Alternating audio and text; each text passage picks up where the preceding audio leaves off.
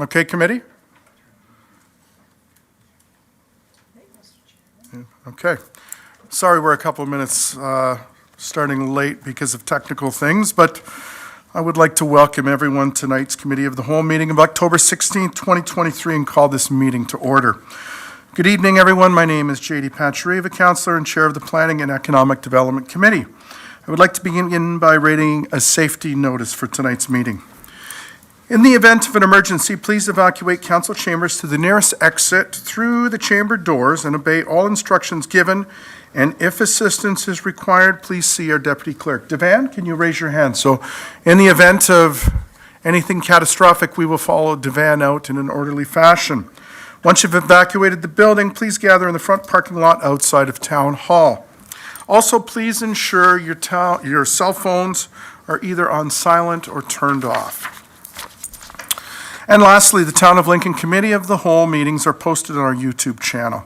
Closed captioning is available on all of our videos by selecting the closed captioning button on the bottom right of the video. Members of committee are in attendance tonight with regrets from Councillor Murray. We also have staff in attendance in person and remotely. And additionally, we have Donna Harrington from the Harrington Group joining us, as well as a number of resident delegations. Committee, are there any declarations of interest? Okay, I see none. I have a request to amend the order of the agenda to allow for item 8.1.1, being the delegation from Donna Harrington of the Harrington Group, to be moved up and considered prior to commencing the statutory public meeting. So I will ask our deputy clerk to open the vote. Thank you, Chair and Councillor Regima. I have you moving that motion. And with that, I'll ask for a show of hands in favor. And all those opposed? That carries. Thank you. Okay, thanks, Devan. So that being said, I'm going to pass the chair over to Councillor Timmers, who will chair this portion of the meeting. Thank you very much. We'll just transition to you as chair. There you go. Thank you. I was very fast. Okay, thank you. Thank you very much, Deputy Mayor Pachariva. So we have one registered delegation for the general business and finance agenda. Please note this presentation has 10 minutes to speak. Our delegation for this evening is Donna Harrington of the Harrington Group regarding Accessibility for Ontarians with Disabilities Act, AODA, requirements for small businesses. Donna, please come forward.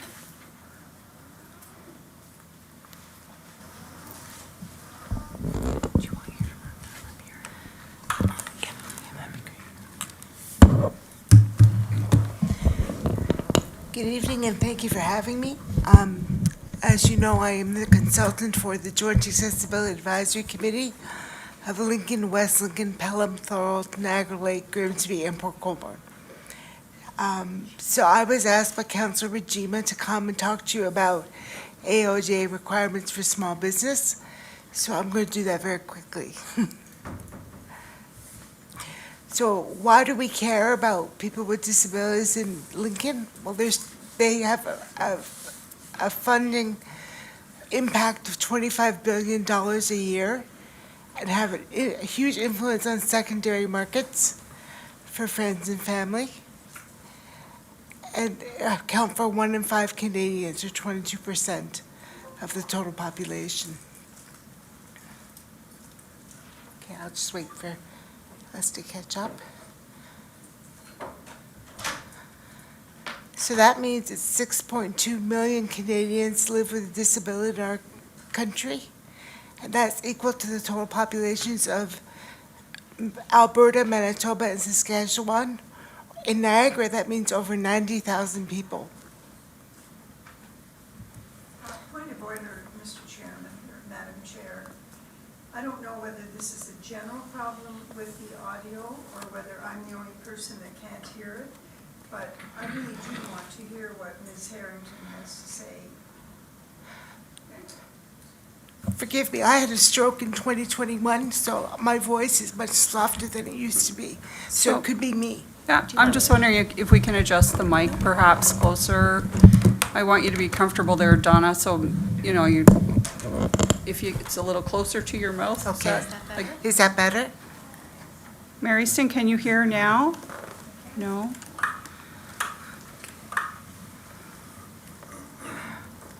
How about now?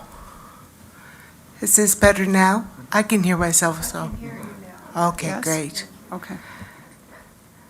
So we just talked about the number of people with disabilities in Canada and in Niagara being over 90,000 people. And the other thing we need to remember is that it's the law to comply with the AODA. So even if you're a small business of less than 20 employees, you are required by law to comply. So accessibility has to do with access needs. It's more than just a ramp, and it's about an aging population. The AODA develops, implements, and enforces accessibility standards to achieve accessibility in the province of Ontario by 2025. So we have a completion date of 2025 that we need to be cognizant of. What are the accessibility standards? They include customer service, information and communication, employment, transportation, and design of public spaces. And greater accessibility means greater business. A happy customer tells a friend, but an unhappy customer will tell everyone.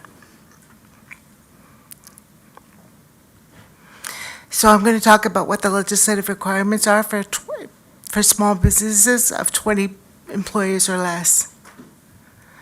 First, you must create accessibility policies that help achieve your accessibility goals.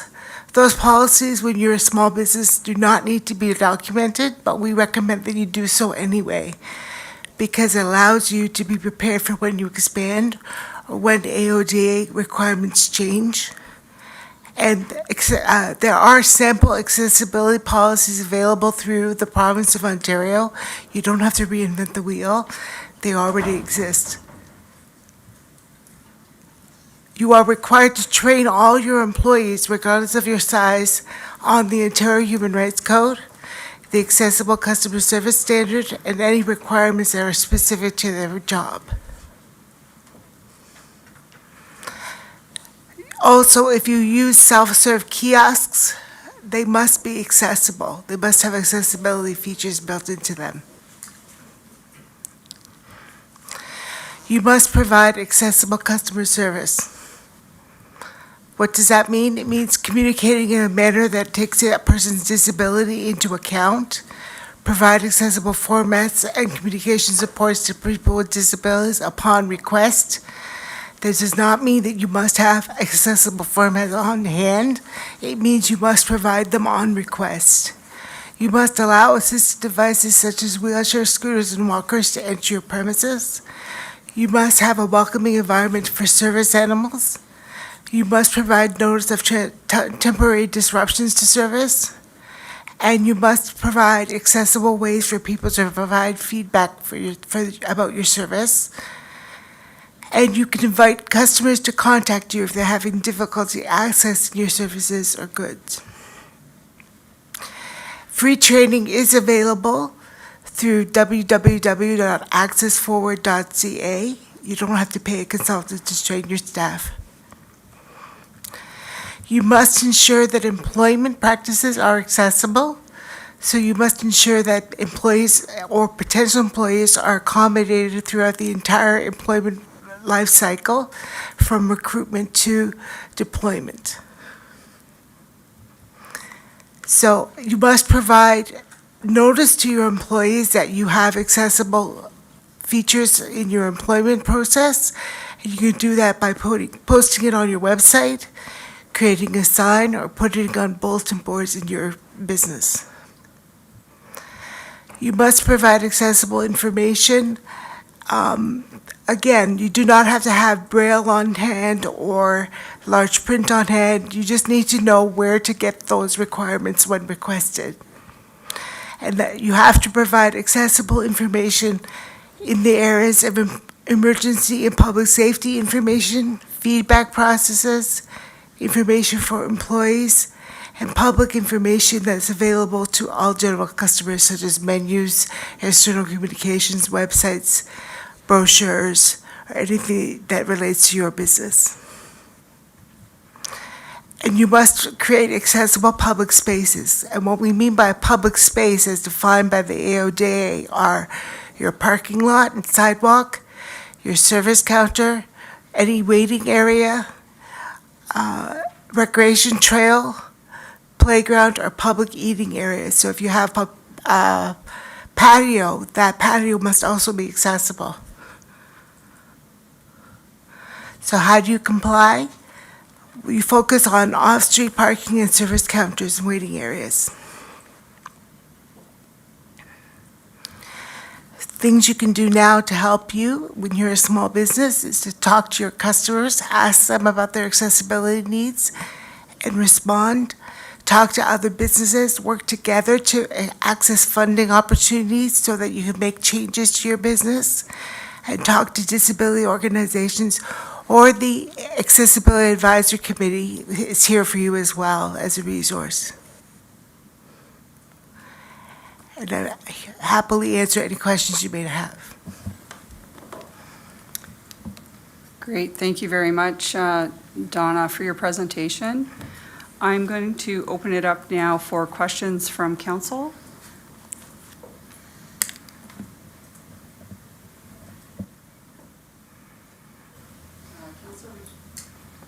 Councilor Rajima, go ahead.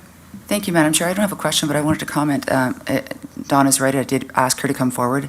I'm the appointee to the Joint Accessibility Advisory Committee, and I'm going to be bringing a motion forward, likely at the next council meeting, to ask that we incorporate incentive policies into our community improvement plan to assist small business with making accessibility improvements, because there's little, if anything, available from upper levels of government or local government. So I just wanted to clarify why I've asked Donna to come here today, and thank Donna for being here. Thank you, Madam Chair. Thank you very much, Councilor Rajima. Next, I have Mayor Easton in the queue.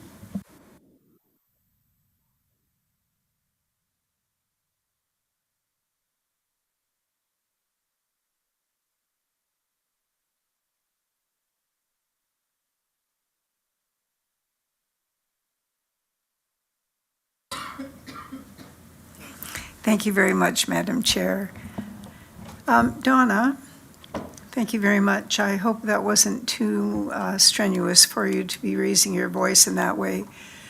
I know this is not new to you to make comments on the accommodations that exist in different organizations, but I happened to be coming in the door tonight when you were arriving, and I was just wondering how you found the accommodations here for you on this occasion. I previously audited the Town of Lincoln's offices back in 2005. I've been connected to the town since 2003, so I've seen a lot of improvement around physical space here at the town, and I have no issues with accessibility here, coming here at all today.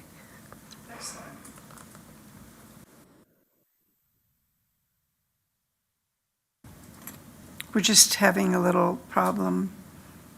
Okay, we're in good shape. That's great, Donna. Thank you very much, and thank you for attending this evening and bringing us up to date. Thank you, Mr. Thank you very much, Mayor Easton. Next, I have Councilor Brunei. Councilor, when you're done with your question, if you could just turn off your mic, that would be helpful. Thank you. Thank you, Chair. Thank you, Chair Timmers. So Donna, thank you on behalf of council for being here this evening. My question was going to be very similar to Mayor Easton's. You know, we talk about the town of Lincoln and how important being a diverse and inclusive municipality we are. So I'm pleased to hear your comment about, you know, walking into our facility here at the town hall.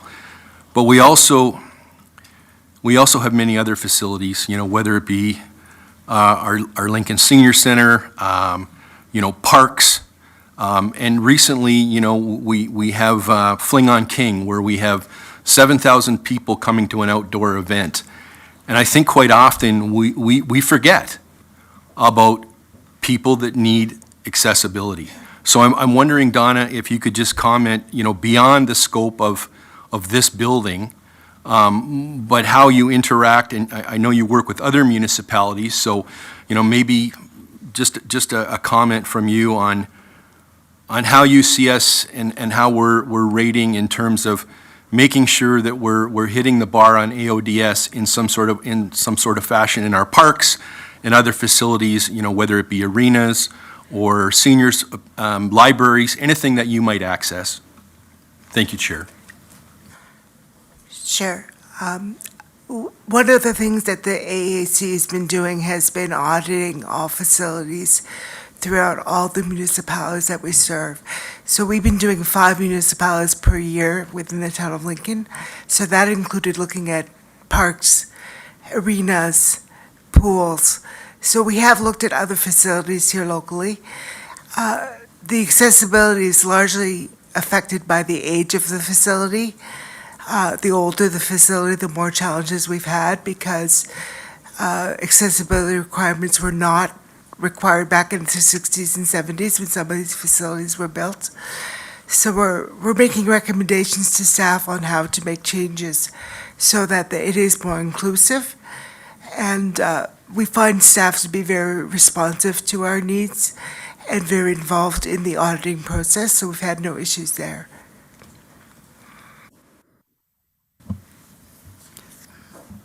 Councillor Russell, go ahead. Thank you, Madam Chair. Through you to the presenter and also to staff. And again, I want to thank you for coming in and giving us, again, a firsthand glance of, again, some of the challenges that obviously a large population or a percentage of our population have to face. And again, I think the presentation itself actually was a good example of how we can do a little bit more to make sure that we are making sure that our facilities are accessible. And I'm thinking of just even the podium and how it is orchestrated and how somebody would present if they do have a disability. And I think, again, right now, it's a perfect example of if this was almost like a raisable bench or desk where it could come down and then you could actually, right now I can't even see the presenter, unfortunately. And I think having that, having that lens, and I know staff are doing a great job, and I know that the Joint Accessibility Committee is coming back with great recommendations, but I think, again, taking some of that firsthand experience and applying that lens can go a long way beyond what we can conceptualize as to what some of the disabilities and some of the action we have to take. And I think, again, this is a perfect example of how we need to just keep on applying that lens to everyday examples and even things that we may not think about with the podium and how somebody would present. I think it's a great wake-up call, and I think I appreciate the message you brought forward. And again, I hope we can keep striving forward to make changes. Thank you. Thank you, Madam Chair. Thank you very much, Councillor.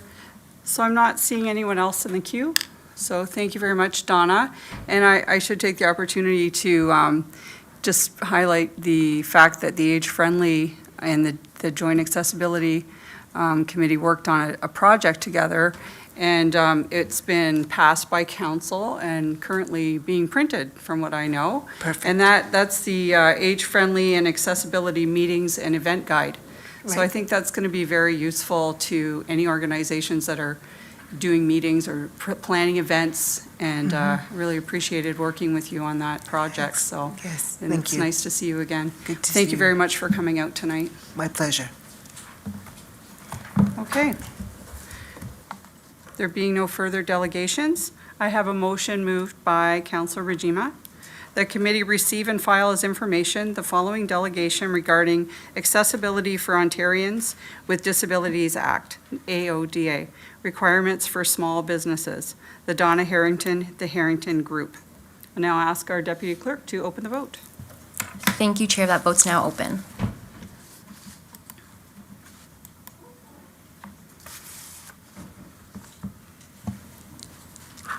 Thank you. And that vote closes, and that carries. Thank you. Thank you very much. There being no further items to consider, we have now concluded the General Business and Finance Committee agenda. I am now going to turn the chair over to Councillor and Deputy Mayor J.D. Pachariva to assume the chair for the Planning and Economic Development Committee. Go ahead, Councillor.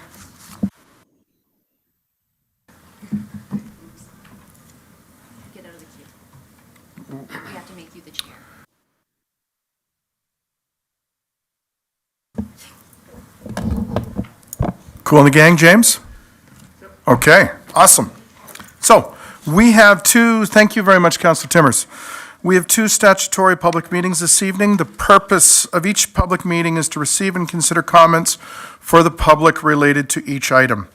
The first public meeting is to consider the short-term accommodation licensing bylaw and zoning bylaw amendment, PD 36-23. We will consider the staff report associated with this item immediately after the statutory public meeting has concluded. Sections 51, 20, and 34, 12 of the Planning Act requires that before passing a zoning bylaw amendment, council must ensure that sufficient information and material is available to understand generally the proposal being considered, and council must hold at least one public meeting for the purpose of giving the public an opportunity to make representations regarding the proposed amendment or amendments. If a person or public body does not make oral submissions at a public meeting or make written submissions to the town of Lincoln before the zoning amendment is approved or a decision is made on the draft plan of subdivision, the person or public body is not entitled to appeal the decision of the town of Lincoln to the Ontario Land Tribunal, OLT. Personal information is collected under the authority of the Municipal Freedom of Information and Protection of Privacy Act and may be contained in an appendix to a staff report published in the meeting agenda. Delegation list and/or the minutes of the public meeting are made part of the public record. The town of Lincoln collects this information in order to make informed decisions on the relevant issues and to notify interested parties of council's decisions.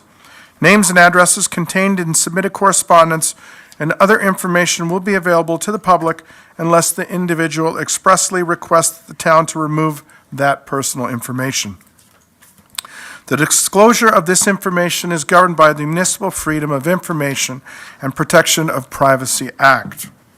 Our first public meeting is for the short-term accommodation licensing bylaw and zoning bylaw amendment. Our Director of Planning and Development and Planner will be providing a presentation. Matt and Allison, please go ahead.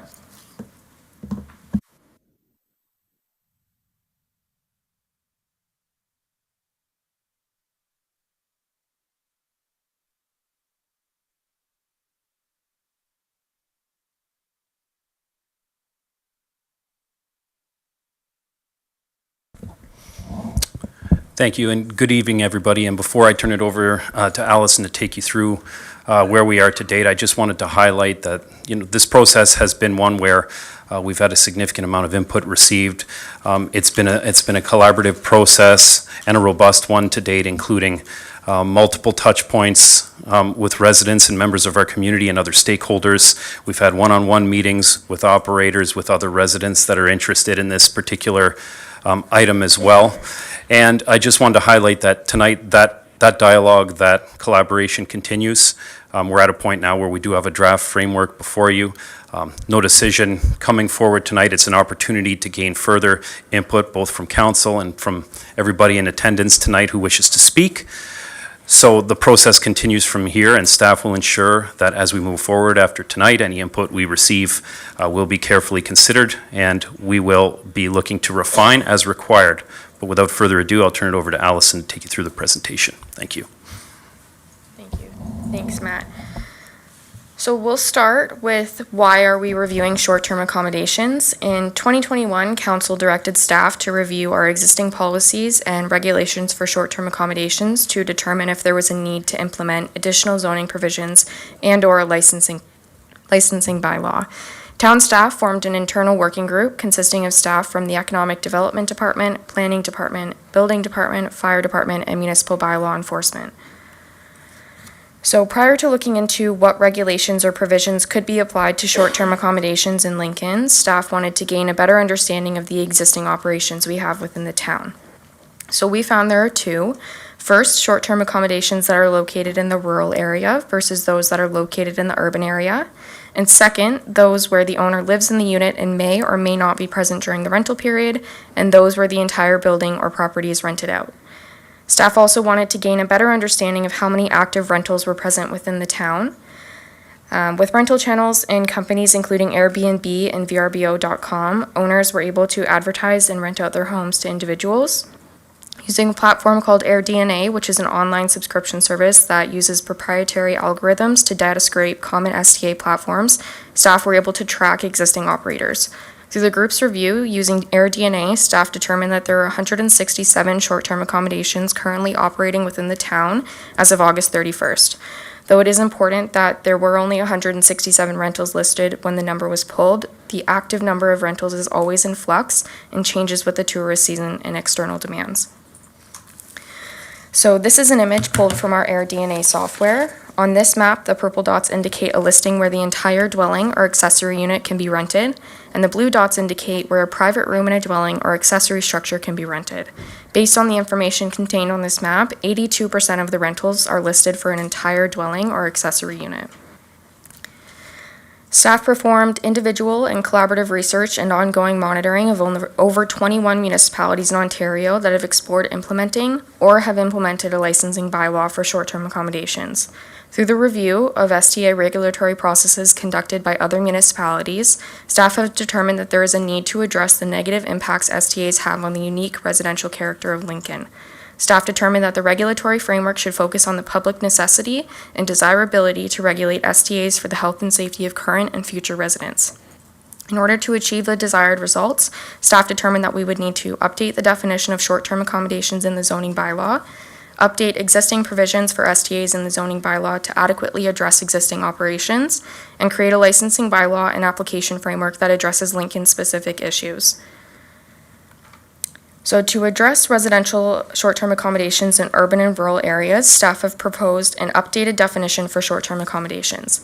And I'll read these out. So our existing definition of a short-term accommodation means the commercial use of an entire dwelling unit of the owner and principal resident that may be rented for a period of up to 28 consecutive days for use as temporary accommodation and used as an occasional or seasonal residential dwelling for recreation, rest, or relaxation.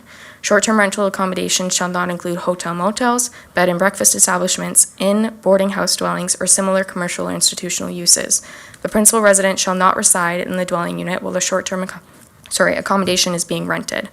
Our proposed definition for short-term accommodations is to mean the use of a portion or all of a single detached, semi-detached, or townhouse dwelling unit or an accessory structure to provide temporary accommodations to members of the traveling public for a maximum of 28 consecutive days per stay.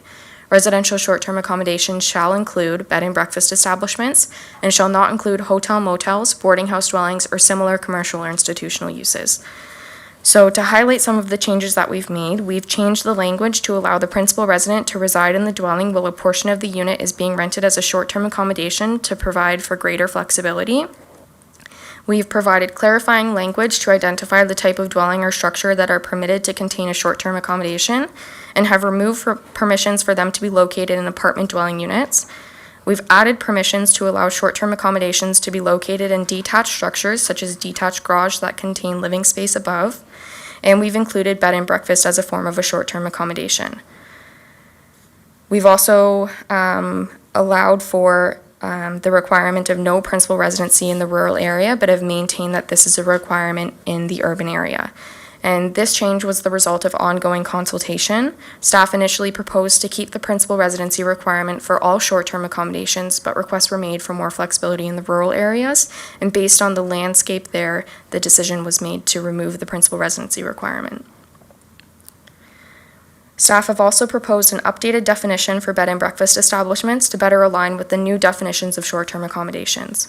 So our existing definition of a bed and breakfast means a single detached dwelling, semi-detached dwelling, or townhouse dwelling which is owned by and is the principal residence of the proprietor and which provides sleeping accommodation for the traveling public and may include the provision of breakfast but shall not include a hotel motel or inn. The term tourist home shall have the same meaning. Our proposed definition for bed and breakfast is to mean a single detached dwelling which is owned by and is the principal residence of the proprietor and which provides sleeping accommodation for the traveling public and may include the provision of breakfast but shall not include a hotel motel or rural tourist accommodation. So some highlighted changes that we've made. We've removed permissions for semi-detached and townhouse dwellings from the permitted dwelling types to align with the permissions for short-term accommodations. And this change alleviates some concerns that we've heard here at the town, such as availability of parking spaces that come with Airbnbs or bed and breakfasts where 1 parking space is required per guest room and 2 parking spaces are required per dwelling unit. The next change we're proposing is the inclusion of commercial vacation dwelling units. This is a new type of short-term accommodation definition in Lincoln that seeks to recognize dwelling units that are located above commercial units that do not function as a primary residence. So we're proposing for a commercial vacation dwelling unit to mean a dwelling unit above a business on a commercially zoned property that's rented for periods up to 28 consecutive days for use as a temporary accommodation, but is not occupied continuously as a principal residence. A commercial vacation dwelling unit shall not mean an apartment dwelling. So through this definition, staff are addressing the existing short-term accommodation stock that does not meet the existing zoning bylaw requirements as of August 2022. By adding the commercial vacation dwelling units as a type of rental, short-term accommodations would be permitted to be located in commercially zoned areas, but not in apartment dwellings. As per the zoning bylaw, an apartment dwelling unit is a building that contains 5 or more dwelling units which share a common entrance.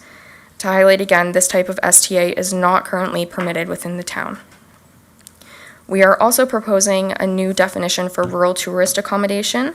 This definition seeks to address accommodations provided in the rural area that don't meet any of the previous definitions highlighted. A rural definition is proposed to mean a building or buildings that are classified as an on-farm diversified land use that are used for the purposes of supplying sleeping accommodation to the traveling public. Rural tourist accommodations shall not include a hotel motel, commercial vacation dwelling unit, bed and breakfast establishment, boarding house dwelling, or similar commercial or institutional use. So this definition seeks to recognize situations where site-specific permissions have been provided for accommodations through on-farm diversified uses. So this slide highlights the changes to our existing zoning bylaw provisions, which would be accomplished through the zoning bylaw amendment. So our first change is to recognize in subsection A here that principal residency is required in the urban area. The second change is to highlight limiting guest rooms in different forms of building types. And the last change here is to add a maximum of 1 short-term accommodation per property. So our current zoning bylaw provisions permit up to 6 guest rooms for bed and breakfast establishment and provide no limit for short-term accommodations. When determining room and occupancy permissions in the bylaw, staff wanted to achieve the following: to limit nuisance concerns related to frequent guest turnover, noise concerns related to larger parties or gatherings, and parking issues for built forms where parking may not be able to be accommodated on site. Staff also considered the building and fire code requirements for rentals and the types of inspections that would be required, and also considered the built form of each dwelling. So this is a summary of some of the changes that we're proposing. For short-term accommodations in single detached dwellings, we're proposing a maximum number of guest rooms of 6 and a max occupancy of 12 persons. For semi-detached townhouse and accessory structures, we're proposing a max number of guest rooms of 2 and a max occupancy of 4. For rural tourist accommodations, there's no highlighted maximums because it would be subject to the approved on-farm diversified use for each site. And for commercial vacation dwelling units, we're proposing to limit them for 2 guest rooms and the maximum of 4 occupants. Highlighting again here that principal residency would be required in the urban area and not in the rural area.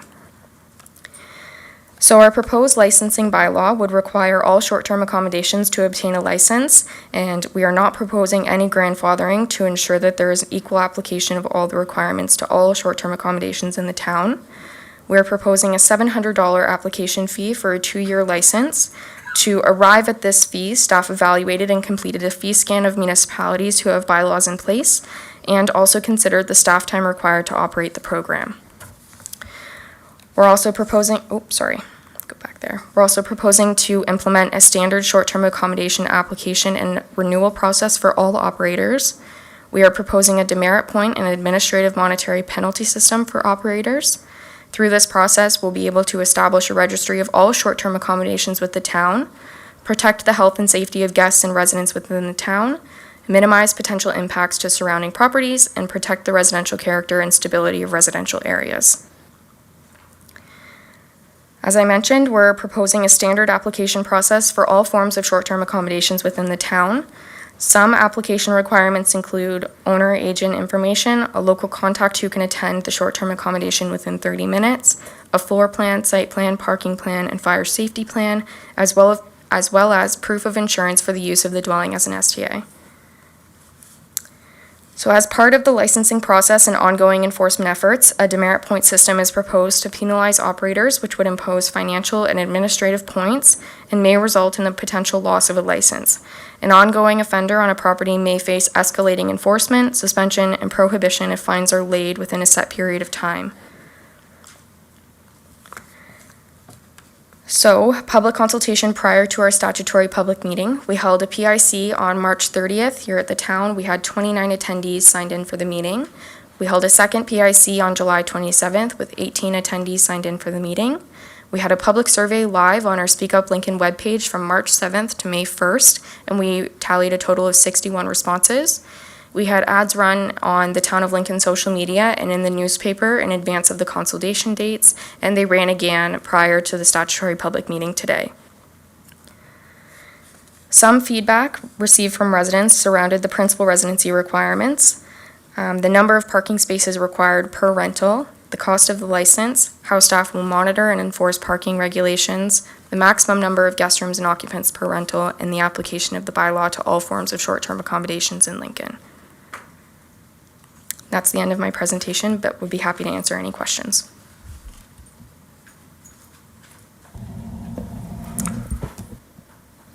Okay, thank you very much, Matt and Allison, for the presentation. So, we've got Councillor Brunet first. Do I need to? Thank you, Chair Pachariva. So I'm assuming that, Chair, you want us to just keep because there's going to be a report later, right? So this is specifically the presentation. So through you to the presenters, so full disclosure before I make any comments, we've had public meetings that go back to March 30th and July 27th. I'm a little confused as to why some of the comments that we've been receiving from residents since March has just been brought to council's attention in an email that was sent out at 3:25 today. So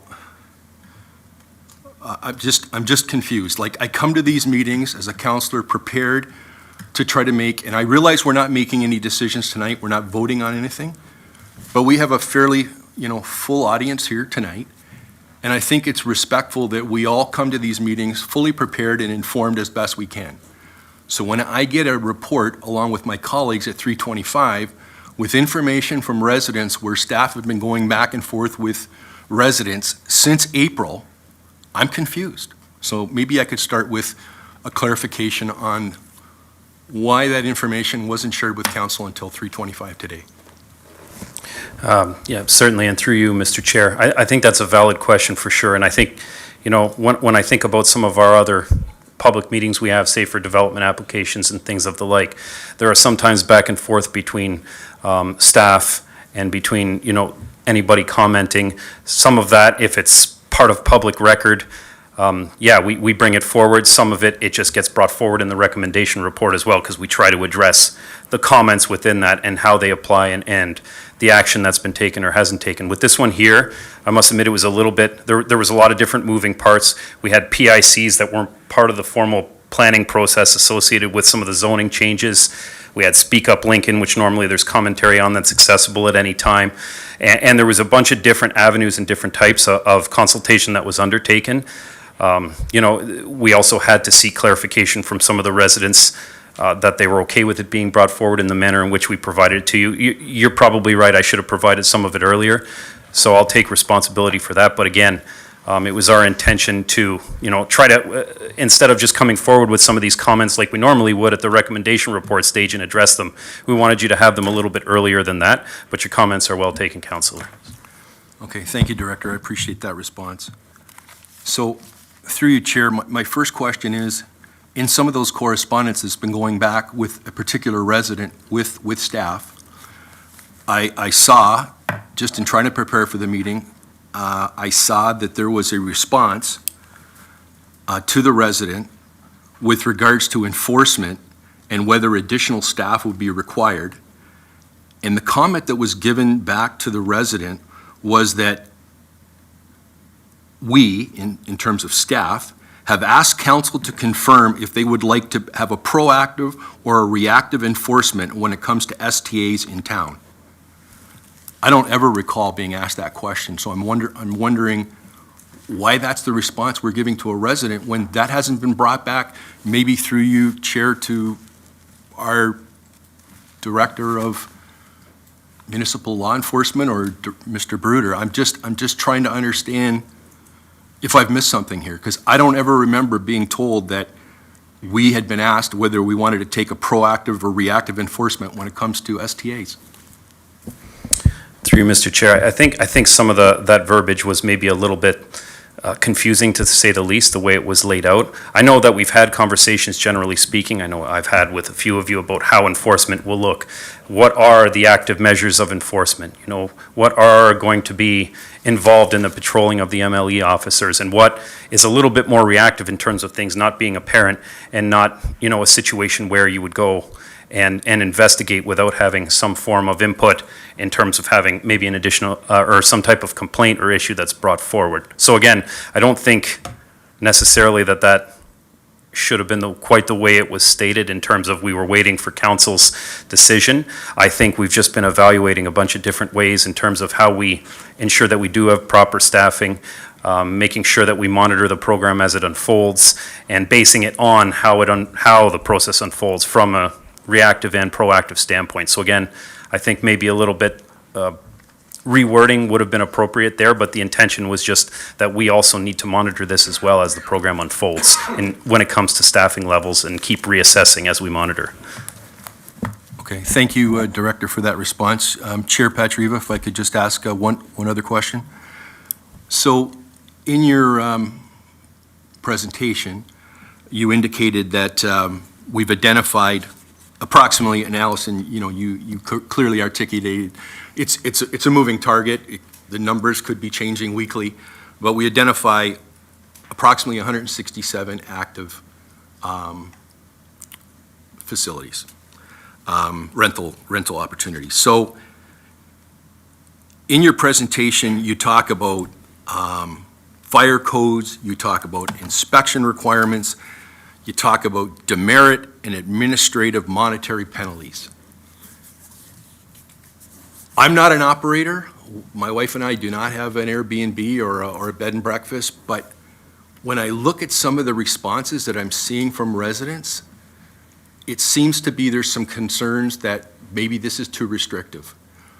My concern, through you, Chair, is, and again, this is to either you, Mr. Bruder, or to Mr. Barkway, or to Mr. Deanne, anyone that wants to respond in the appropriate fashion, but I just have a concern that we're possibly driving some of these places underground, that we're making too restrictive, that someone that is, you know, maybe offering, their house up for, you know, maybe 3 months a year, that we're gonna bring in $20,000 or $25,000 worth of cash, and now all of a sudden we're asking them to do, and possibly we're not even talking about having to upgrade, you know, septic beds or any of this stuff. We're talking about, you know, electrical inspections and fire code inspections.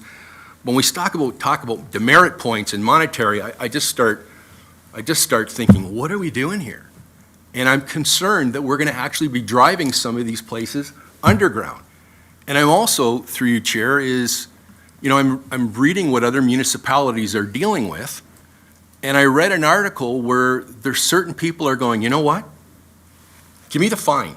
The fine's $2,500. I'll cut you a check, and then you come and find me when I'm not meeting your code, you know, down the road. They're willing to pay the fine. Is that what we want to do? So I'm wondering, through you, Director, or to anyone that asked the question, are we concerned that we're going to actually drive some of these places? Because I think it's a legitimate concern. Through you, Mr. Chair, maybe I'll start, and if anybody wants to chime in, they can feel free. But a couple of things, we've heard those comments as well about some of the requirements. We're currently reviewing those. We're having conversations with our fire department, for example, about, you know, streamlining some of the requirements from a fire safety perspective. A lot of these things, when you talk about ESA, fire safety, they came from a place of health and safety.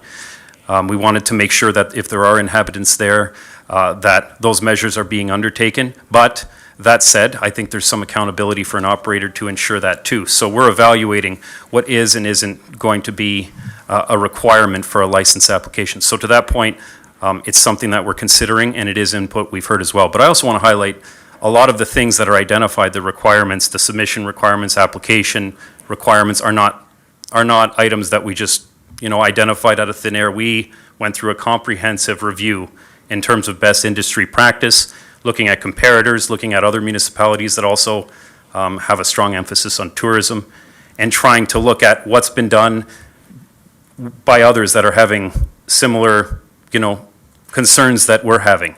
And this is the draft framework that precipitated out of that. But again, still open to receive input as we're going to tonight. And there is room for some revision moving forward. But again, those were kind of some of the drivers from a health and safety perspective, from looking at it in terms of what some of the more frequent complaints are that we've heard and what other municipalities have shared with us. Before we even came to council, we had a very iterative process with other municipalities, speaking with our colleagues, with our equivalents, some of those that are either considering going through the program or have already gone through it and developing their framework.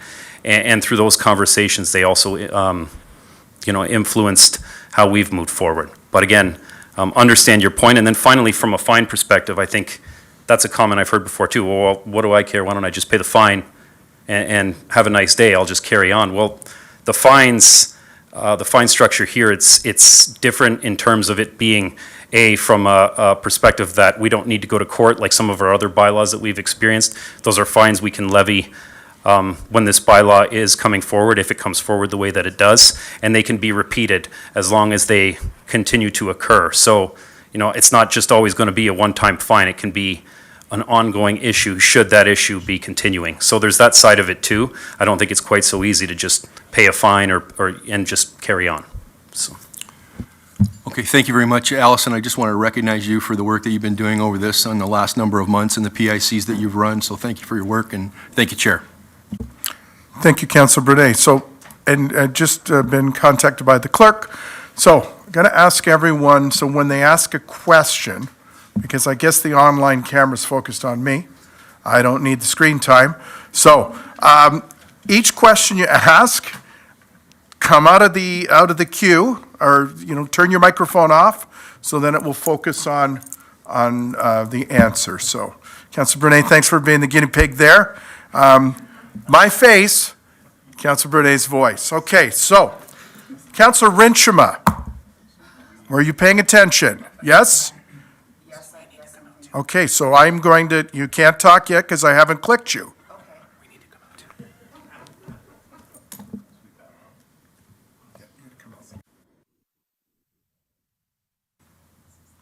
I can talk now.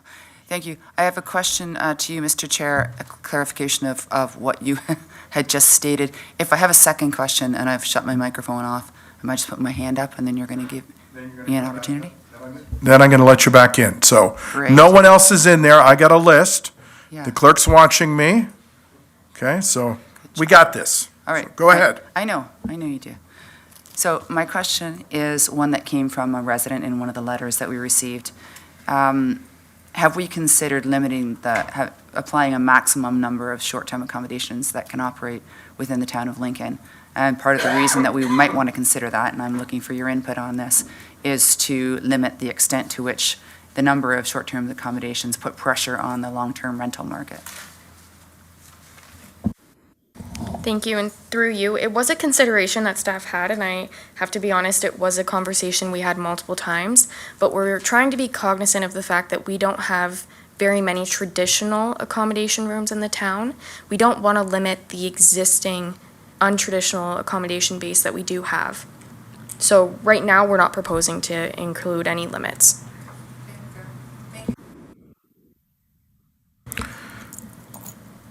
Okay, Councilor Russell.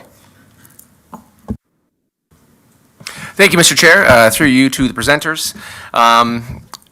Thank you very much for all the work that you've done on this. I know that when myself and Councillor Mikulik brought this motion forward for this review, In my mind, it was about limiting the number of STAs, particularly in urban areas and particularly in some of the condos that were being proposed and in some of the neighborhoods. And I think that principal resident component was, again, a vital feature, and I think that it will serve its purpose down the road. The concern I have is that, again, over the course of this process, is that that requirement has been removed, and we've discussed this privately, on the rural side. And we do still have some neighbors and some enclaves of residents that live together in the short or small area that are, again, for lack of a better term, are it is kind of like an urban area. It's kind of like a little neighborhood. Yet they don't have the same protection of having that principal resident requirement. Therefore, they don't have that person watching over and having a vested interest in who is coming into that property and who is using their facilities and, again, making sure that they're not being an issue with any of the neighboring properties. And I'm wondering if there's any thought of how we can get around that, or if there's any way we can remedy that to see if for those neighbors that do live in close proximity, and I don't know what that might be, of how they can either influence whether or not an STA is allowed in that small area, or at least have a voice if there are concerns after the fact that, again, 2 or 3 issues that are raised, again, that maybe that license is reviewed and maybe removed. Thoughts? Through you, Mr. Chair. Yeah, definitely, and I know, we talked about this a little bit, Councillor, and one of the ideas was, well, maybe there needs to be, some type of notification requirement for each of the neighbors and an opportunity for input then. That's something we're exploring, but at the same time, we've also had some input received by some operators saying, well, that's fine, and in theory, it makes sense, but there could also be some maybe more complaints or issues that are brought forward that might not necessarily be accurate, so they're concerned about kind of the vetting of that and making sure it's screened for anything that could be considered frivolous. So we're trying to weigh that as well. But also, moving forward to your other point about what happens down the road, after a license is issued and there's ongoing issues, that's where the demerit point system comes into play. There's a variety of factors in there, and some of them are relatively stringent in terms of an impact to the potential license or suspension. So I think we're trying to cover it that way to make sure that we stay on top of it. And again, just making sure from an MLE perspective, a municipal law enforcement perspective, that we're addressing the comments as they come in and making sure we substantiate them, of course, through our investigations, which we've had to do in many other situations, not just STAs. For example, we've had some operations happening in proximity to residences, and there's been some noise and other issues, some of them substantiated, some not. So our officers are experienced to deal with those issues, and we'll make sure we carry that experience forward. But still considering from the perspective of how to, incorporate some input from the 2 property owners, or however many property owners that may be in the vicinity, something we're still considering. But something we didn't include up until now, just because of that reason that I mentioned to you. Councillor Michalak.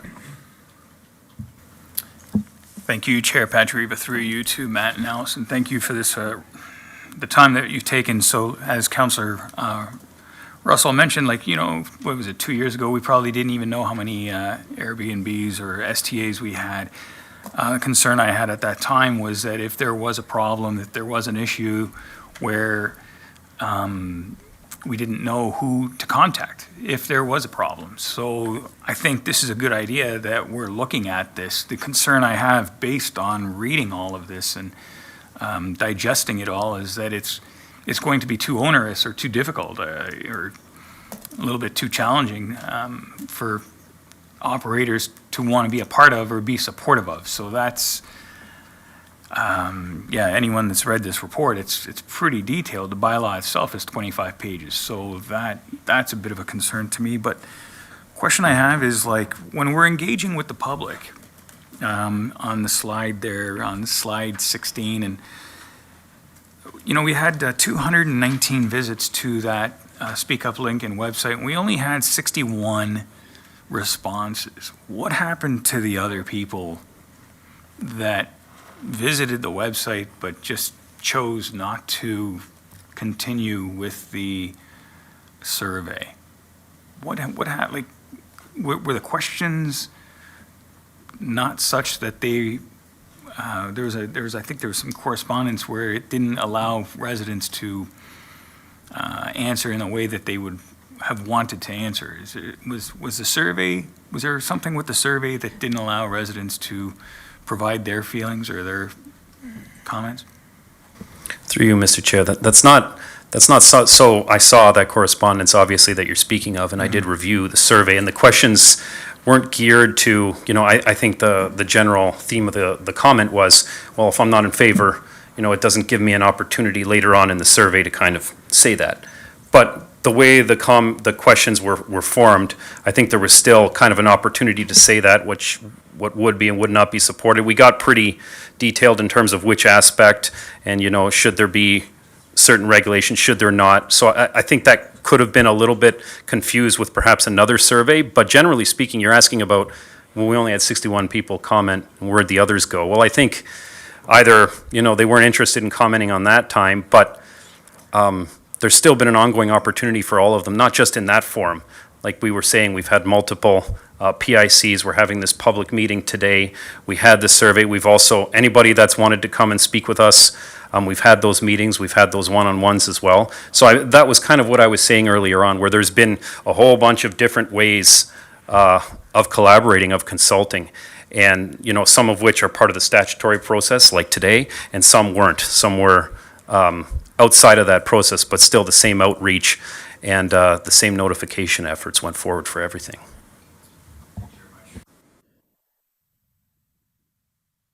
Well,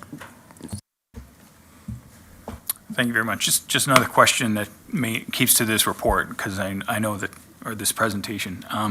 On slide 4, there's purple dots and blue dots, and you said that 82% were the entire units. So based on the proposed bylaw that is being tossed around, how many of those units would be ineligible to be an STA? How many of these dots, what are all these dots? Thank you for the question. AirDNA doesn't allow us to differentiate between short-term accommodations that are owner-occupied, where they would have that principal residency component, and those that don't. So even though it's an entire unit being rented, we don't know if the owner's there or not. So without having any further information on principal residency, we can't say for sure how many would be, shut down. Okay, so that is a bit of I think that is a bit of a concern to me, that we don't know the makeup of these Airbnbs and how many we would be shutting down by passing this bylaw or in its current form. So, thank you. Councillor Timmers. Thank you very much, Chair Pachariva. Just through to the presentation, the presenters, thank you very much, Ashley and Matt. There is a lot of information here tonight, and we are not making a decision tonight. This is just to receive for information, and this is what we're doing here, is looking at all the information that's been coming forward. So just my comments on it, around, all what a business owner would have to do. I do find, I'm hoping that we can maybe simplify a few things. And, the septic bed inspection, that to me was very concerning. If we make it so onerous that business owners just walk away from it because it seems overwhelming, we have to do all these things. And I feel like the insurance as well, that would be something that a person would be carrying on their building. And I would think that would be covered off through their insurance. So maybe there's a few things here that we could look at, maybe simplifying. That would be my comments. And I look forward to the delegations and the report coming after. So thank you both very much. Thank you, Chair. Thank you, Councillor Timmers. Mayor Easton. Thank you very much, Mr. Chairman. Although the private sewage system inspection may not be an issue because it may be a redundancy, there is an increasing question about the availability of sewage haulers. as well as who and what wastewater plants will accept private unloading. So there are changes out there that we may not be fully impacted by at the moment, and that increasing the need to have pump outs done may put a burden on that. So I think some of these things, all of these things need to be examined for whatever is currently in place. That's a regional issue, but it's coming up more frequently. Mr. Chairman, I feel that the report does what we asked it to do. We heard about some pretty profound issues within communities that I believe they were very serious, and we took them very seriously and asked for this report. We didn't ask the staff to keep it simple. We didn't ask them to limit it to 25 pages. We said, would you investigate this and find out what this whole business looks like? And we're getting a flavor of that. And it is complex, and there are many moving parts. And that's fine too, because I'm unclear about if we adopt the idea, if we begin to contemplate that ignoring those that aren't in the business is better than enforcing a standard, then we're basically saying that we're willing to accept risk that we don't even know, we can't even define. So a lot more work needs to be done on this, and that's the purpose of the meeting tonight. I'm hoping as well, because there are many steps to this for those who are involved. I'm hoping that what you're expressing is the need, and that there are many occasions when we will find out that there is an existing process in place that's already been satisfied, and that's fine too. At least we'll have all the bases covered. We have a need for this, there's no question about it. And we certainly don't want to put people in urban areas in a situation where they are responsible for monitoring and having to report and hope for the best in terms of some of the outcomes that are occurring around them. I have a question about, I just want to clarify a couple of things regarding agriculture. Not all uses of houses in residential areas, or not all agricultural help is accommodated on the farm. We still have some houses that are in rural, in urban areas. And so I want to make sure that they're not going to get caught up in this, or that the farmers are not going to get caught up in this. You don't have to answer that question, but it's certainly a concern. And although we speak mostly about vineyards and tree fruit, we also have poultry operations that need chicken catchers. And some of those operators, some of the help that are hired, actually operate out of houses that are in urban areas. And we have had some very, very significant complaints about some of the behavior that goes on, and it hasn't been the easiest to get under control. So if there's an answer to that tonight, that's great. And if it isn't, then we'll, I'll wait until you put together your next version. Thank you, Mr. Chairman. Thanks, Your Worship. And Councillor Russell. Oh. Thank you, Mr. Chair. Just quickly on that, good point and good kind of differentiation between different types of uses, because farm help, the uses that you're talking about, the type of help that you're talking about, that is considered an agricultural use under OMAFRA. So that's a whole different ballgame in terms of how it's regulated. It wouldn't be something that would be captured under this particular framework, but we do have other bylaws too that would still be applicable even with that from a nuisance perspective. So I can comment more later, but just quickly, there is a little bit of a difference there, and it is still covered, but the farm help houses, for example, they'd be considered differently because the province requires us to consider those an agricultural use. And I think where our worship was going on that too is those farm help houses that are found in the urban areas. So we've had issues with that. So Councillor Russell, go ahead. Thank you, Mr. Chair. Very two quick questions through you.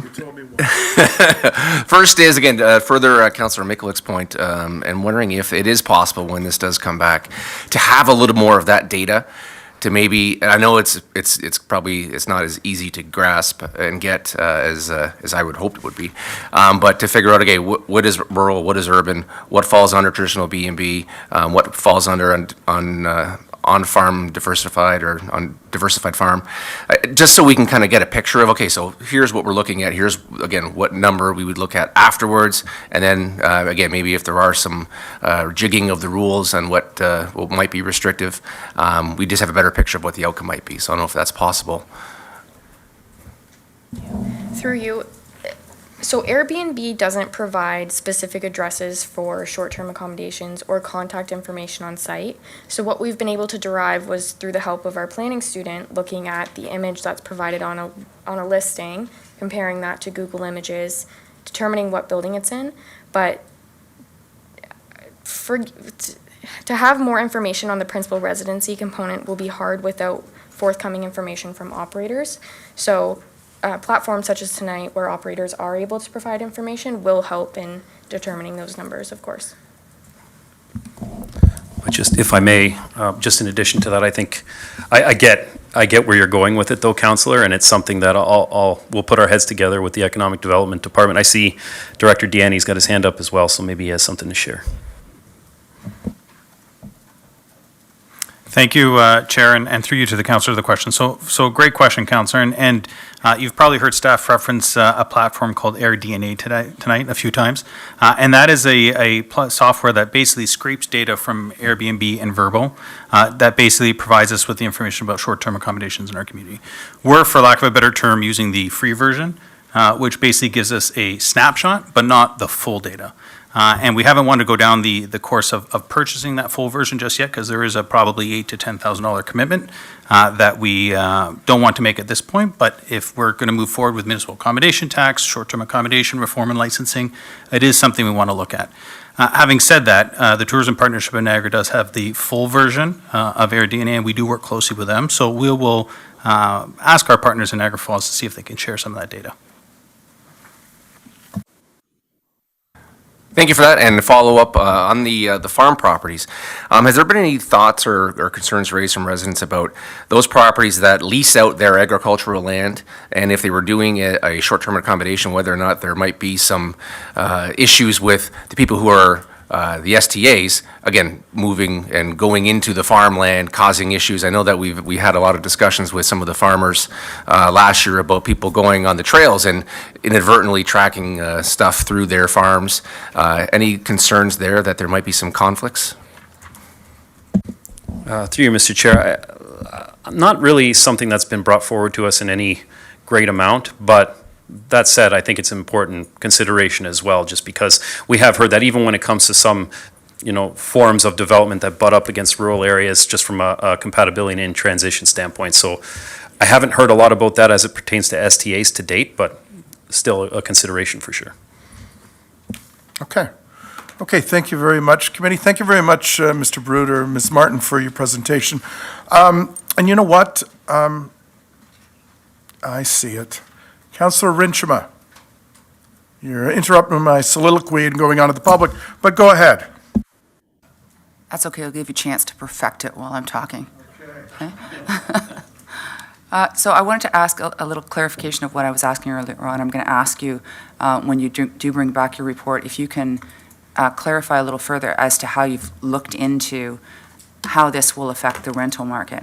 We've said that we're not going to limit the number of Airbnb or short-term accommodations that are allowed within the town of Lincoln, but it's also very important that we continue to have a healthy amount of rental stock. So can we address that in the report, how we're planning to look at that moving forward, what kind of balance do we want, and how we're going to achieve that, and what we expect to happen as a result of all this to that extent? Thank you. Through you, Mr. Chair, that's something we'll definitely look at providing. Thank you. Okay, any other questions? Okay, so the mayor alluded to this before in her remarks. So you know what, Ms. Martin and Mr. Bruder, thank you very much for your fulsome report. Like all of these things, you need to start somewhere, right? So we've done this with tent permitting, we've done this with special occasions. You know, we don't pull these things out of the sky. They're adopted from best practices from other municipalities. Now it's the public's chance to provide feedback on us so then we can go and refine. So we've got 2 registered delegations for tonight's agenda item, delegations, and I've been told by the clerk, and I'm on a short leash, 5 minutes. Mr. Brown, I know you give the mayor much more leeway in the chamber events, but we're going to hold you to this tonight. So our first delegation is Milan Barboza. Please go ahead, Mr. Barboza. Down here, please, yeah, right at the podium. No, I'm not that guy. Come on. I'm going to let you get situated, turn the mic on. You let me know when you're ready to start. Thank you very much. In my profession, we have a saying, first, do no harm. This is an important thing that I teach my medical students and residents. Another thing we say is don't throw the baby out with the bathwater. I worry that some of the changes that are being proposed risk doing that. And I want to bring 3 main points forward. Firstly, there is a need for diversity within the tourist accommodations in this neighborhood. Number 2, the plan for implementation and enforcement is unclear.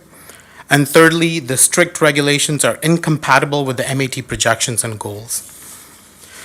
Some municipalities do not rely on short-term accommodations for tourists, as they have adequate traditional accommodations. Lincoln is not one of them. Tourists now expect to have good short-term accommodations in any regions that they are interested in. These are often preferred by families or people who need more than 1 bedroom.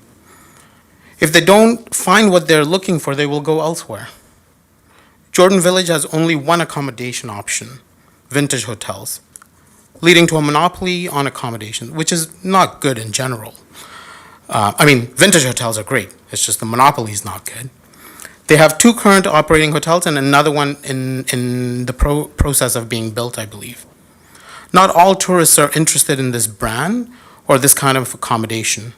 Your marketing campaign has been specifically calling out to the wanderers to come and visit this beautiful part of the world.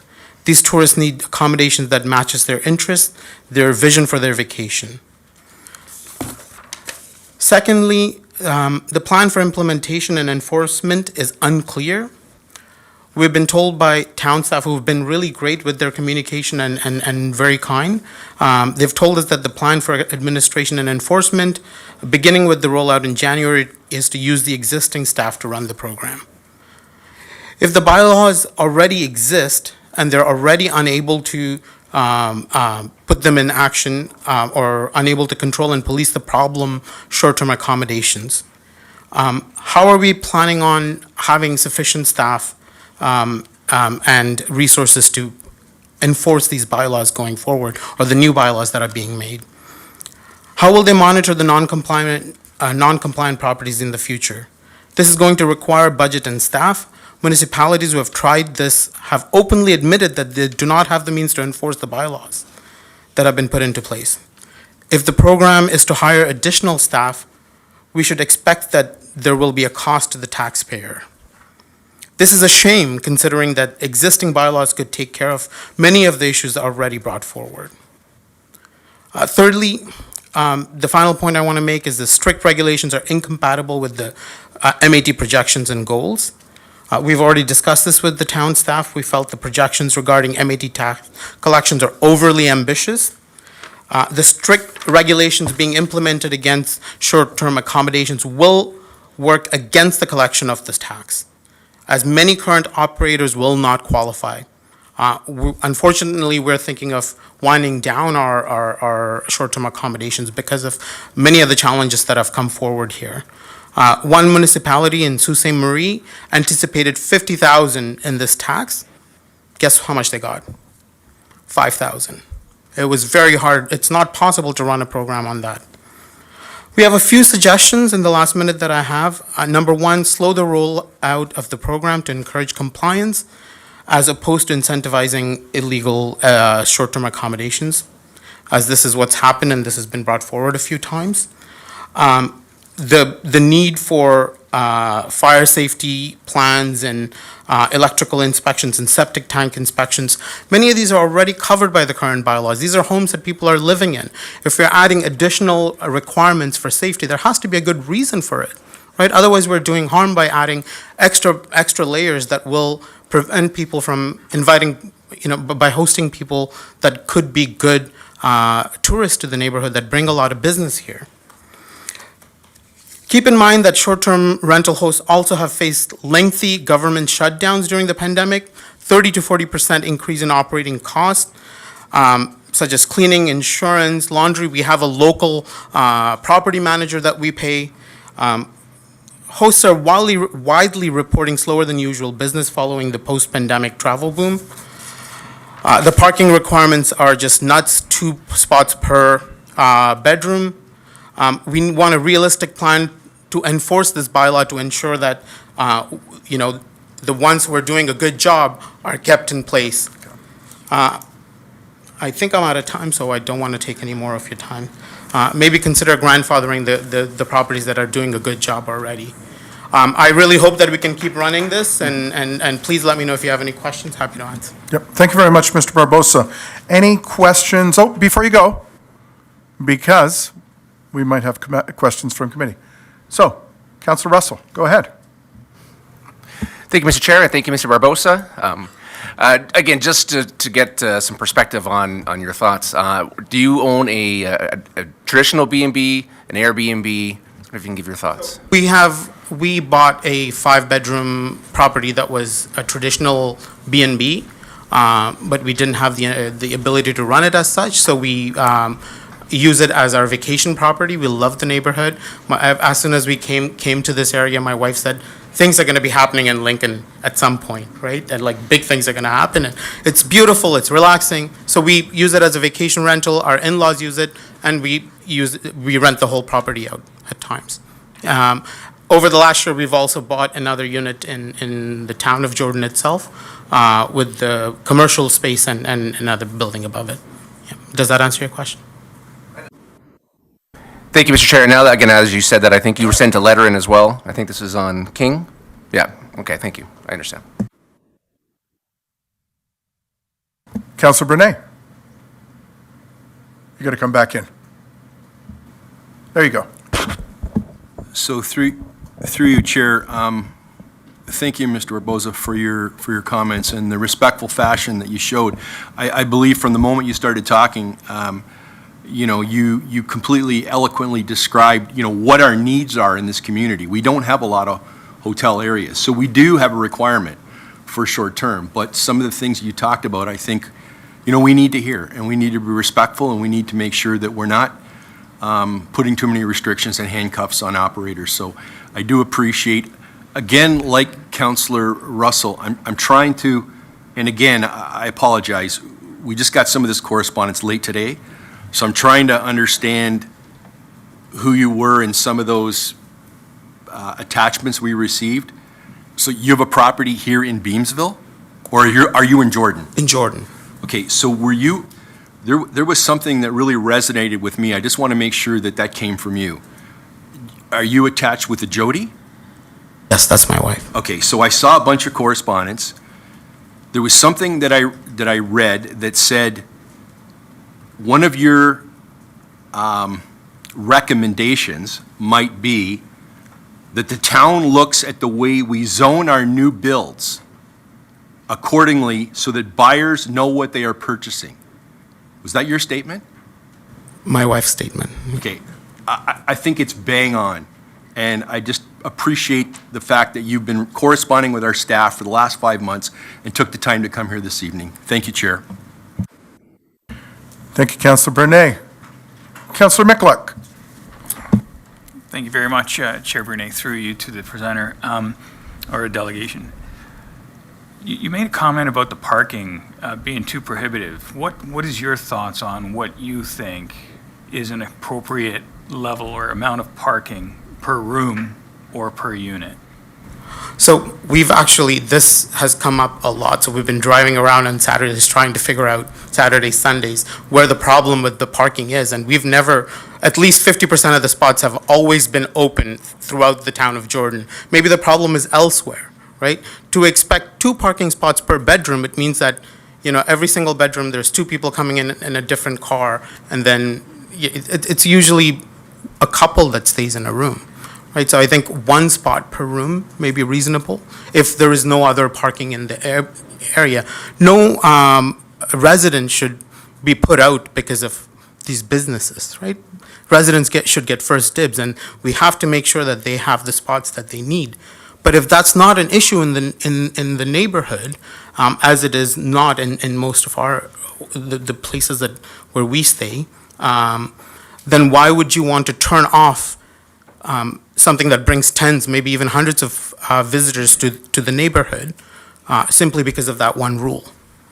I don't know how much nuance can be added to that. I know it's hard to add that in rules, but maybe 1 spot per bedroom, if there is no other available municipal parking lots in the neighborhood.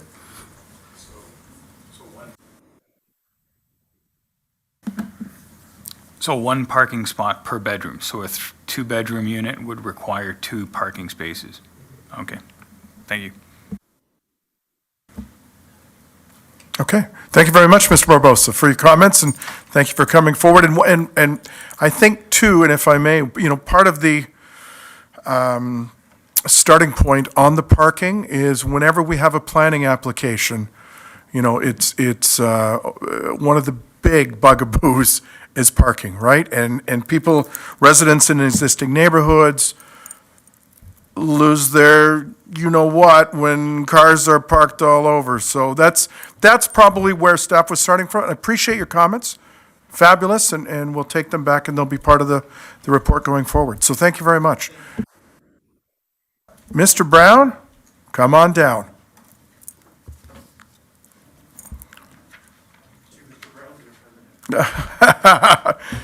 So, Good evening, Mr. Chairman, council members, and Madam Mayor. I was actually hoping to borrow Madam Mayor's stopwatch, but Mr.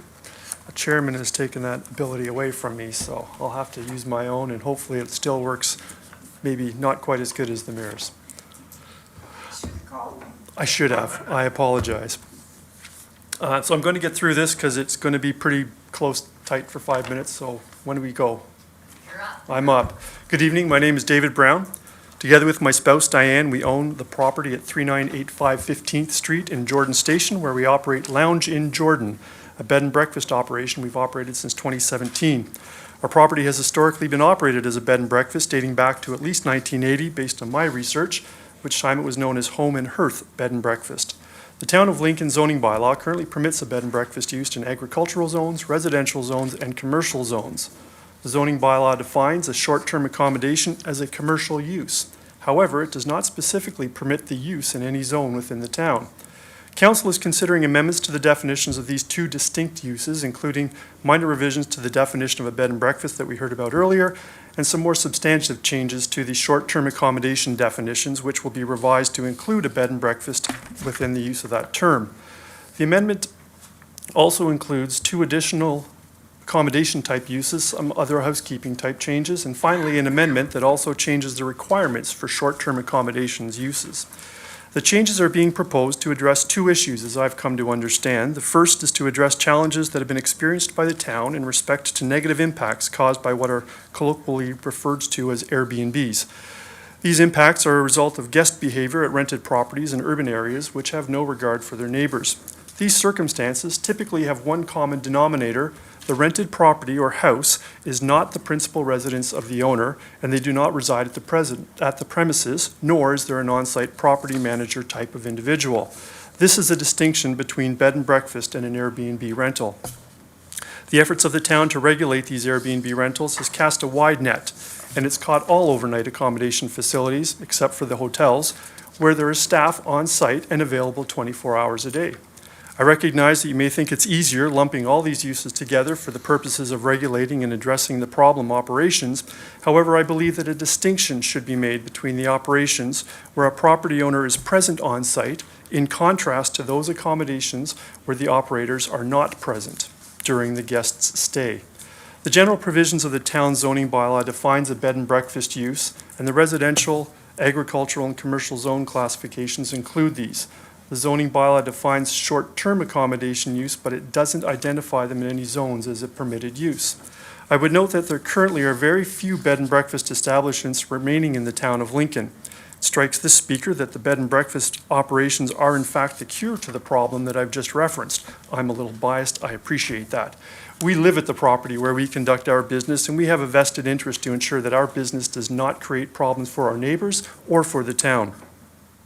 I submit that the municipality should be encouraging this type of use as opposed to penalizing operators by lumping us in with a definition of short-term accommodation to address a problem that is one not created by the bed and breakfast use. I've reviewed the proposed definition requirements for short-term accommodations and submit that restricting the number of guest rooms to a maximum of 6 in a single detached dwelling could still provide for up to 12 guests. I don't think that this is going to solve the town's problem. The second issue is the creation of the municipal accommodation tax. This requires the town to create a licensing bylaw so that they can identify all accommodation providers in the town for the purpose of implementing the tax. The licensing bylaw includes requirements that cause concern for me as an operator of a bed and breakfast that has a long-standing history in the town. A bed and breakfast is a permitted use within a single detached dwelling and is accessory to the principal residence of the proprietor. The use utilizes bedrooms and facilities that are existing and constructed in accordance with the Ontario Building Code. If they are not, there are other remedies available to the town, and they do not include a licensing bylaw process. Under the licensing application requirements of the draft licensing bylaw, applicants are required to provide a fire safety plan, a private sewage system inspection, and an electrical safety certificate. These requirements are onerous and redundant for a building that complies with the building code. The other issue that causes me great concern is the requirement to, and I quote, consent for the town to use any information, database, and/or registry available to it to verify information provided by the applicant or to enforce the provisions of this bylaw. This requirement is very open-ended and would require that an operator provide access to our proprietary information. This is not appropriate in my opinion. If it is if it is the interest of the town to confirm an operator's occupancy or bookings, there should be a format defined to make submissions, whether monthly, quarterly, or annually. If there is an issue with a business operator misrepresenting their occupancy, that's a fraud matter and subject to another action that the municipality can pursue. Requiring access to any information, database, or registry is far too broad a term and well beyond the authority. That's bad news, isn't it?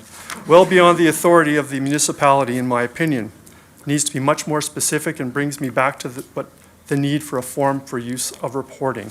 So I've got 4 things I'd like to just ask you to consider this evening, and I will step away. In conclusion, I request that Council, in consideration of the zoning bylaw amendment, maintain separate definitions for the bed and breakfast use and short-term accommodation use, the basis of which is the on-site owner provision. Second, I would request that the licensing bylaw makes a distinction between a short-term accommodation and a bed and breakfast operation where the proprietor or principal resident resides on the premises that are the subject of the license application. Third, that the license requirements for a bed and breakfast operation be revised to remove the fire safety plan, private sewage inspection, and electrical inspection requirements, as these are redundant in the context of the Ontario Building Code. And finally, the access to proprietary database be removed and replaced with a standardized reporting form to address occupancy, rates charged, and such information as is relevant and necessary for the purpose of determining compliance with the accommodation tax requirements. Thank you for your time and a little bit more. Thank you very much, Mr. Brown. So you owe the mayor one. Councillor Renchema. Thank you, Mr. Chair. And Through to you, I was speaking to the chair and looking at you. Through the chair to you. Do we have a copy of your presentation? No, but I have a copy that I can leave with the clerk. Thank you. Thank you, Mr. Chair. Okay, Councillor Brunei. Thank you, Chair. Through you, so Mr. Brown has brought up at the end of his presentation 4 recommendations. I believe Mr. Barboza also brought a couple of recommendations. So I'm asking that through you, Chair, that staff capture those recommendations and that they're shared with council so that we can have those as we move forward. Thank you. Thank you, Mr. Brown. Yeah, thanks, Councillor, and I'm sure that those will be part of the report going forward, right? And will probably lead to some revisions. Councillor Russell, did I see you? No, you're out. Okay. Excellent. Mr. Brown, thank you very much. Thank you. Oh, okay. Because it's you, Councillor, and you very rarely do this, I'm going to let you in. So, Councillor Reimer. Thank you. Through you, Chair, to the presenter, Mr. Brown, and only because I'm going to ask you this question because I know what type of operator you are, but how would you, because several people tonight have already, I'll say, thrown around septic, electrical inspections and fire inspections like they're not very important.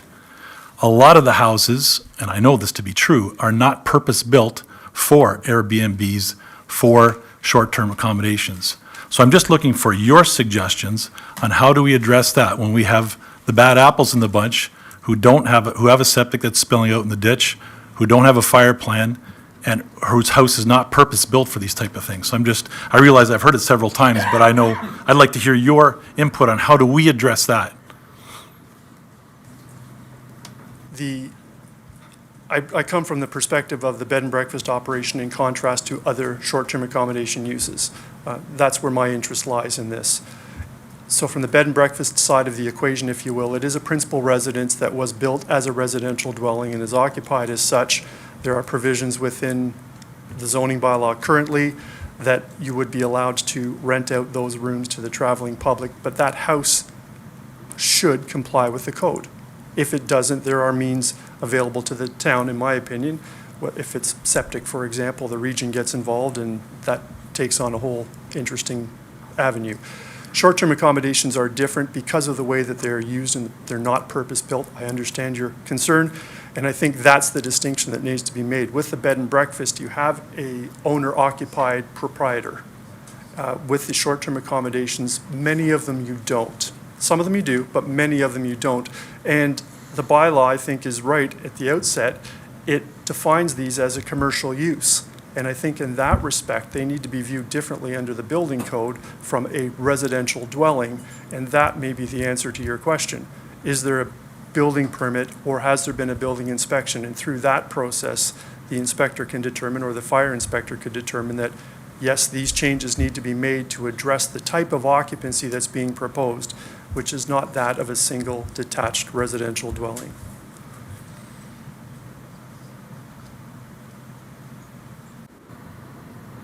Yeah, thank you, Mr. Brown. It still leaves again, a lot of these places have had a building permit at time of construction, and these things are happening 10, 15, 20 years down the road where they're being, so there's still a little bit of a gap there that we'd have to fill in, but I thank you very much for your answer and your presentation tonight. Thank you, Chair Patriva. Thank you, Councillor Reimer. Thank you very much, Mr. Brown, for your presentation. There being no further registered delegates, are there any persons present wishing to address committee regarding the short-term accommodation licensing bylaw and zoning bylaw amendment? If so, please come forward and state your name, spelling your surname for the record. Yep. Okay, young lady in the white there, you're up first, okay? Come on forward. Oh, wow, I'm being addressed as the young lady. I'll need to remember this moment.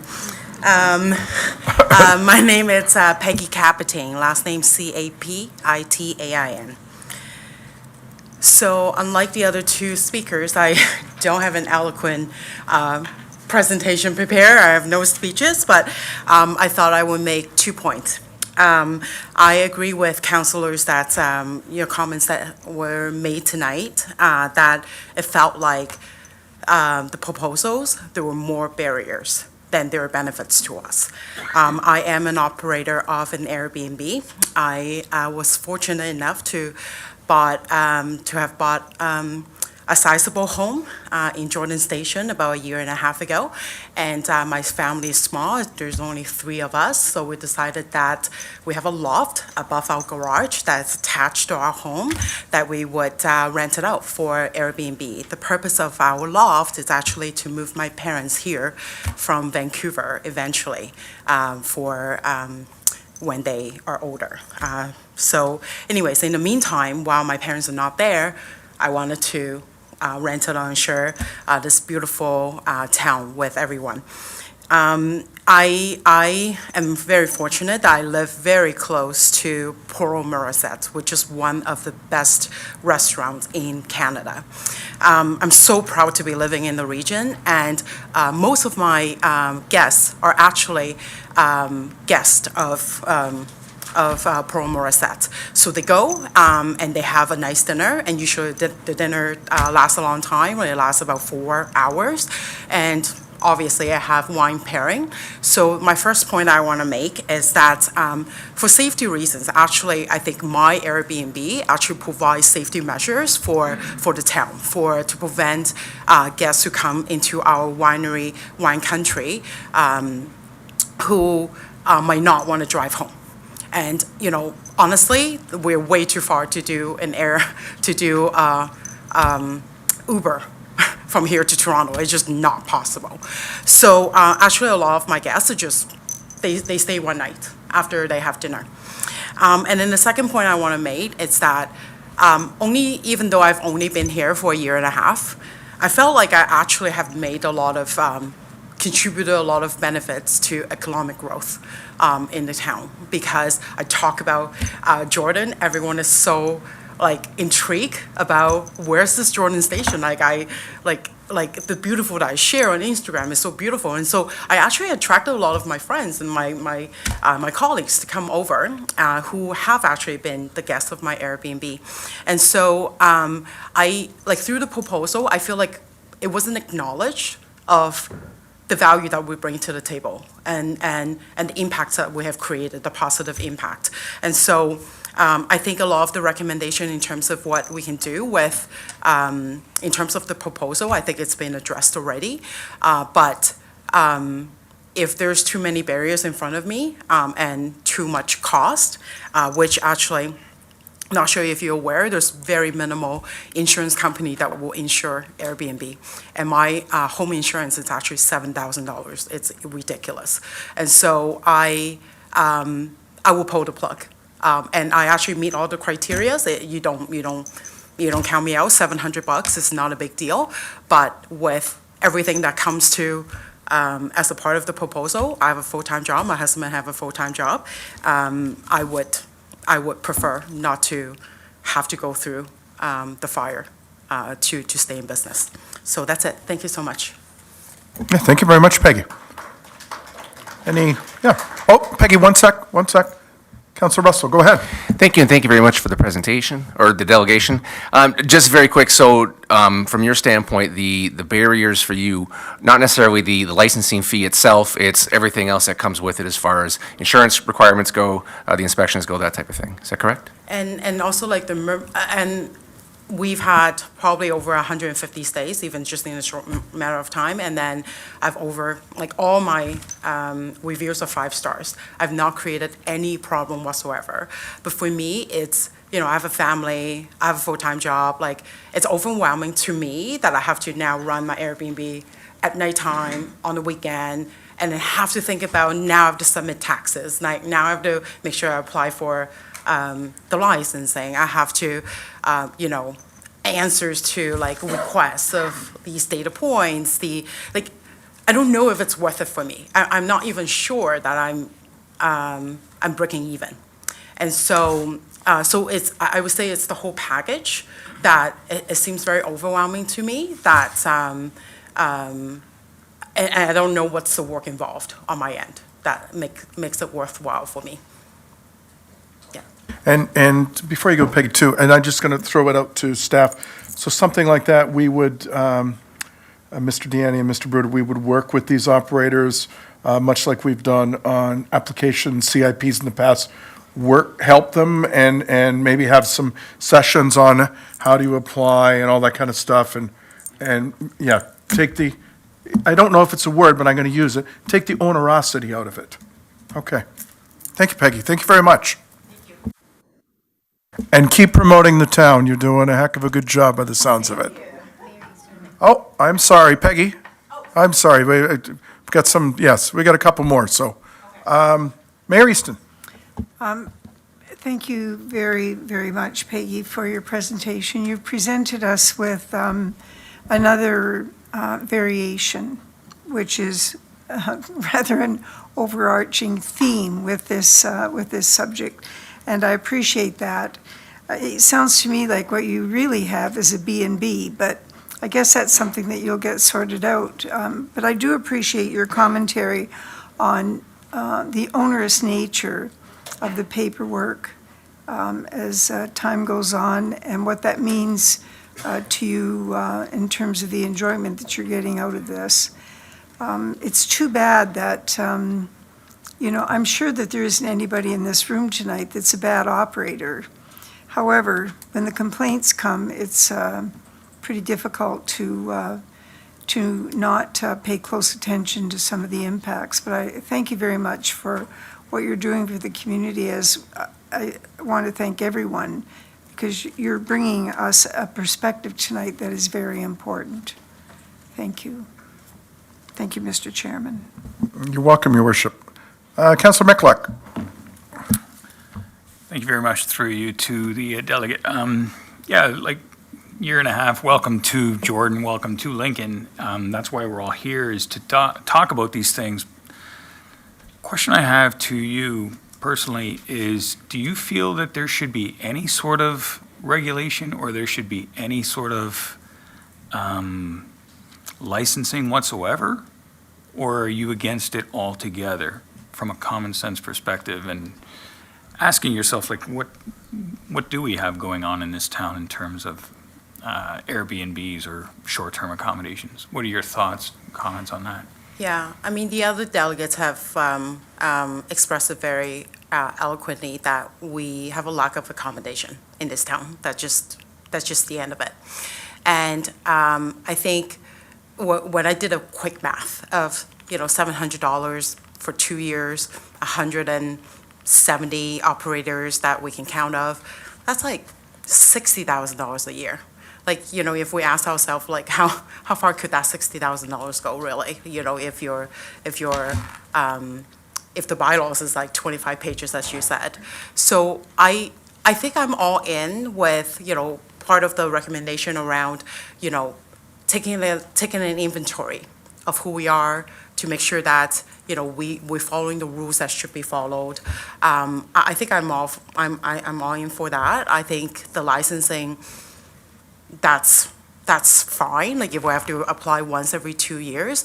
I think it just, the rest of it feels like a lot. And I think to address Councillor Russell, your question earlier, like what feels like a barrier to me, it's time.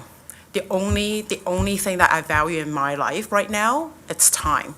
I travel to work in Toronto 3 times a day, 3 times a week, and that's a lot of time for me. Like I just arrived home and I'm here, and then on top of it, like to me, it's very overwhelming.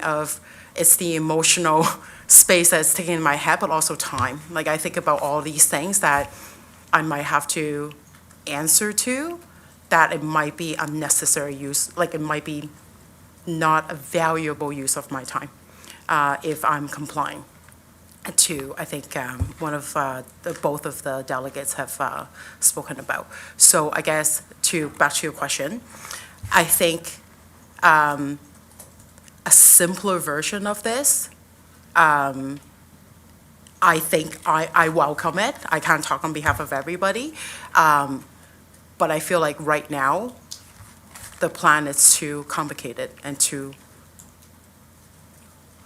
stressful, too much on the owners of us. Yeah.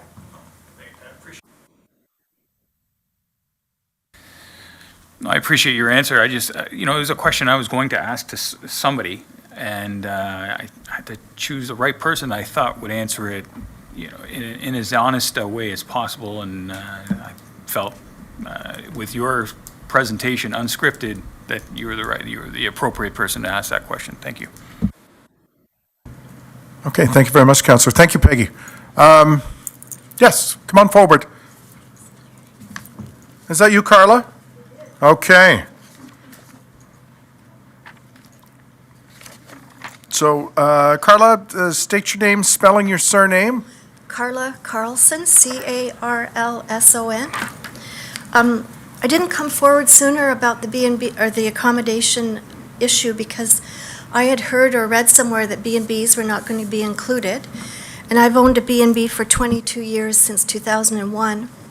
So as soon as I heard B&Bs weren't going to be included, I just put my head down and just kept working, because I work all the time at my bed and breakfast in Vineland Station on an acre, and all I do is work. Sorry, wait. And I hadn't planned on speaking either, so I'm off the top of my head. So bed and breakfasts are already paying an additional insurance. So we have our house insurance, and now for 22 years I've paid an additional insurance because it's a bed and breakfast. As far as I know, Airbnbs do not have to do that. So it's a burden on us and sorry for the people here that run Airbnbs, but it is a burden for us that they don't have to carry. And we have to pay that additional insurance all year round, even though B&B accommodation in Lincoln seems to be very seasonal. And so I pay every month, no matter the fact that I don't have any guests, usually from about November through to May. So that's a burden. I'm going to speak for two of us. We both started in 2001 and been running our B&Bs, and she told me about this meeting a couple days ago, and I hadn't even been aware of the B&Bs being included, so that's how far out of the loop I was. We both have historic homes, and your suggestions are so onerous, I had already written that word down, that we both feel truly that we would have to close our B&Bs down and sell our homes. I don't think my historic home would pass your smell tests. Well, no, wait, I didn't mean that. But you know what I mean. They're not modern houses. And I've been running a B&B for 22 years with wonderful, wonderful feedback and trying to put the Village of Jordan on the map. When I started Niagara Nature Tours 27 years ago, people didn't know what the 20 Valley is, or was, or is. And even now, today, 27 years later, I still have B&B guests coming saying, what is the Village of Jordan? So for 22 years, I've been meeting new people from all over the world in Ontario and Canada, and been able to tell them what our village is and what our town is and what the benchlands are and so on. And honestly, I think I'd have to close my doors if all these rules and regulations are in place for traditional bed and breakfasts.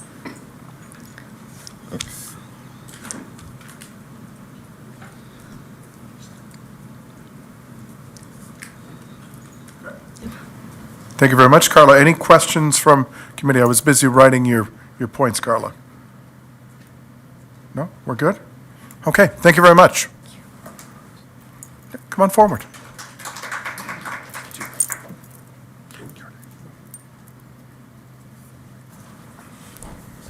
I was just going to say good morning, but it's not that. I'm a night owl. My name's Sonia Regier, R-E-G-I-E-R, and I'm in Jordan. I get to see Councillor McCulloch walk his dog every once in a while. My husband and I are hopefully going to be starting a short-term rental very soon. We have a loft apartment that we had already rented out to a friend of ours during COVID. So everything's there, and we thought, well, she moved out, we're going to try to pay off a little debt, and it's right across from the monopoly of vintage inns there. So, and meet new people and provide a great place for people to have a little bit of a base camp and enjoy the rest of what we have to offer here. I have just a couple things, and again, I'm going off the top of my head here. One of the things that Peggy mentioned was the insurance. So we're looking into all the parts of it. The insurance that we have currently on our house is, the insurance company doesn't cover short-term rentals. And through, Facebook groups and talking to other people, there's not a lot of insurance companies that will cover them. So there's kind of a few select, but it is certainly much more than we're paying right now. So there's kind of a double the cost there, I would say would be fair if you want to have a short-term rental. So we have to cancel our current house insurance and then start with a different company and pay much more. So there's that cost associated with it. The time factor to just set up a regular Airbnb, you want to have your welcome book done, you want to connect with, we're going to have some local artists that are going to be part of our short-term rental and kind of profile them, getting your sheets, getting this, sort of setting everything up and making it look great, and obviously everything being to code, which is already in the house. There's cost and time that's associated with that. So that's a bit of a factor. And looking at all of the things, I think having a fire plan, is important. I think you should have that. I don't know if it's necessary.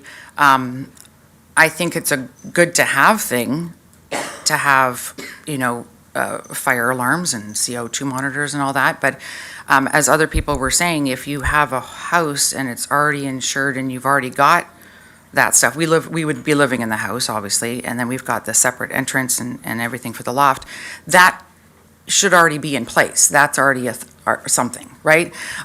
So it feels like a lot, and I've spoken with Allison a few times, and she's been great talking about, well, maybe you can do this, and then there's this, and then, so that's been very helpful, but it's a lot, and especially as somebody who's new trying to kind of start something up.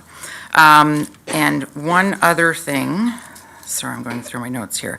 In terms of fines and demerit points and all of that, so, we're responsible for our guests if they make noise, if they bring a dog that's not allowed and it's barking through the night, if they have kids or this or whatever. They're whooping it up after a big wedding across the street and they come back and bring the whooping with them, So I get that, obviously. However, I think if owners are being responsible and they have noise monitoring devices like Minute is one that somebody I talked to at one of the PICs had talked to me about.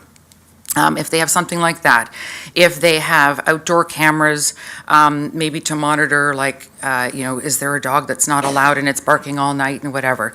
You can connect with Airbnb and Vrbo and Minute, and I'm sure other ones as well, will send notifications to your guest as well to say, hey, your noise is too loud, can you tone it down a bit, kind of thing. So if we're taking those measures to make sure that our guests are being responsible, I would say almost everybody I've connected with, and I mean, it's been all online, always says, hey, we're in a nice quiet town like Jordan or Vineland or Beamsville. We do have neighbors, please be aware of that. We might have, we have a dog, so we might have a dog barking outside a little bit. Maybe we're near a school and kids are playing or whatever. So guests are aware of that so that they're respectful of our neighborhood and our neighbors. I think that if we're being responsible and we say, hey, we've got a Minute thing, we've got a noise monitoring device, and we're being as responsible as we possibly can without babysitting our guests, I think that's important. Oh, there's that thing, right? I do talk a lot. Can I just say 30 seconds, even 20 seconds? Okay, what if, because I might have, let's say hypothetically, somebody has a neighbor who doesn't like us, we're very likable, but maybe there's a neighbor who is kind of gonna make any kind of complaint or put up new headlights that shine into the guests' windows or stuff like that. Where's the responsibility as well for our neighbors to not try to manipulate and be malicious about things? That's it. Yeah. Yeah. Sonia, thank you very much. The Okay. last point was very salient, so thank you for making that. Committee, any Yeah. questions? Councilor Renchema? Thank you, Mr. Chair, and through you, Mr. Chair, to Sonia. I just have questions about insurance, so I don't know if you can answer this, but I'm hearing that if you have a bed and breakfast, those that have bed and breakfasts have insurance that covers the building and probably liability as well. And I'm hearing that insurance companies are hesitant to give insurance for an Airbnb. If you don't have Airbnb-specific insurance, what if somebody's hurt while staying at your unit? Thank you. So as far as I know, and other people who have these can correct me if I'm wrong, it's quite a learning curve.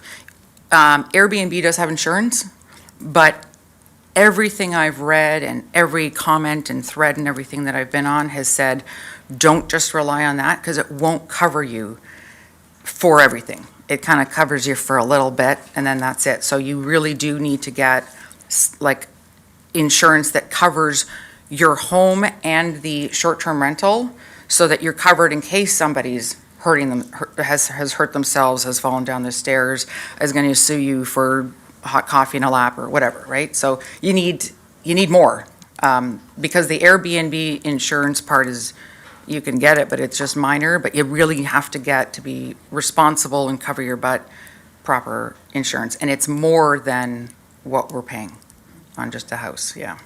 Thank you. Mm. Can I add to that, actually? So Airbnb doesn't allow us to operate Yeah, but, without. okay, yeah. If I could just, about the insurance, may I add something? Oh, I don't know. Well, you know what, because,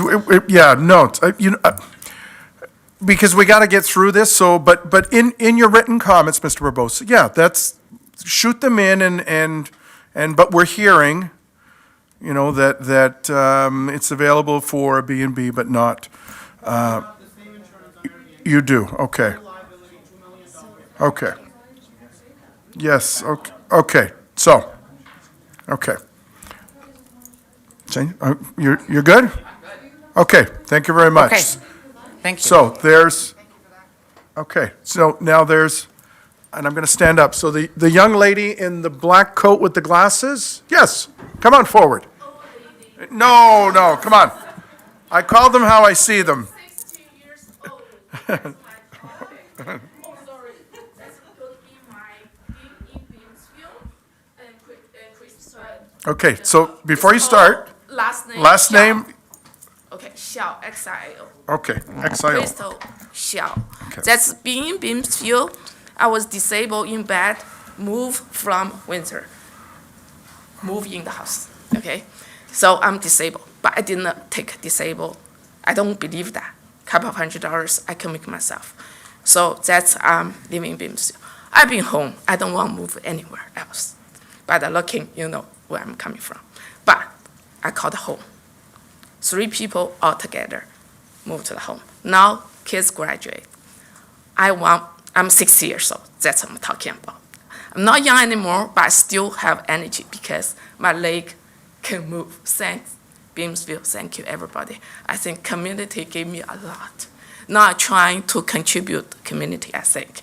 I have room, right? I have my, so I get my farm.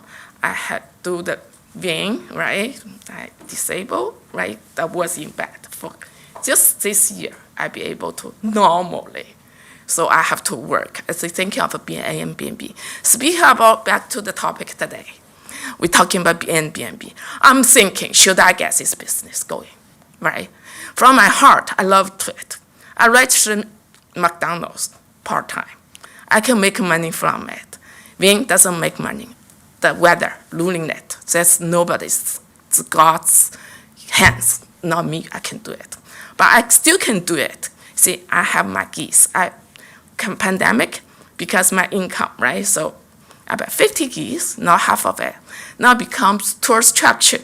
Everybody is walking, the kids start school bus, lower down, oh, geese. But of course, some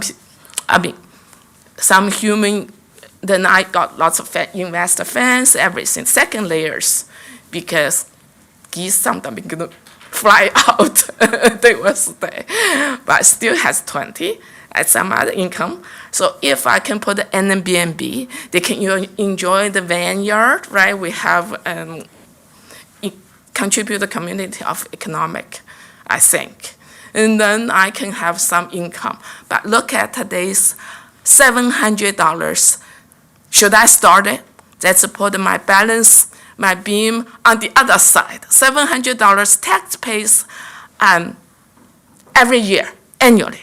But 2 years, 700. Can I have like half annually?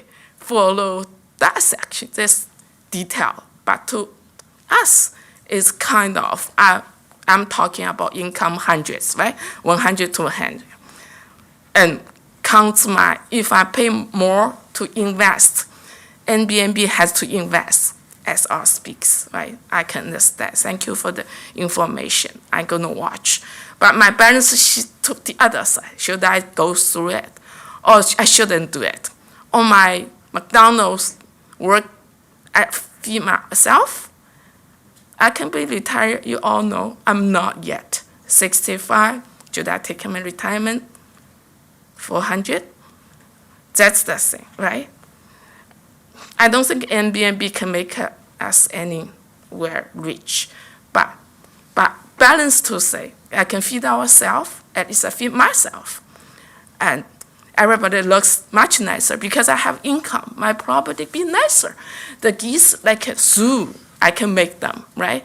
Not like just fenced. By the wire, I pay $1,000, $2,000 for the wire I'm in.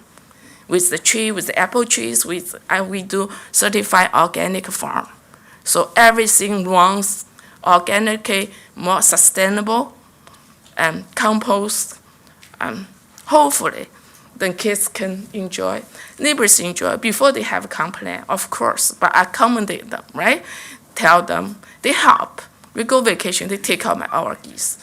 They want buy our eggs. Even university want be research for the natural grow eggs. $20 each, just that. But geese, I don't sell it. That's my baby. You can put in, say, okay, give me some input, then I do it if I could, right? But not just complain, goes nowhere. When lady comes even, why you go? This house empty. Nobody's there. That's it. Thank you for coming. Tell me that. But when, of course, we just kids go university and 2 of us. Then I'm disabled. I farmer, sleep at night time. This time supposed to go back after. Okay. Thank you very much to listen too long. Any questions? Any questions from committee? Gave me input to say, should I go ahead? I shouldn't. But today's I lots of paperwork have to do. I use this time I go McDonald's and get my minimum pay, right? Today I have my shift. I excuse from them, okay? So they cancel my schedule. 4 hours, but well, worth to be here if you can give me. Already get, I think, through all those delicate, say the detail of the things I should watch before I get into the business. And then, of course, another is the community. That's strongholds me. I can see the people trying to build up Beamsville, I call the home, Lincoln to say, right? Beautiful. And maybe I invest something for my, thank you. Okay. Thank you, Mrs. Zhao. Okay, anyone else want to come up and, okay, fella here in the front row, come on up.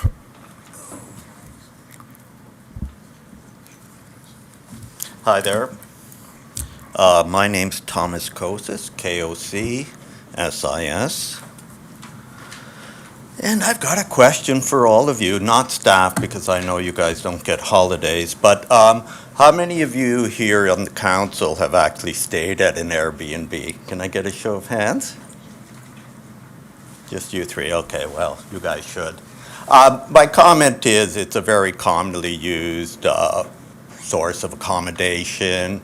I won't ask you folks about whether when you booked, you looked into what sort of municipal approvals these places have, because I'm pretty sure it wouldn't have come up.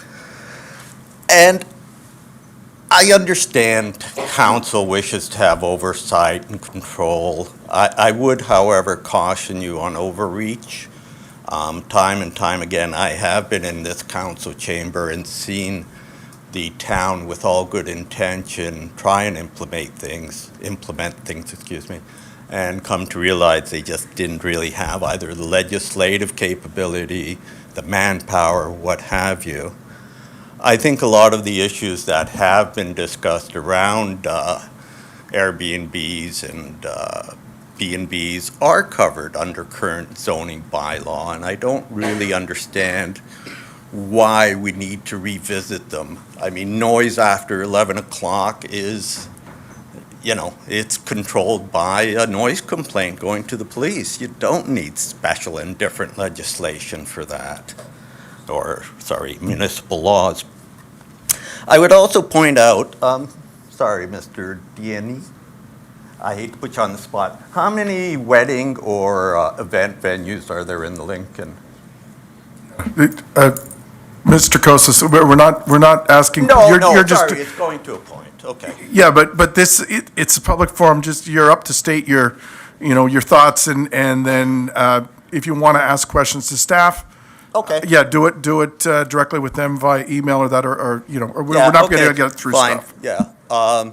The comment I have, however many venues we do have in this community, they need places for their guests to stay, okay? Now, 167 rental units in the Airbnb pool sound like a lot. However, I'm sure there's at least half a dozen venues and probably more like a dozen venues in this community. So where are these people going to stay? 167 units, let's say there's 4 people at a unit, that's 640 roughly.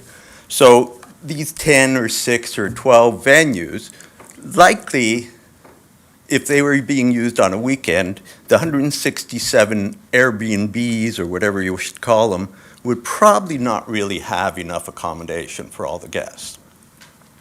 So that's one thing I would just like to point out.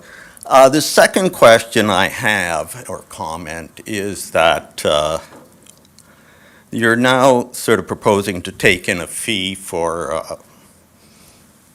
registration or whatever you wish to call it on these accommodations.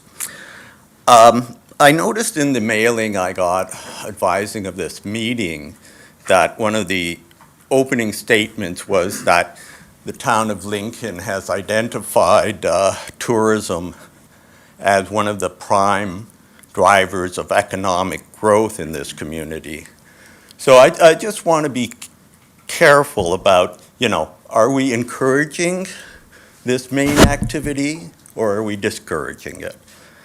I know I've been in this community all my life. I know I've worked here, whatever.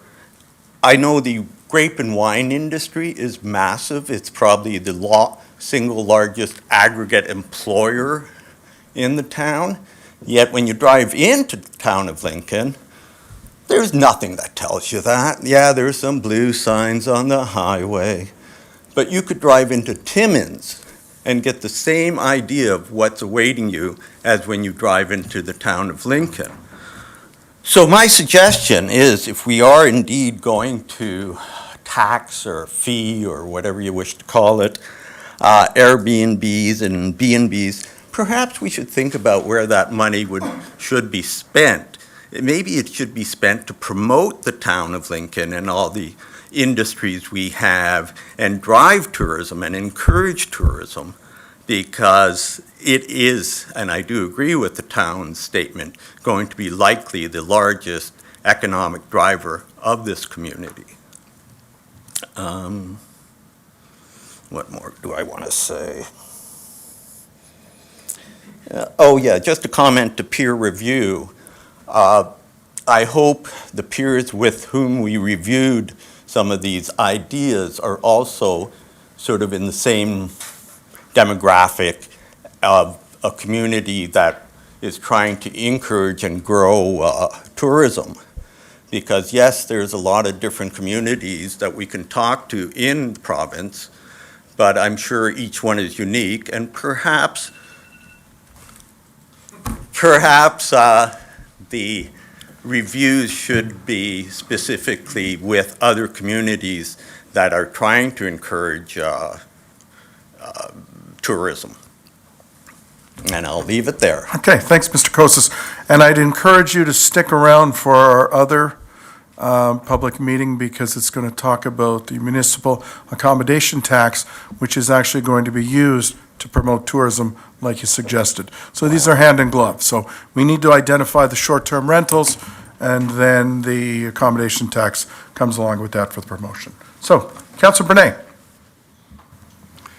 Thank you, Chair Patriva. So, Mr. Kosis, thanks for coming to the mic. I actually agree with some of your comments that are referring to not only what we're talking about tonight, the short-term accommodation and the MAT tax, but also when you talk about, promoting tourism and specifically the wine industry. I think your comments are very valid. I would just maybe make a comment that, we have an economic development team here that works very closely with a lot of businesses. As I'm sure you're very well aware, we're changing the Benchlands branding from the 20 Valley Tourism, and some of the things that we've talked about over the last 2 years are gateway signage to identify people coming off the highway into the area to local wineries. So just a suggestion, I appreciate your comments. I think they're very valid, but reach out to our economic development team and discuss those, and I think you'll be pleasantly surprised on some of the things we're doing, and listen to some of the suggestions that you think we should be listening to get better. So I appreciate your comments. Thank you. Okay. Thank you very much, Mr. Kosis. Anyone else? Mr. Kandata, come on down.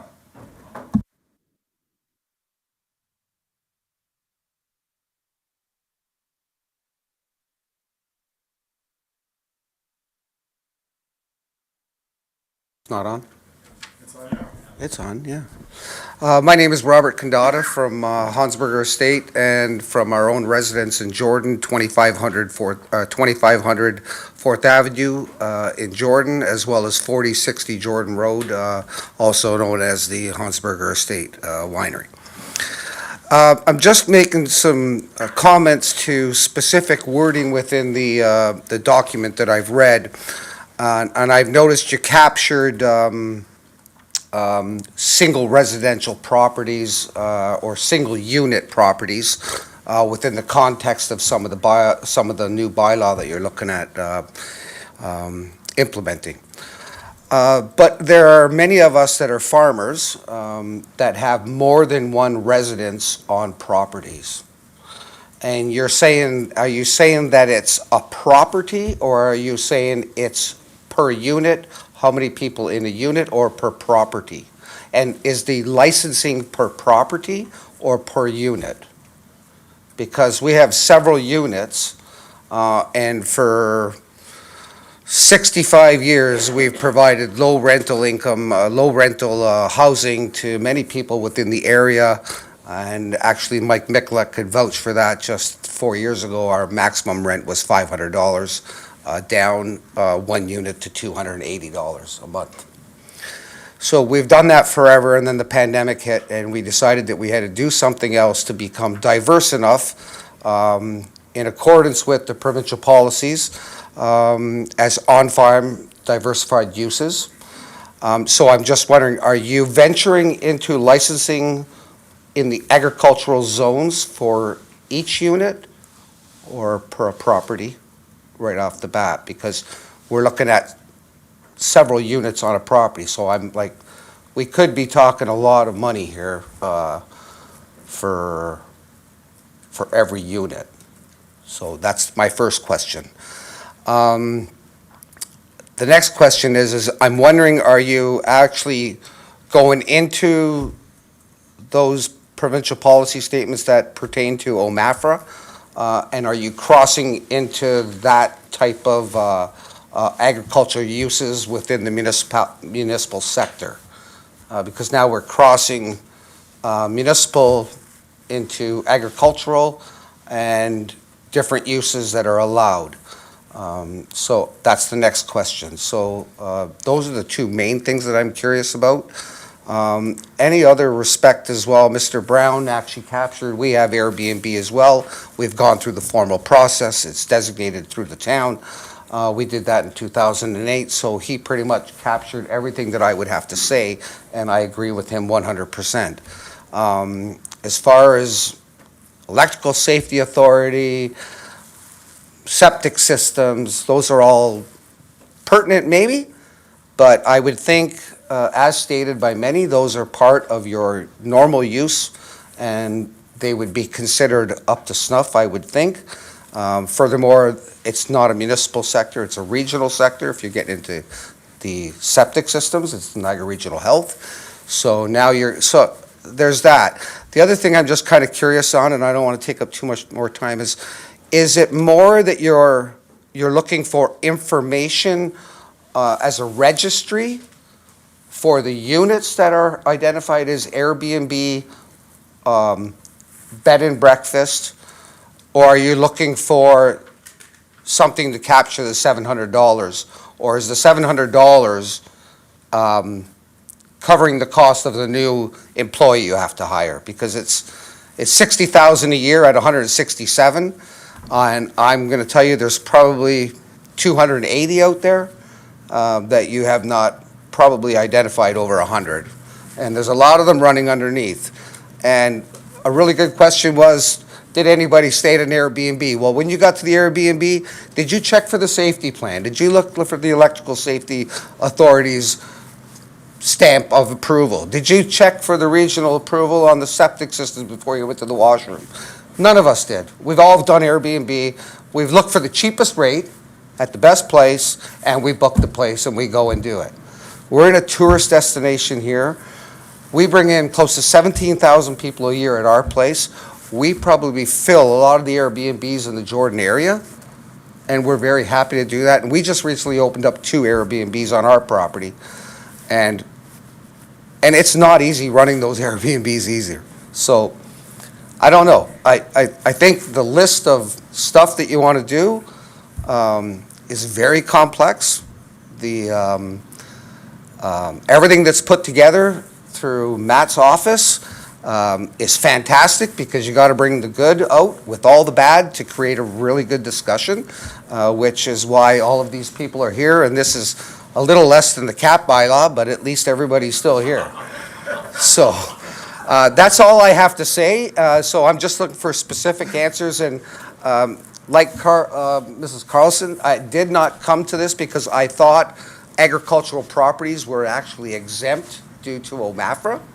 And then I found out that now they are not exempt. So now I'm kind of curious on where this is all going to go. So thank you. That's all I have. Yeah, thanks very much, Rob. Stay there. Councillor Michalak. Thank you very much, Chair Bruni, Chair Patrick, through you to Rob. Yeah, the question was asked, and, have we stayed at Airbnbs? And I can honestly say yes, I have. Now, have all of them, the second question, have they all been good? And I can honestly say that sometimes I've swung the bat and missed, and I've not stayed at a very good Airbnb because I let money influence my decision on where to stay. So, yeah, I appreciate your comments and your concerns. And the other thing is, I feel like most people are operating a decent Airbnb, or they wouldn't be in business. But I can honestly say, like, when you ask that question, they haven't all been good. So that's the concern. And you're right. I've not checked for fire escape. I just use common sense wherever I stay. So that's the comments I have. I think I think though, like I've heard some of the comments going back and forth, and people say, well, who do we call if there's an issue with bylaw? There's a noise, we don't even know who the heck to call. But is it important that you have the registry of who owns the property and all of that? Like right now, you gotta go through the tax forms, you gotta go through this. If everybody's registered, and I don't think anybody really cares about a small fee, the taxing might be a totally different world, I don't know. But that's what I'm saying is, you know, I mean, without going too crazy into this and stepping in really deep, I think it needs a little bit more work. That's all. And that's why you're here tonight. So, thank you. Thank you very much, Rob. There's a gal in the front row. I think she's had her hand, yes, yes. The podium's obstructing me, so I apologize. So come on up, state your name and make your comments, please. Hi, my name's Carol McDonald, and I would not like to say the street I live on. But what I would like to say is I have a few points that I'd like to bring up. I'd like to commend the staff for the in-depth study you've done on short-term rentals. I've been in the Airbnb business for almost 20 years, and this is the most detailed plan I've seen. And I've moved out of areas specifically because I don't want to go through the application process, or I didn't want the extra capital gains tax added to my property. So I'm a very experienced Airbnber, VRBO, and before that, we used to use Kijiji, but we no longer do that. Anyway, I moved to the area. I fell in love with the area. I fell in love with this town, this small town that had so many things going for it. And I thought, this is going somewhere. A female mayor, wow, that says a lot. And I thought to myself, this town is going to be put on the map. So I want to get in here now, and before the prices really skyrocket, and I want to become part of what you guys are building. And I often tell my guests that we are working towards competing with Niagara-on-the-Lake. And the guests that have stayed at my place say, you guys are better than Niagara-on-the-Lake. The wineries are better, the restaurants are better, and the Airbnbs and the bed and breakfasts are better than what's on Niagara-on-the-Lake. And I thought, wow, I did pick a good spot. So my only recommendations after hearing everybody speak is the insurance. So the insurance should be a minimum of $3 million in liability. And the person who gets the license should have to prove that they have this $3 million in liability, so that if someone is injured, because we are wine country, so it would make logistical sense that we have higher liability for these licensed Airbnbs. The other recommendation that I have is to be grandfathered in. If the property has been used for the past 20 years as some type of short-term accommodation rental, that property be grandfathered in. And the third recommendation that I have is to remove the septic compliance. The reason I'm asking for this is simply because Airbnb is very seasonal, and also Airbnb, my guests check in at 4 o'clock.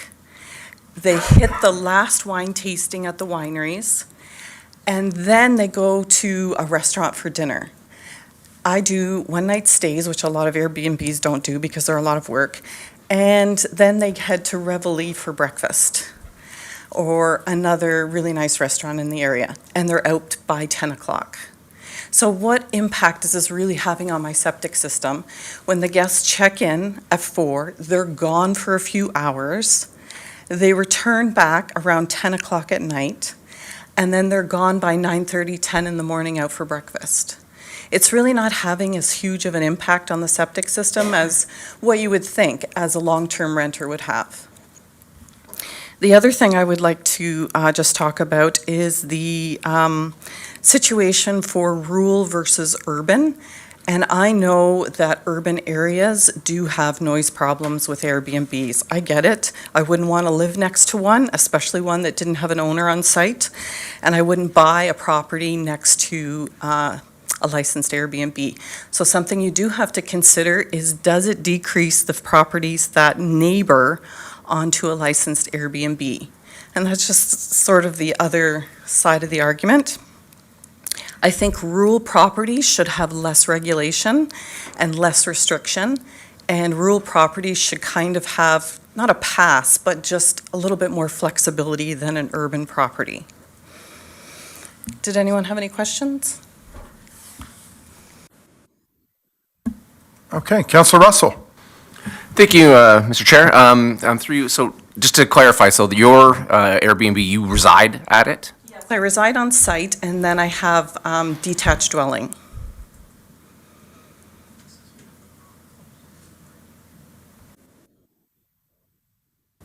Okay, thank you for that. And again, just the point about the rural area.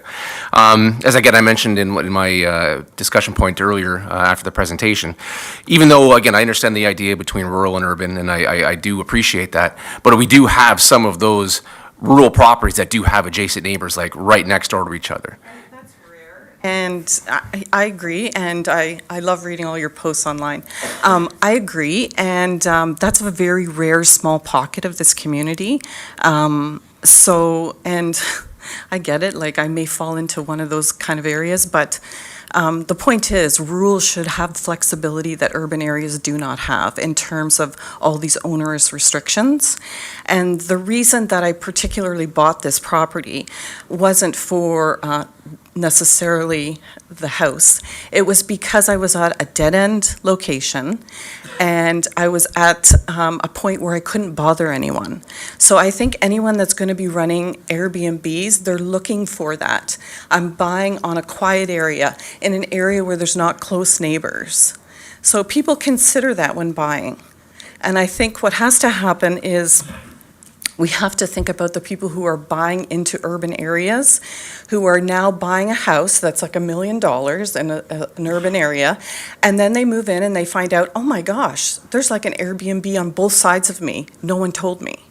And I don't really think that's fair for new people moving into the area, so that's why I think rural and like especially Jordan, that's a lot of rural properties, and rural parts of Lincoln really need to have flexibility and not all these onerous restrictions, because we own out in the country, so we're far away from people and we're not going to disturb neighbors, and we can run a rental property, because sometimes the guests, they're not considerate, and that's, you know, as much as we try to tell them, oh, can you quiet down? Can you calm down, please?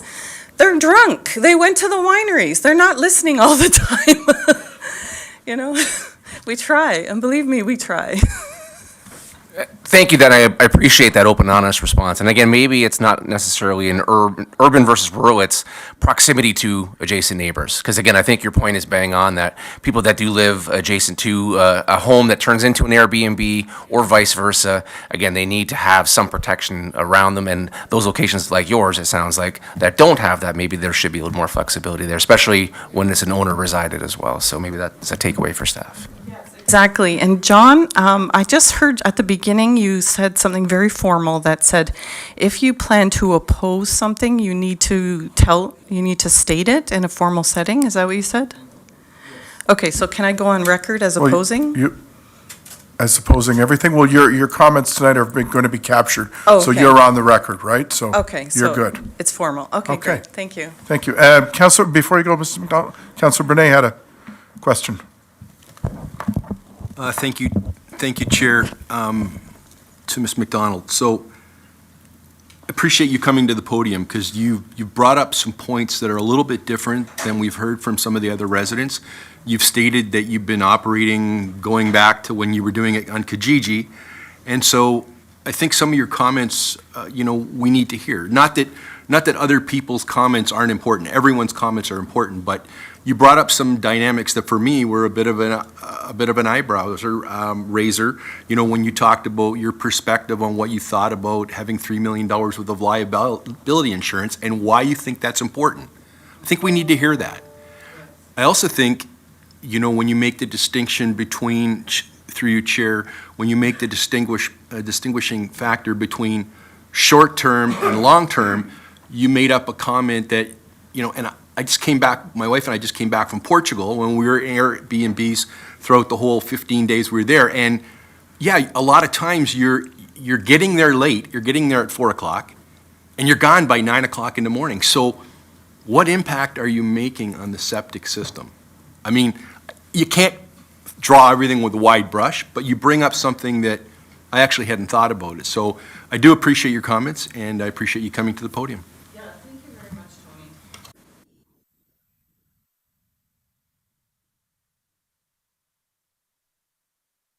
Tony. Was because my husband went and changed careers and went back to school to become a doctor. So he went to medical school, and we had an adult daughter, and she was in university at the same time. And she went on to work at a hospital as well. And the reason I started an Airbnb was because I thought, how am I going to pay for this? Like, I want my family to have a better education, but how could I possibly pay for it? And Airbnb allowed me to fund their education. So Airbnb allows us to do things that if we didn't have it, we wouldn't be able to do.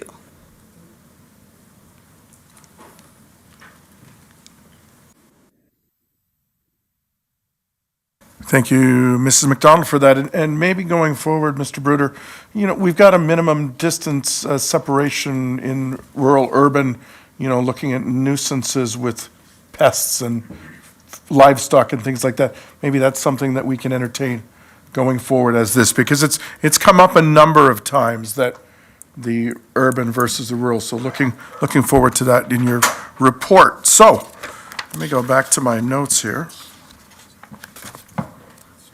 Okay. Is there anyone else that would like to come forward and make comments? Okay. Okay. My name is Joyce Amarangan. We live in Camden, and we've been running a little Airbnb for... Joyce, can you spell your last name, please? Oh, sorry. V-A-N-A-M-E-R-O-N-G-E-N.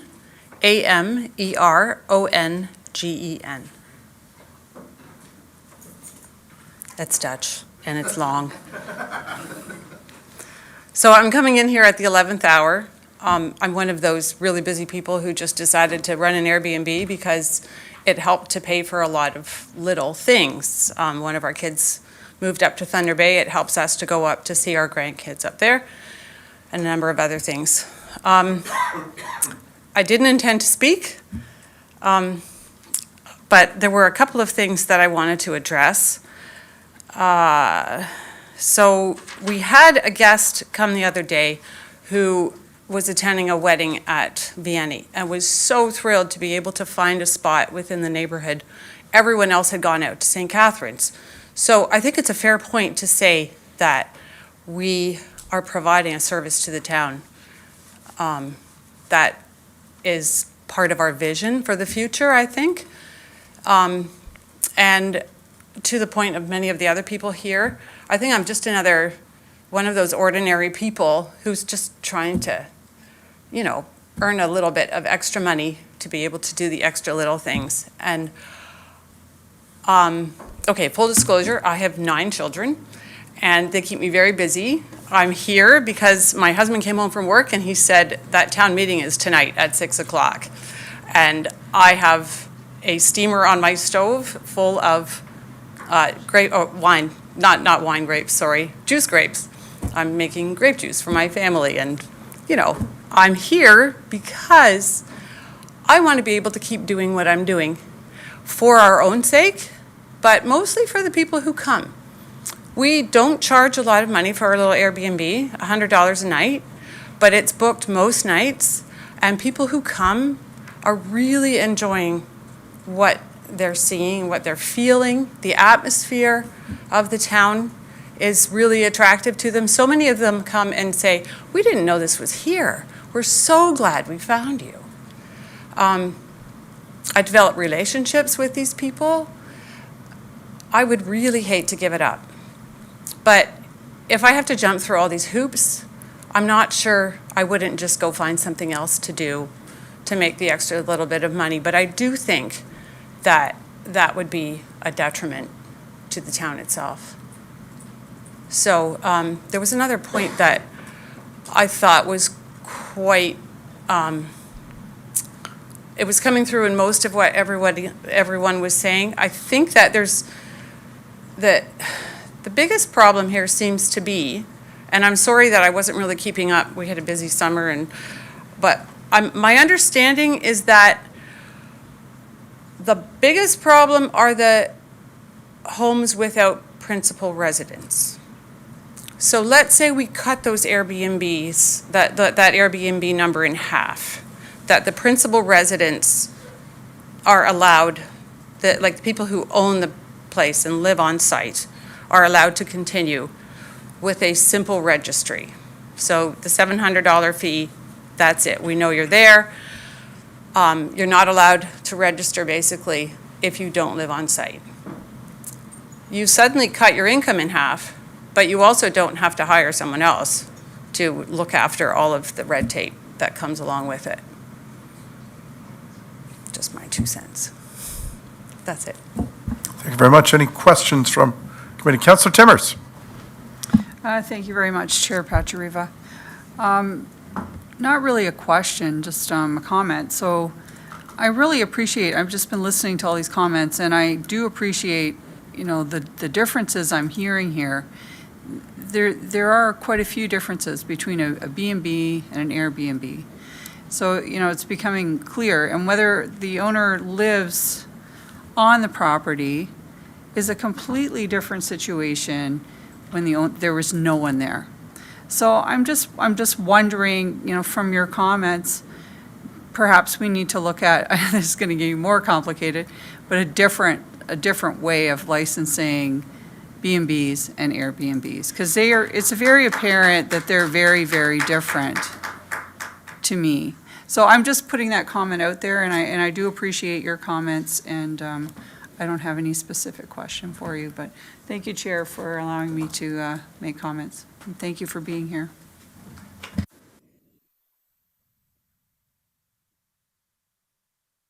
Sure. So to the point of making a distinction between B&Bs and Airbnbs. An Airbnb, like the whole concept of Airbnb began because someone said, hey, I've got a few beds that, I can let people sleep on. It was very informal.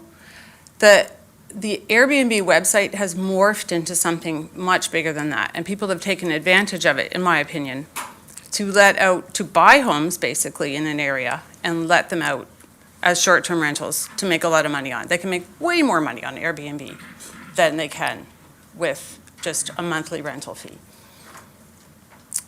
The type of operation that most people in this town are running is not like that at all. Mine, for instance, is just me sharing my space.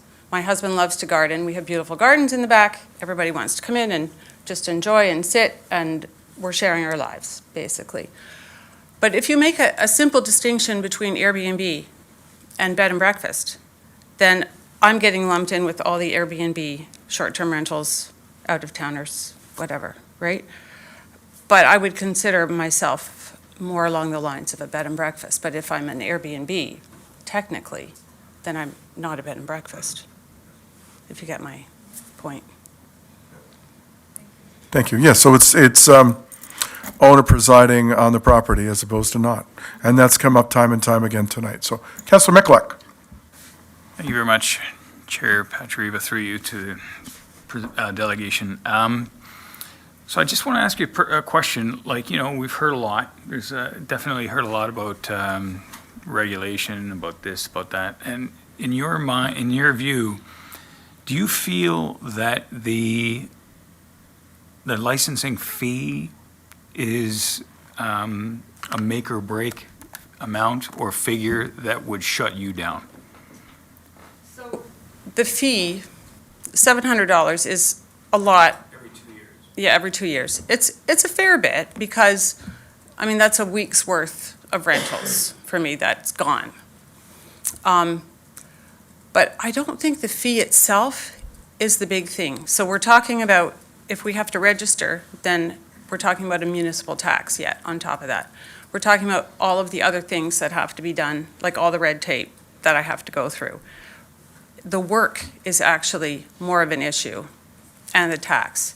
So in July of last year, I think it was a provincial, no, it was a federal occupancy tax imposed as well, which makes it more of a problem for some of the ordinary people who come in to rent our Airbnb.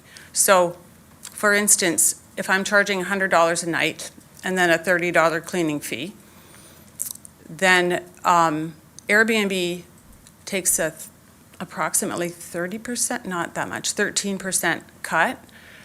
And then we have at least a $30 occupancy fee on top of that. So one of my renters for one night would be paying almost $200, and I'm taking in just over $100. So if it's 2 nights, then, let's see, we had let's extend it to 3 nights. Then I'm making about $300, and they're paying over $400. I would like to still be able to provide for my guests something that is reasonable, like a reasonable stay. Another tax, a municipal tax on top of that, just makes it more onerous for them as well as myself. So it's the money, but it's also the time. It's from what I'm hearing from everyone here, it's a bunch of factors together. No, I appreciate that. I'm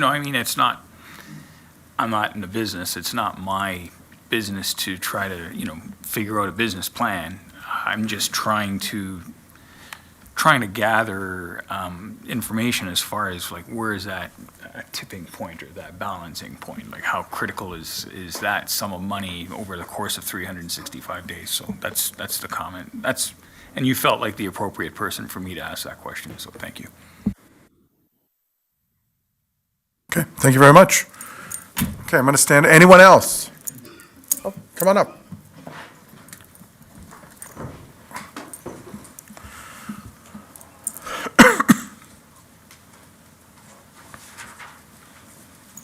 Good evening, ladies and gentlemen. I'm Denise Robertson.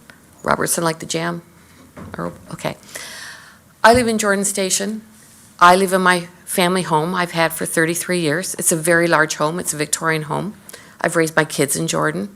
Now they're all gone. So there's just my husband and I. I've had a bed and breakfast for 22 years. I've been on Airbnb for 11 years. Okay. I'm a traditional bed and breakfast.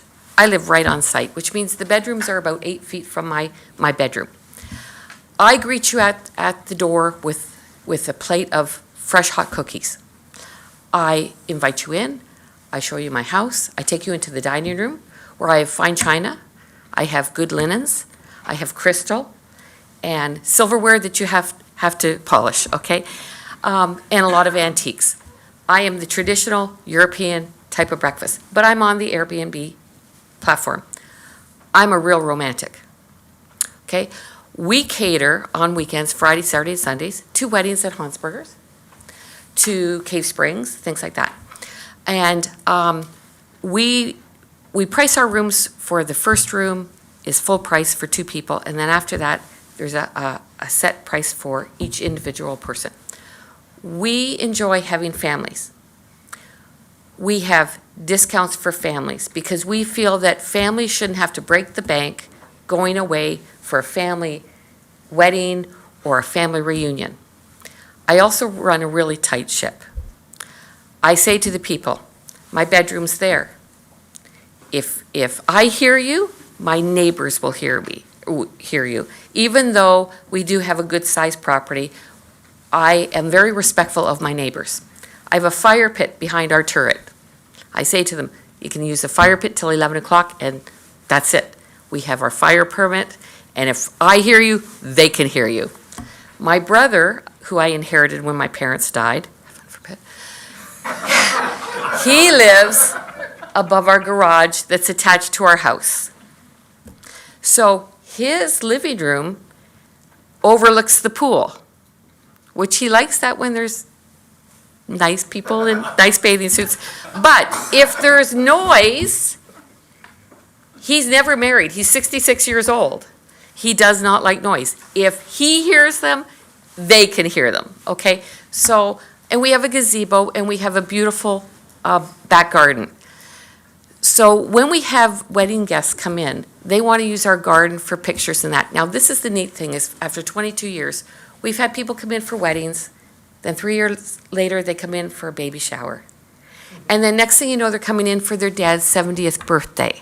They come back. Now, in every one of our rooms, we promote the town of Lincoln.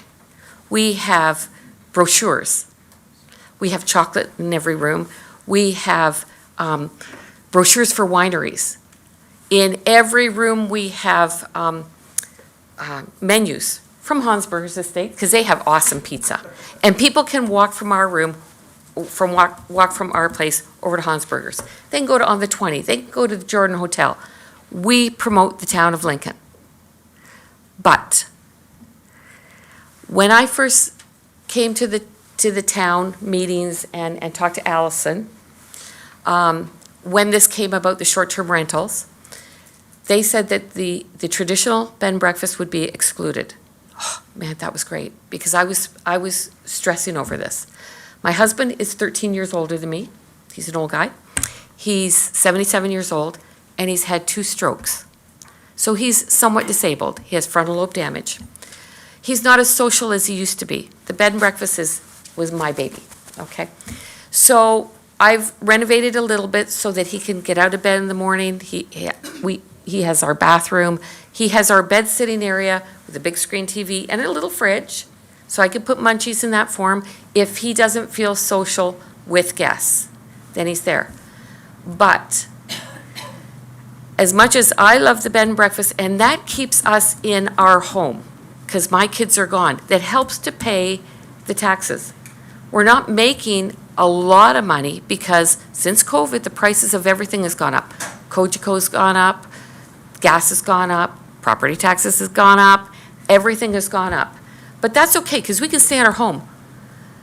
But if you bring in all this licensing and inspections and all this other stuff where you're knocking on our door saying, we want you to do this, and then add the tax, there's only so much disposable income out there for people to use.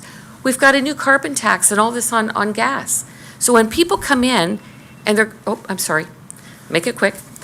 People come in, they only have so much money. So just recently, there's been a lot of non-attendance in bed and breakfast.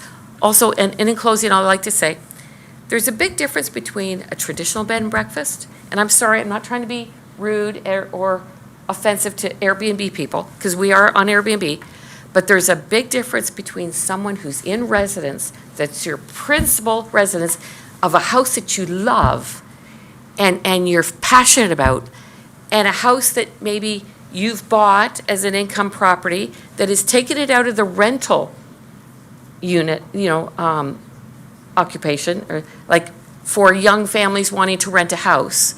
If people from Toronto are buying up all these houses, there's a difference between an Airbnb that's empty that could be a party house with nobody chaperoning it, compared to somebody who is right there, that if you need a safety pin, you got it. If you need an iron, you got it. If you want fresh cookies, you got it. And that you like to see those people come back. So thank you for your time. Thank you very much, Mrs. Robertson. Councilor Bernay. Chair Patriva, I got to say, we're almost 9 o'clock, but I got to say, there was 2 registered delegations, I think, when we came here tonight, and we've heard from a lot of people, and everyone has brought a different dynamic. If this is our last speaker, I don't know if we have any more. You brought something up that's a different perspective than anyone else, in terms of, and I wrote your comment down, we try to cater to families. Families are important to us. Someone going away, coming here to the region to come to a wedding, whether it's Vianney or Hansberger's, wherever the wedding is, and you're providing a service and you're doing something so they're not breaking the bank when they come to Lincoln. That's something that I will go away with that comment. So. You're building memories.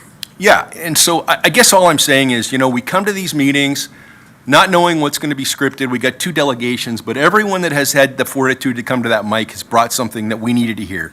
So thank you. Yeah, thanks, Councilor Bernay. And you know what, and I want to, actually, I want to personally thank everyone for getting up and having the intestinal fortitude to speak to us and let us know. Because you are the ones that, yes, Mr. Robertson, yeah, you're the ones that live this, right? And people always say you can't fight City Hall, but it's not a fight. But it's taking a program that's been developed, but then taking input and then coming up with something that together we work on and we get there at the end of the day. So is there anyone else that wants to speak? And if not, I'll close this part. Okay, last one, because I really have to go to the bathroom. So.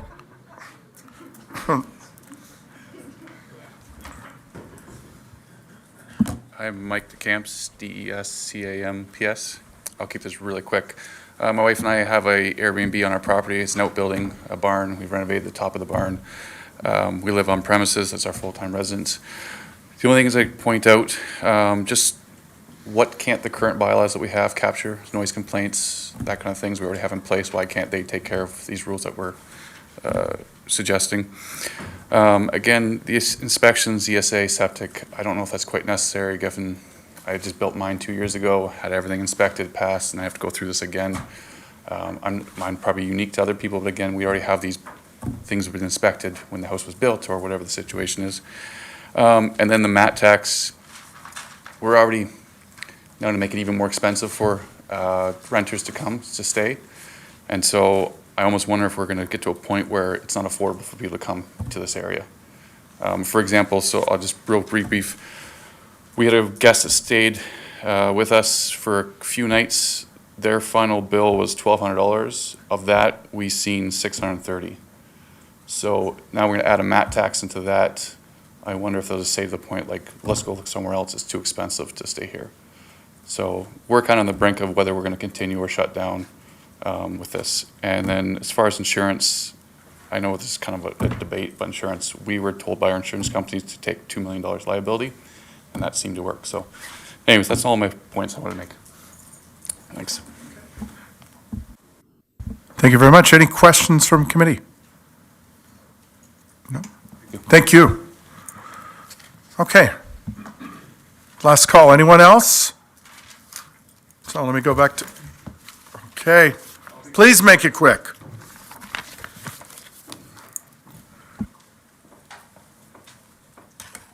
Thank you, Chair. I was not going to speak, but I thought after sitting here all night, my wife would probably expect me to have a few words. As a matter of fact, I am here on behalf of my wife. She owns an Airbnb on Lincoln Ave here in Beamsville. She bought that with her close friend. They thought it would be a nice thing to do together, a little bit of an income stream, help with education and things like that. I have to be quite honest with the costs of running that, the cleaning, the increase in interest payments on the mortgage. It's not very viable. So I think our concern is, if we start adding regulations, expenses, taxes, there's probably not much point in carrying on.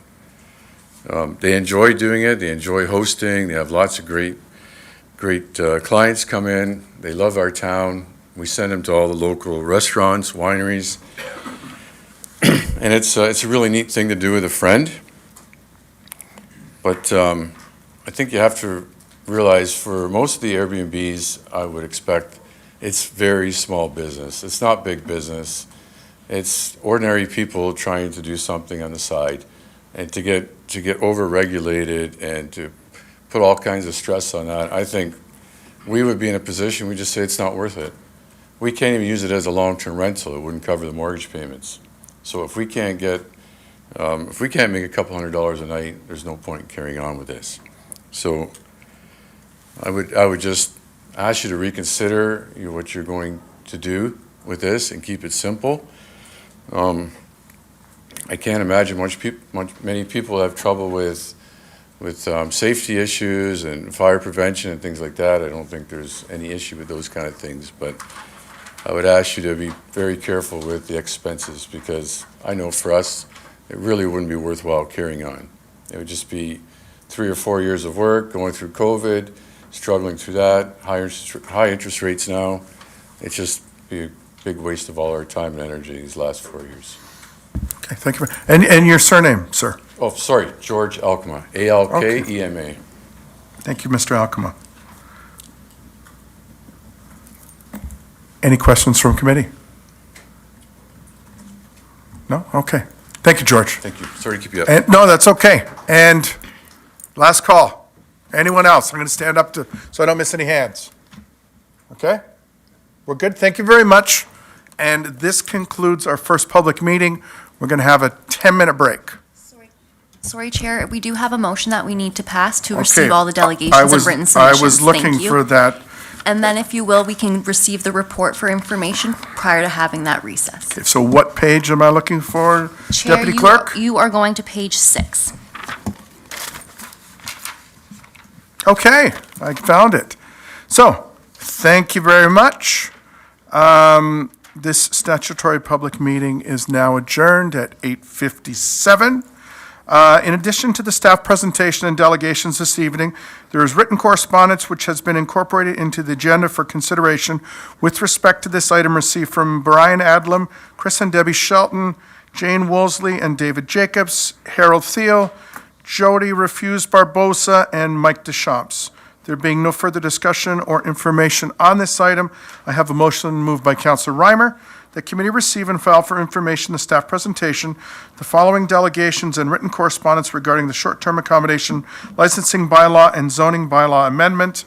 Milan Barbosa, David Brown, Brian Adlam, Chris and Debbie Shelton, David Jacobs and Jane Woolsey, Harold Thiel, Jody Refuse Barbosa, Mike Deschamps. Oh, thank you. Peggy Capital, Carla Carlson, Sonia Regier, Chris Lejeau, Thomas Kosis, Robert Condata, Carol McDonald, Joyce Van Ameragen. Is that good, Joyce? Okay. And Denise Robertson. And George Alkema. I would now ask your deputy clerk to open the vote. Thank you, Chair. That vote's now open. Councillor Regima, thank you.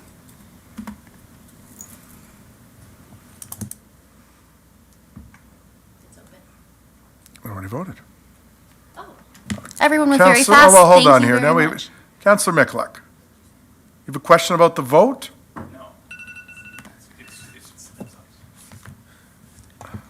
I was just going to clarify if we were going to ask questions or have an opportunity to address the report itself. Through you, Chair, yes, we will move to that motion Yeah. right after we I've close already this voted, vote. yeah. That's, I just want to clarify that.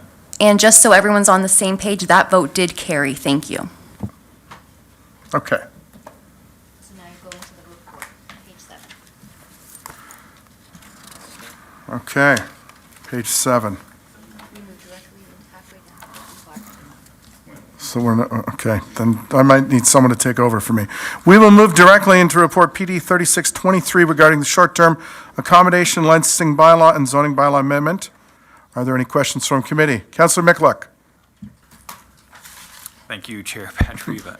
Through you to staff with regards to this report. So we talk about rooms, we talk about accommodations, like, should we be looking at square footage of these accommodations as well when we're talking about parking requirements or we're talking about licensing requirements? I just feel that, you know, you can shoehorn 16 people in a house or you can shoehorn 4 in the same house. Like, it's just, to me, it's a little bit deceiving. You know, you can have a small 500 square foot or 300 square foot apartment that houses 2 rooms that would accommodate, like, anyways, like, you know, Cole's Notes version of my question is like, should we be considering square footage? Through you, Mr. Chair, we can, but typically when it comes to building code and determining occupancy, a lot of times, or it always is identified through the amount of bedrooms. Same thing when you talk about certain things like septic, it's usually about the amount of bedrooms in a dwelling. And I just want to clarify, you mentioned parking. I think one of the things that's a little bit confusing that's coming out tonight is that we've heard a little bit about parking provisions, but those are provisions already existing in our zoning bylaw. They're not being changed or brought forward as a result of this short-term accommodation business licensing. They're already there. in our zoning bylaw now as it pertains to how many spaces required for the residents of the dwelling and how many per guest room for the short-term accommodation. So I wanted to clarify that point, too. Yeah, and Councillor Mikulik, if we've heard anything tonight, it's about the onerousness of the application. So if you go changing from number of bedrooms to square footage, I think that we might have a revolt on our hands, so go ahead. Thank you. Well, I asked that question as I feel it's similar to, full transparency. I'm a landlord myself, and I've had issues, or not issues, but I've had asks where, a farm help house is rated by the number of occupants by the square footage. So it's not necessarily by the room, it's by the square footage, and that's why I bring that question up.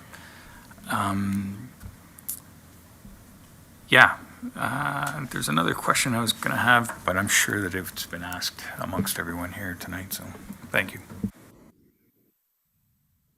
Councillor Russell. Thank you, Mr. Chair, and I will be very quick, as I know you were looking for a BioBrick. To staff, there's a number of comments tonight and also in some of the written submissions about how this would be enforced and the staffing required to do so. Could you give some idea or some insight into whether or not there would be a requirement for additional staffing, or would it be how much, or would it be covered by our existing FTEs?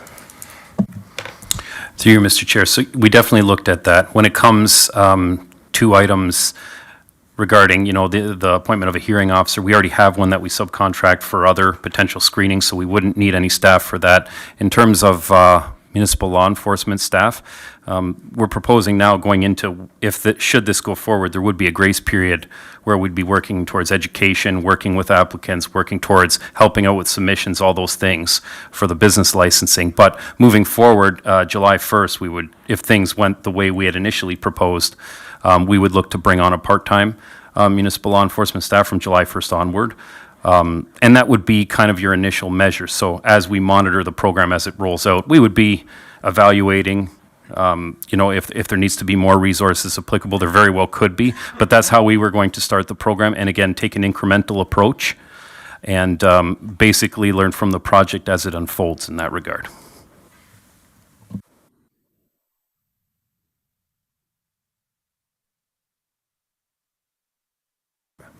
Thank you for that, Director Bruder. And just a quick follow-up. As far as administration goes, like other than the enforcement, would there be requirements for any more administrative bodies to run it?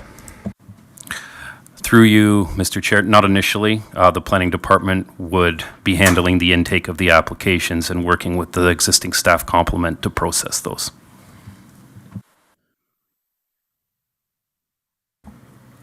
Councillor Bernay. Thank you, Chair. So just would like through you to go through staff, either to Mr. Deaney or to Mr. Bruder, whoever thinks it's appropriate. So we had two public meetings, one on March the 30th, one on July 27th, where people were able to come to the chambers here and talk about the municipal accommodation tax as well as the short-term accommodation licensing and zoning bylaw. So I would like to ask the question of staff tonight, so we're on record as a municipality. In order to move through to the MAT tax, in order to adopt a municipal accommodation tax, is it a requirement to first do the short-term accommodation licensing bylaw review and zoning bylaw amendment?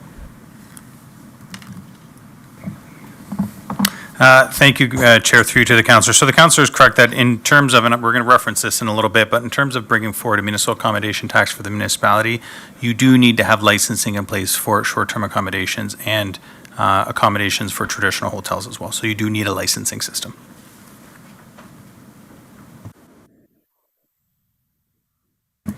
Councillor Timmers. Thank you, Chair Pachariva. We are going to be going into the report. We are in the report. We're in the report. In the report. Okay, well, sorry, I took a break, so I wasn't sure. Apologies, I couldn't wait. So I want to ask through staff, the question came up about a property with multiple units Would it be a license on the property or on each unit? If they're all on the same property, maybe through to Director Bruder? Through you, Mr. Chair, I think what we were talking about, I think from the example that was provided, was on an agricultural piece of property where you have maybe a dwelling that's existing and then some of the other units. Typically, how we would look at that is the existing dwelling, if it's being used, it would be considered a short-term accommodation. So that would be subject to business licensing. And then for the remainder of the units, because they wouldn't be for that residents, they would be considered a non-farm diversified use, similar to some of the planning applications we've seen come forward. Think about your Pearl Morissettes or your Alborgo, those types of accommodations. We would consider that all as one. And it would be subject to the guidelines in terms of lot coverage and all those things, but we would look to treat that as one. Mayor Easton. Thank you very much, Mr. Chairman. If I've learned anything tonight, it's that there's a significant impact felt by each and every person that spoke and many who didn't speak. And that isn't often the case, that we can isolate impact from a policy.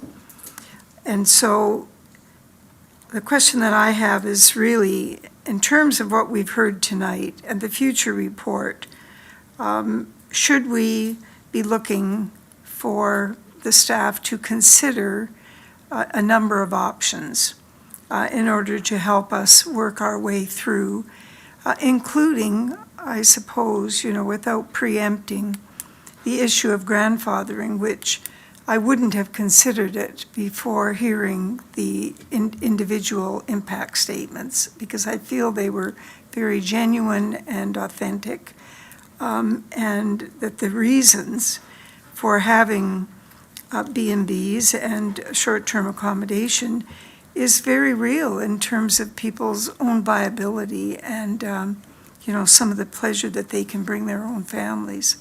So I just would like to hear from Mr. Bruder in terms of how realistic that is. Through you, Mr. Chair, to your worship, I think, we have heard a lot of input tonight. We've heard a lot about some of the proposed requirements for the licensing system. This is why we're here. We're here to hear about these things. I think it's perfectly reasonable for us to go back and consider some of these things. We can come back with some options. Again, one of the main reasons for a public meeting is to do exactly what we heard tonight, which is to hear from the community, from, in this case, the operators, in terms of the impacts, while being cognizant that there is that balance between what we're trying to achieve. When we look at this, we keep talking about impacts to neighbors and compatibility, and yes, those are definitely key concerns. Concerns that we've heard about. We want to make sure that we have an opportunity to address those fulsomely. When I think about things like the demerit point system in terms of having some tangible impact, if there is negative operations happening or impacts that we're hearing about, it gives us a little more enforcement ability. But there's also needing to inventory from a long-term housing stock standpoint. If I look at even some of the news coming out of the federal government in terms of, what they might be considering to regulate short-term accommodations as well, just to make sure that they have enough long-term rental market stock freed up. So those conversations are happening at that level, but that is another aspect of this that we're considering. Heard a lot tonight about some additional information and evaluation needed, and we're definitely going to come back with more fulsome information in that regard too when we bring forward those options for you. Thank you very much, Mr. Chairman, and a big thank you to everyone coming, staying, sharing your own personal situations, which I think will go a long way in terms of helping us to make a decision and to separate the wheat from the chaff. There's plenty of it. I think that's one of your expressions. Thank you. Thank you very much, Your Worship. Mr. Karkopoulos, would you like to add some commentary on options? Because I know when staff comes back with reports, that's one of your favorites. Through you, Mr. Chair. No, I think other than what you've heard this evening, we've heard a lot of concerns. I think we're going to take that, we're going to investigate, we're going to look at various options and be in front of council. I don't think we're going to be in front of you in November based on I think the level of feedback we've received and some of the data that Councillor Russell and others have suggested we go try to mine. So I suspect it's going to be in the new year in terms of that. But I think what we heard this evening is licensing is important. It is critical. It does provide people with that level of comfort, and I think a lot of visitors are looking for it. What it looks like and how we decide to move forward with it, I think we've heard a lot of suggestions this evening. And so I think visitors are looking for it when they're booking, but it can't be restrictive. It can't be, I think, the challenges we heard tonight for a lot of people are real. And I think we need to go back and we need to look at that. So we'll be back likely in the new year. Thank you very much. Yeah, if we heard it once, we heard onerous used about half a dozen, or maybe a dozen times tonight. So that seems to be the overarching theme. Speaking of onerous, Councillor Michalak. I know, no, it's just, remember I said I had that question, I forgot, it came back to me. In the report, it says 28 consecutive days per stay. Is that per guest, or can that be renewed month over month? And the reason why I ask that question is, does this become a skirting of the Landlord-Tenant Act by renewing leases every 30 days or 28 days to the same individual? Thank you. Through you, that is a concern of staff. As it's proposed, it's 28 consecutive days per booking. So that doesn't stop anybody from booking 28 days twice. Having any longer of a rental in place, say 30, 31 days or in excess of that, would be under the purview of the Residential Tenancies Act. So 28 days is how we've proposed it, but any longer than that would be not in our purview.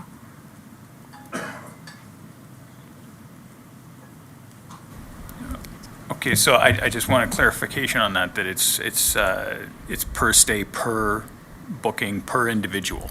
Okay, perfect, thank you.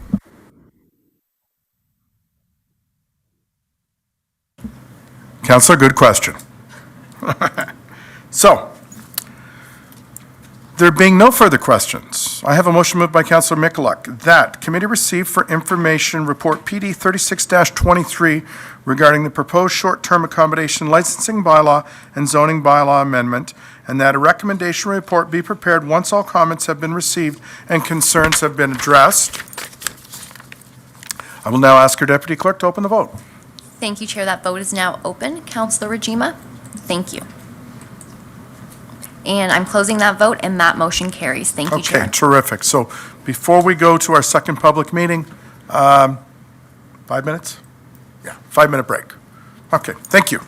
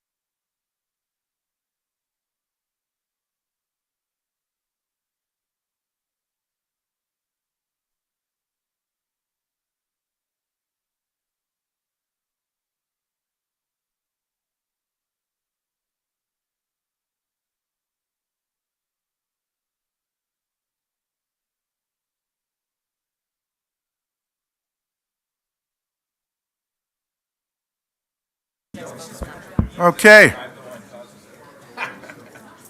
Oh, there's the look. Side eye. What are you giving me a look for?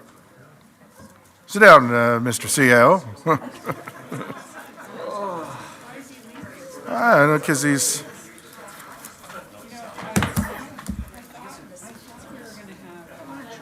I guess we already had the presentation. We had the presentation. We're going to have more on that. Okay.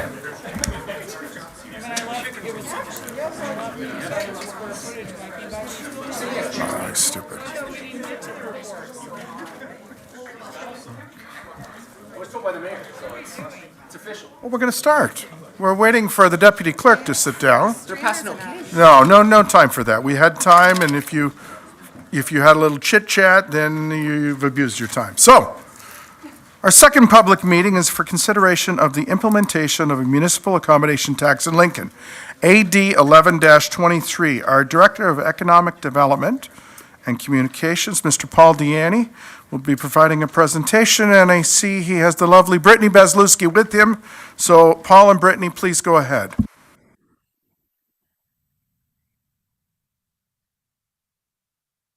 Oh, I pushed the wrong button. Thank you, Chair. I appreciate it. And good evening, members of Council, Mayor Easton, and residents of the community. I am pleased to be in front of you this evening providing an information update on implementing a municipal accommodation tax for Lincoln, which is, as the slide in front of you states, is a sustainable solution for tourism economic growth and prosperity in our community. While no decision is being made tonight, staff do look forward to hearing from our accommodation partners and incorporating their feedback into our final recommendation report to Council. So an overview, tonight I will be taking through several slides highlighting a number of key elements, mainly a brief overview of the importance of tourism to our local economy, some background information about the municipal accommodation tax, overview of the legislation and what a MAT is, and we're also going to be looking at why implementing a municipal accommodation tax here in the town of Lincoln. In addition, we'll be also briefly be touching on collection and administration, and finally we'll be looking at a MAT across Ontario. As previously mentioned, no decision is being made tonight. Rather, this is a step in the process towards implementing a municipal accommodation tax here in Lincoln, which of course I will highlight at the end. Also, we'll be touching on a variety of items this evening, and there's still work to be done from a staff perspective, which will help inform Council's final decision on implementing a municipal accommodation tax here in our community. So, in terms of the importance of tourism to the Lincoln economy, Council has also heard me state this information before, but it is important to highlight the significant role that tourism plays in our local economy. So while Lincoln does have a generally well-diversified economy, the important role that tourism plays cannot be understated. For instance, tourism directly accounts for over 1,700 jobs in our community. This does not, of course, include the ancillary jobs such as seasonal employment or the manufacturing jobs that supports the sector. And of course, the economic impact that tourism plays in Niagara is large, contributing over $2.4 billion to our local and regional economy, which of course is a huge benefit both directly and indirectly throughout Lincoln. Because we have a tourism-based economy, through increased visitation and consumer spending in Lincoln, we'll continue to see economic growth and job creation. In fact, we're already seeing the benefits of tourism in our community. Our tourism strategy is working. We're already getting more investment in the craft beverage sector, more in the accommodation sector, as well as jobs associated with the agricultural component of tourism here locally. I think of the new wineries that have opened up, such as King and Victoria, as well as the recently approved new hotel on Ontario Street. We're seeing the fruits of our labor, and the private sector is recognizing that the municipality is serious about growing our tourism-based economy to create jobs. And of course, you've heard me say this before, but our tourism hospitality sector pays $3 million a year in property taxes. Money that goes into our high-quality services, programming, and of course, our capital program. So in terms of some background information and legislation, so prior to the municipal accommodation tax becoming law in Ontario, some jurisdictions had what was called a destination marketing fee. These fees, which were voluntary, were sometimes shared with local destination marketing organizations, but were confusing to the public and not transparent. So to be clear, we're not suggesting a destination marketing fee here in Lincoln. What we're saying is we're proposing a municipal accommodation tax, and there's clear differentiations between the two. So in April of 2017, the province moved forward with amending the Municipal Act that gave municipalities the power to implement a local municipal accommodation tax. A MAT serves as a revenue tool that Ontario municipalities can use to further promote tourism as an economic driver. The legislation states that at least 50% of collected tax must be remitted to a local destination marketing organization to be used for destination marketing, thereby further supporting tourism in the community.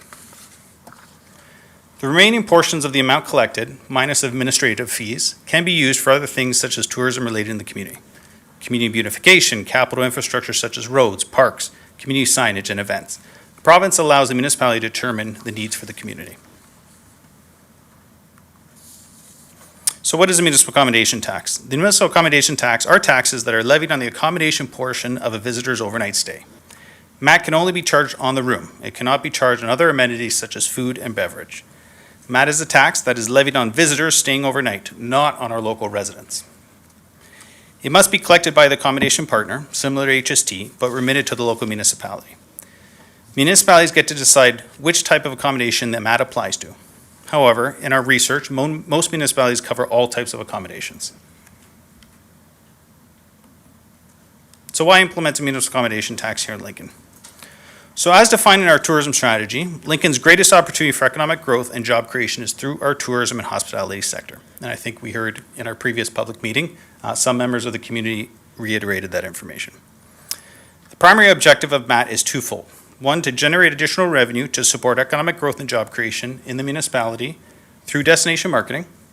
And two, to shift the responsibility for managing these costs away from residents and onto the visitors who enjoy our local amenities. While both residents and visitors can enjoy our attractions, the MAT legislation recognizes that residents should not shoulder all of the burden for the cost of promoting Lincoln and supporting tourism-related infrastructure. A MAT provides funding for local DMOs to support tourism marketing, which in turn helps with further private sector investment in Lincoln. This project enhances investments in tourism marketing, sales, and product development by putting dollars back into the local visitor economy. A MAT provides local tourism with a diversified, reliable source of income that builds the economic resiliency of our local destination. Some feedback that we have heard is that MAT might make our destination too costly and unattractive to visitors, especially if there's an economic downturn. While I recognize that feedback, our analysis shows a MAT would not be a deterrent. In fact, when economic times are good, you market the destination and attract visitors to spend money. When economic times are tough, you need to double down and market more because you're fighting for a smaller piece of that pie, which means trying to support our tourism sector and hospitality to bring more people here to spend money. In terms of implementation, so lower tier municipalities in Ontario can implement a MAT, upper tiers cannot. Municipalities can determine the design, the administration, the collection, and the tax rate for the program. As mentioned previously, at least 50% of a MAT must be given to a local DMO, and it is meant to supplement funding for the organization. Some municipalities, it should be noted, do give more than 50%. So staff have formed a cross-departmental working group to research MAT in Ontario to ensure we are putting our best recommendation forward to council when the time comes. This group does consist of members from planning and development, economic development and communication, legislative services, finance, and municipal law enforcement. We've been meeting roughly on a two-week basis, or on a bi-weekly basis, and we'll continue to do so to formulate that recommendation to council. At this point, I'm going to turn over to my good friend, Ms. Bazlewski, and I look forward to speaking to you again. Thank you, Mr. Deaney, through you, Chair Petrieva, to members of council and public officials and stakeholders within today's audience. I think first and foremost in today's discussion, the collection and administration of MAT is not meant to create any type of residential burden or onerous process for our operators. In fact, the research that we've done to date and the work that the team and the working group has put forward really relies on making sure that we're eliminating the amount of work, not only for our town staff here administratively and the burden that that would have on our annual operating budget, but that too of the time and energy and investment that our local operators are making. So MAT is really meant to enhance the viability of our destination, not to burden anyone else with any more bureaucratic red tape.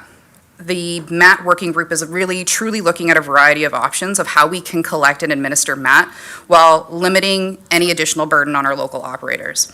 Our goal is to streamline that administrative process, enhance reporting efficiencies, and foster greater collaboration between our local operators and the municipality so we can better understand the challenges currently facing that sector and how we can do better at aggregating them and marketing them to the wider destination as a potential short-term solution to our long-term current accommodations gap, but also become a point of differentiation for our destination with other like-minded competitive marketplaces. For example, we have explored our local Ontario Restaurant, Hotel, and Motel Association. They have currently been collecting MAT on behalf of 25 municipalities here in Ontario as a third-party collection agency. The cost of the town currently to look at potentially utilizing ORMA to limit the burden on staff and as well help operators with on-demand customer service would look like a $3,000 upfront kind of onboarding fee. Additionally, annually, the town could expect to see a 1.8% rate on their fee for service based on annual revenue that we bring in our MAT collection, and then 5% on non-traditional hotels and motels. This would be in relation to our short-term accommodation and rental sector that we've been speaking about tonight. Additionally, their team, which we find to be a point of differentiation and added value by looking at a third-party organization to help us collect and remit MAT with our local operators, is that they provide ongoing education, communication, tools, and resources that have been built by operators in this industry to ensure that they're a tool and solution not only that they are familiar with using, but have made an opportunity to fit this into their regular day-to-day operations, again, without adding or increasing any additional burden on our operators or an additional level of administration here at the town to limit or provide a barrier to operators to be in this marketplace.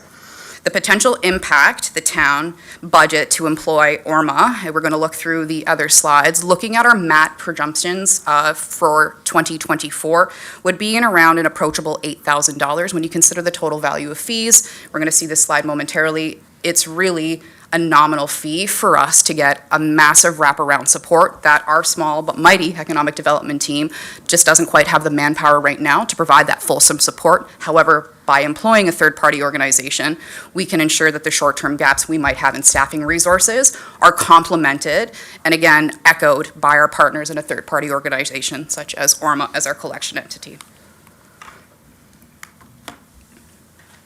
Introducing a municipal accommodations tax in a rural destination is a forward-thinking initiative that brings with it a host of positive attributes. As rural areas such as ours become more sought-after destinations for travelers seeking a break from the hustle and bustle of urban life, it is essential that municipalities like Lincoln explore sustainable ways of funding infrastructure development, tourism promotion, and community enhancement. A well-structured accommodation tax not only addresses these crucial needs, but also offers a variety of benefits that can drive the growth and prosperity of our rural community. Updates, as you can see from the previous time that we showed these MAT revenue assumptions that our consultants would, or our stakeholders would have seen on the Speak Up Lincoln page. We've now gone back and reassessed some of our conservative approach by way of numbers or revenue MAT projections. So previously we were looking at a 50% occupancy rate across all accommodation sector. Here in this slide you can see we've now taken a bit of a different approach, looking at a 40% occupancy rate and what that revenue generation would look like for traditional accommodations partners like hotels and motels, and what the impact of a 25% conservative occupancy rate would look like for our short-term accommodation operators as well. So if you look at this slide here, the revenue assumption extrapolated by staff assume about a 2 to 5% delta in the rate collection. This sliding scale, just to make note, actually aligns the town of Lincoln with best practices currently in industry across the province right now with other like-minded municipalities and provides the much-needed sustainable funding we've been chatting about to help support tourism here in Lincoln. We are currently a day trip economy here in Lincoln. Our exponential growth now becomes even greater when we are able to aggregate not only our short-term accommodation sector, but also our traditional accommodation sector and create a home for consumers to be able to find, discover, explore, and now book with our accommodations partners. And this is one of the ways we're going to help to do that. Currently from staff's research, traditional accommodations partners in Lincoln are currently noting a 50 to 70% occupancy rate in 2023.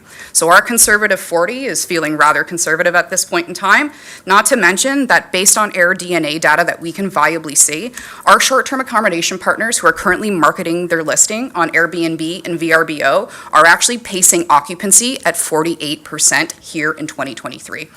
These numbers tell us, as an economic development team and a tourism destination, that there is room for growth in Lincoln. And in order for us to grow those numbers from 48 and 50, there needs to be some additional support with destination marketing and other wraparound supports for operators to make Lincoln a destination that is not only a day trip, but an overnight accommodation destination.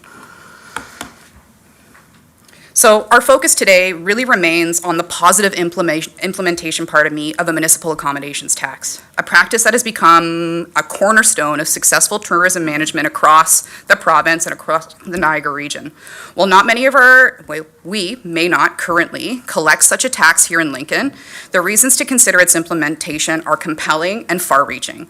The expectation for municipalities to adopt a municipal accommodations tax has evolved from a recommendation to a standard operating procedure that is recognized and embraced by Ontario's industry leaders. So not only that you can see here from our like-minded municipalities here in Niagara, anybody that has a defined tourism strategy or has identified tourism as an economic driver has gone down the road of MAT. Unfortunately, we here in Lincoln are actually lagging behind our Niagara competitive markets. Additionally, in the travel and tourism hospitality industry right now, a municipal accommodations tax is no longer seen as an option for niche revenue. It is now considered to be a fundamental component of sustainable tourism strategy for any destination looking to capitalize on economic growth within this sector. As our municipality continues to evolve and attract visitors seeking that rural charm, it is vital that we adapt our practices and the standards to meet the emerging needs of the modern tourism landscape. In order to remain competitive with other alike destinations, such as those that you see on the screen that we in the Niagara Benchlands are often compared to or looked to as aspirational or inspirational to emulate, we need to ensure that we have a long-term sustainable source of revenue in order to do the work that these other destinations are doing. So if we in Lincoln and the Niagara Benchlands want to behave, act, walk, talk, like these destinations, we need to now get a bit more prescriptive and have provisions in place to allow us to behave in that manner. Tonight we heard a lot from our local operators on the impact of MAT to their business and to the consumer and the potential buying influence that that might have in their decision making. So one of the exercises that town staff undertook was actually taking a look at basic room rates or average room rates here in Lincoln and what the impact of a MAT in a dollar value to consumer would look like on our average room rates. So if you can see here by this current slide, the average impact of MAT, whether it's at 2%, 3%, 4%, or 5%, is actually equal to or less than the average consumer's daily fast food takeout order or their morning coffee. So I think one of the things we need to be better at doing is dispelling some of that misinformation around what that impact means to consumers. The other thing I think we need to be cognizant of, consumers do not see this 2%, 3%, 4%, 5% until they actually get to the checkout. So when they're looking at potentially looking at a destination or booking that room, Councillor Mick, like one of your buying decisions earlier you had mentioned, they will not be influenced by these back-end rates and fees. All they're going to see is the total cost of the listing. So that's not a prohibitive option for them on the outset of marketing their listing. I think the other thing that our team wanted to illuminate and help maybe educate our, not only council, our local stakeholders and residents on, is the actual math, if you would, behind the implications of what a MAT in Lincoln could look like for the average Airbnb or VRBO operator. So here on this slide, I'd like to just walk you through some of the assumptions we've made and some of that overall math to better paint a picture of what the implication looks like for the consumer, as well as what the impact looks to our current operators in the Airbnb and VRBO market. So on any given night, the consumer, for instance, if they have a room fee of $150, that's dictated by the operator. They also have the opportunity, which is a variable from the operator, to employ a cleaning fee. This is variable based on the host. So that $110 that you're seeing is an option that, and a control option that our operators have in increasing or decreasing at their disposal should they wish to. This is not beholden to be Airbnb or VRBO. However, the guest service fee at 14% that you see enacted on that bill, that is a cost that the consumer pays directly to Airbnb. That doesn't get charged to our local operator. The occupancy taxes, we had a delegate earlier discuss those fees to Airbnb. That's a harmonized composition of HST, so 13%, plus the aggregated federal occupancy tax. So you can see what that impact looks like to the consumer. And then we made an assumption at 4% just to show an industry average of what that impact would look like. So on an average $150 room, the total that the consumer would pay would be about $341. Now again, 110 of that is variable based on the host. Those other fees are fixed from Airbnb or federal or provincial taxes. The host payout, however, is still rather economical. The host at the Airbnb platform right now is making anywhere between 73 to 74% of revenue that's charged to the consumer on average. So if the rate fee for the room is $150, again, the cleaning fee being variable, the host service fee that Airbnb takes from our local operators to market on their platform as a fee for service is $7.80. So at the end of the day, that Airbnb operator is taking home $252.20 of the total $341.40 that was charged to the consumer. We think that's fair and equitable. No different than any other business has to have a cost of goods in operating their business. A listing fee or a marketing fee on Airbnb, unfortunately, is a cost of doing business on their platform. There are other options out there, but where we think the MAT tax comes in, it's a grade of numbers. The more we can market our destination and have a sustainable funding opportunity here to market our destination collectively, we are now increasing the number of overnight visits. As we increase visits, what our operators are paying annually starts to decrease because now they're making volume in numbers.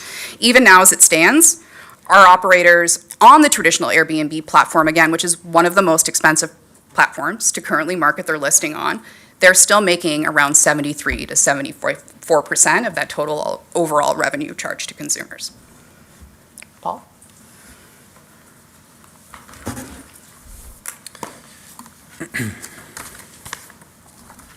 Thank you, Brittany. So to pick up on our public consultation plan, so staff intend to engage with the sector and have already begun. We do have a Speak Up Lincoln page dedicated solely to the municipal accommodation tax. That page has information on it that illuminates, the reading public in terms of the work that we've done on this project, as well as a survey. We did hold a public information center on September 20th and of course tonight's public meeting, which is being held in conjunction with STA licensing and regulatory reform, as the two projects obviously are closely aligned. Staff will be looking to engage the accommodation sector even more before a final recommendation goes towards the council, because we want to make sure that their voices are heard. So of course, building a new destination marketing organization. So as council will recall, we're in the process of revamping the Twenty Valley Tourism Association into a new joint DMO with the City of St. Catharines. So we are in the process of creating the foundational documents and hope to bring an update and recommendation to council soon on the DMO project. A joint destination marketing organization will help benefit both of our communities, recognizing that our rural tourism destination complements their urban community. Together, we can help grow and attract the economic importance of tourism in our two communities. So as you recall, earlier this year, I was in front of you indicating how we foresee the new DMO operating and being funded. The key recommendation was to implement a municipal accommodation tax here in our community, and we're doing that through tonight's process.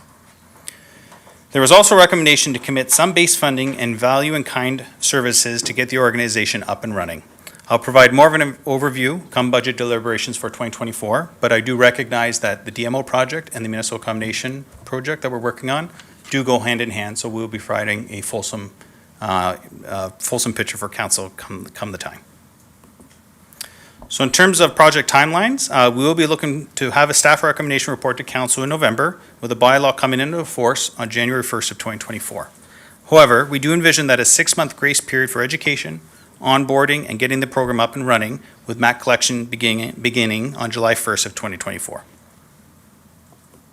And I'm going to hear those dates again. And lastly, in conclusion, while staff do recognize that implementing municipal accommodation tax in Lincoln might be controversial to some, it is the right thing to do to support our tourism sector and shift the burden of paying for tourism marketing and infrastructure from our residents to our visitors. At the end of the day, the municipality is supportive of tourism and the jobs that it creates in our community, and through a MAT tax, we can get the much-needed funds to support our accommodation partners and bring more tourists here to spend money through destination awareness. We recognize the seasonality of our destination, but there's no reason why we cannot become a 4-season destination here in Lincoln. Through additional marketing and product development, we can achieve success year-round. So, Chair, thank you for your time, and back to council for questions. Thank you very much, Mr. Deanny and Ms. Bazlewski. Councilor Bernay, start us off, please.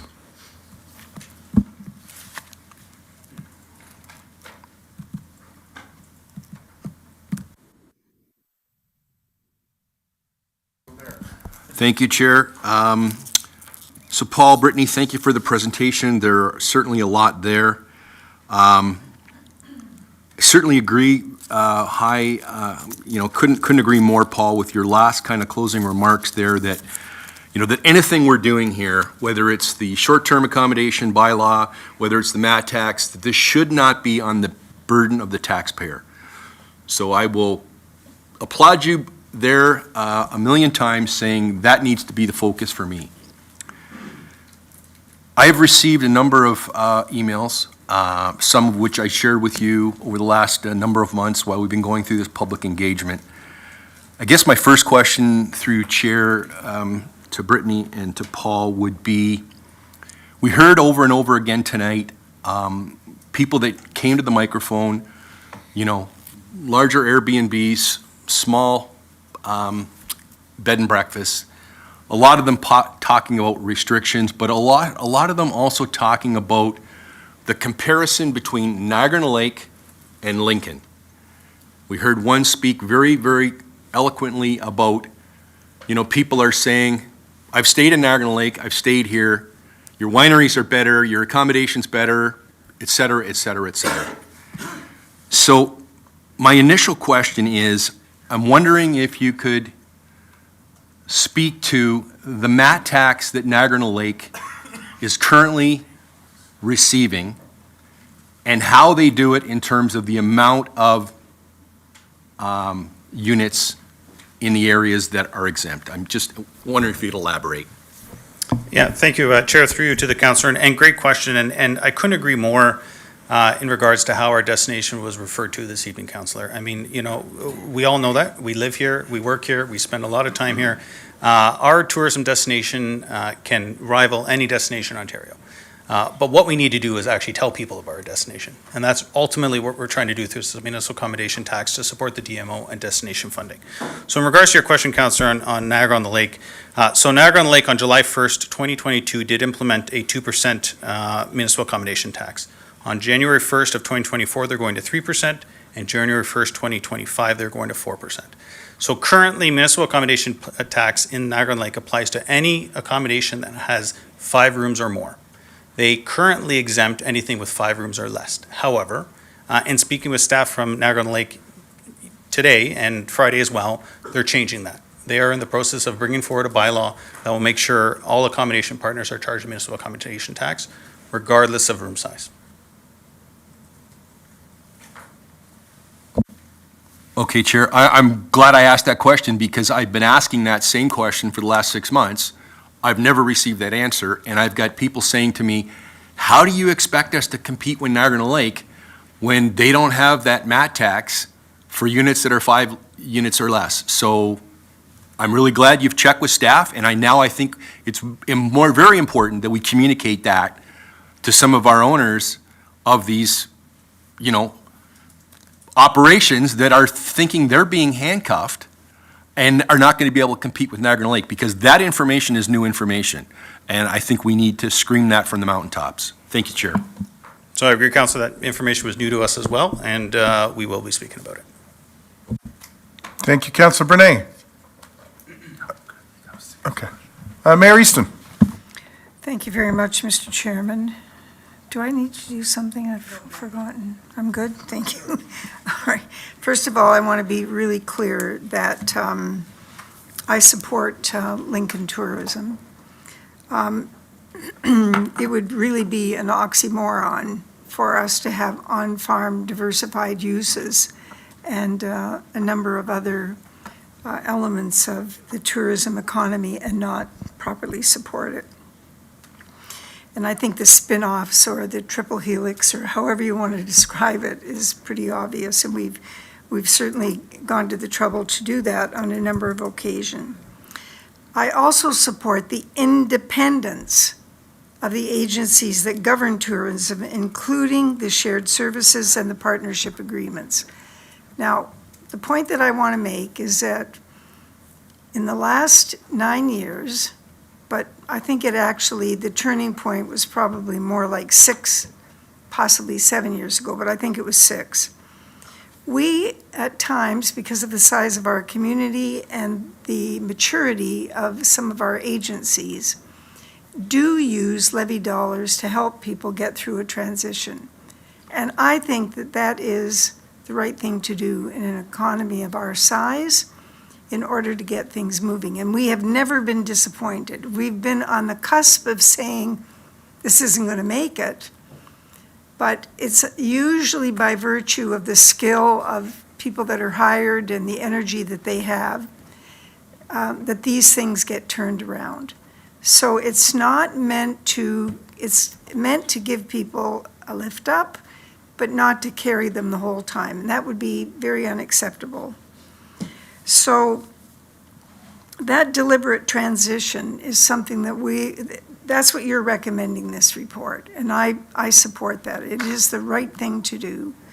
And because of the support that is coming from the benchlands and the people that have such a big buy-in to that branding, I think that we're going to be just fine. So, Mr. Chairman, I do have questions. So,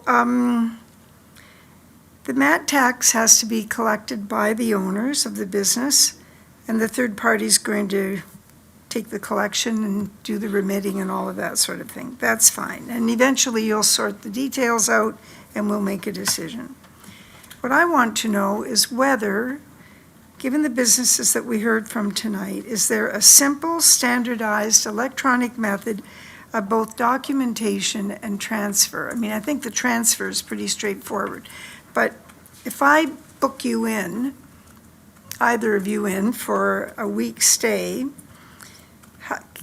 does that mean that as I document you or register you, or whatever you call it, that now becomes the base documentation and this whole thing just moves along with the click of the keys and there's no more aggravation or there's no further aggravation? So through you, Chair, to the Mayor, good question, Madam Mayor, and I just want to reference the first thing before I turn over to Brittany to speak about our conversation with Orma today. So in regards to, I think you had referenced the spin-off benefit of tourism in our community and what it really brings to the town of Lincoln. Bringing tourists into the community supports a lot of businesses here in the town of Lincoln. Obviously not just accommodation partners, obviously not just wineries, but it supports our retail, it supports our restaurants. We're a population of 25,000 people. Our population, to be frank, does not support, or the level of population cannot support the type of businesses, the amount of business we have in Lincoln. We need to bring more people in here to support our retail, to support our restaurants, to support our wineries and such. So there's a net benefit to bringing more tourism here to Lincoln. In regards to your comment about supporting organizations, and obviously we're going to get into that when we come paint the full picture for council next month when we talk about our DMO. But I am a firm believer that the municipality needs to financially support that organization to get them up and running, to make sure that they're marketing the destination to do a good job. Because quite frankly, we've had a tourism destination marketing organization here in our community for the past 20 years that were not properly funded, and we all know where the TVTA is today. They're in a spot where we need to revamp. We need to reimagine that organization. However, as Councilor Brunet mentioned, visitors should be coming, when they do come to the community, should be contributing to tourism, should be contributing to infrastructure, because the idea being is they're enjoying Lincoln. Why not get them to pay some money to support tourism marketing, to support infrastructure? So about making the MAT tax as simple and straightforward as possible, we did have a conversation with ORMA, the Ontario Restaurant Hotel Motel Association, just today. Again, I think our second or third conversation with them about what their process is and how easy do they make it for the accommodation partner to be onboarded, to collect the municipal accommodation tax, to remit that. And they thankfully do this with over 25 municipalities in Lincoln, and they have perfected that process. So I'm going to turn to Brittany to maybe speak about it a little bit. Thank you, Mr. Danny. Through you, Chair Pachariva, to your worship. After a few fulsome discussions now with the ORMA organization, which I should note is a not-for-profit agency here in the province, their goal is not to make money off their local operators. The idea is to, forward and bring forward innovation and enhancements in their industry. They've developed an online portal for their municipalities and their operators to utilize. It can't get any easier. The industry best practice standard right now, when we're talking about that extra layer of work for our operators, our traditional hotel accommodation providers and motel accommodations providers would look at a duration of a monthly report, which they would submit. Now, this ends up being in the regular ebbs and flows of their usual day-to-day reporting from a fiscal responsibility perspective within their organizations. So that aligns, doesn't really create another level of reporting because they're already capturing this information in their monthly reports. However, recognizing that short-term accommodations operators may not be full-time operators in this business, as we've heard tonight, some of them use it as an incremental revenue opportunity. ORMA actually works with the short-term accommodations sector to do a quarterly report when it comes to a collection and remittance. So noting, some of the concerns we've heard from our residents and stakeholders within the operator field, these are the things we're cognizant about when we're talking about collection and remittance. Does it fit with the regular ebbs and flows of their business? Does this already align with some of the reporting templates that we're already seeing? The other thing, Madam Mayor, to be aware of is that the ORMA team actually does one-on-one as well as group and training for town staff on the collection and remittance process. And that's why when we're looking at a timeline for implementation, we've allowed 6 months to ensure that we can provide that hand-to-hand, one-on-one, if required, staff support, not to mention if there are any other additional concerns throughout the way, should we use ORMA as our collection entity, they are there with operators every step of the way to troubleshoot any concerns. I think there was also concerns today made about freedom of information. Who's going to see all this aggregate revenue data and why? One of the things that we like about the ORMA third-party organization is that the town actually gets to see all the aggregate information for each individual operator, so we can make better informed decisions on advocacy as well as help with collection and remittance. But our local operators will never see the unique data that their competitor has in their marketplace. That'll be proprietary information if there's any concerns about freedom of information or sharing that sensitive revenue generation information that we heard tonight from some of the concerns of our operators. Okay, all right, well, that's another piece of information and very helpful. Somewhere in all of this documentation, I saw a reference to the March to November period as being, I'm just going to call it the high season. So what happens when I don't have any business during the winter? So through Chair to the Mayor, I mean, really the municipal accommodation tax is you can think of it as a sales tax. If you're not booked and you don't have anyone in there, you're not collecting and you don't have to remit. So during a low season, you're not collecting, you're not charging the municipal accommodation tax. Okay, that's very helpful. I have one last question, Mr. Chairman. Now, this partnership with St. Catharines is a city. I lived in St. Catharines. I don't consider St. Catharines to be a big city. It's more like a little bit bigger hometown.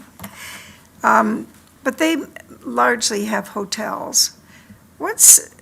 Do we have any idea whether there's going to be a competition with them in terms of the number of B&Bs they have? Or do you think that there'll be a good backup for hotel accommodation?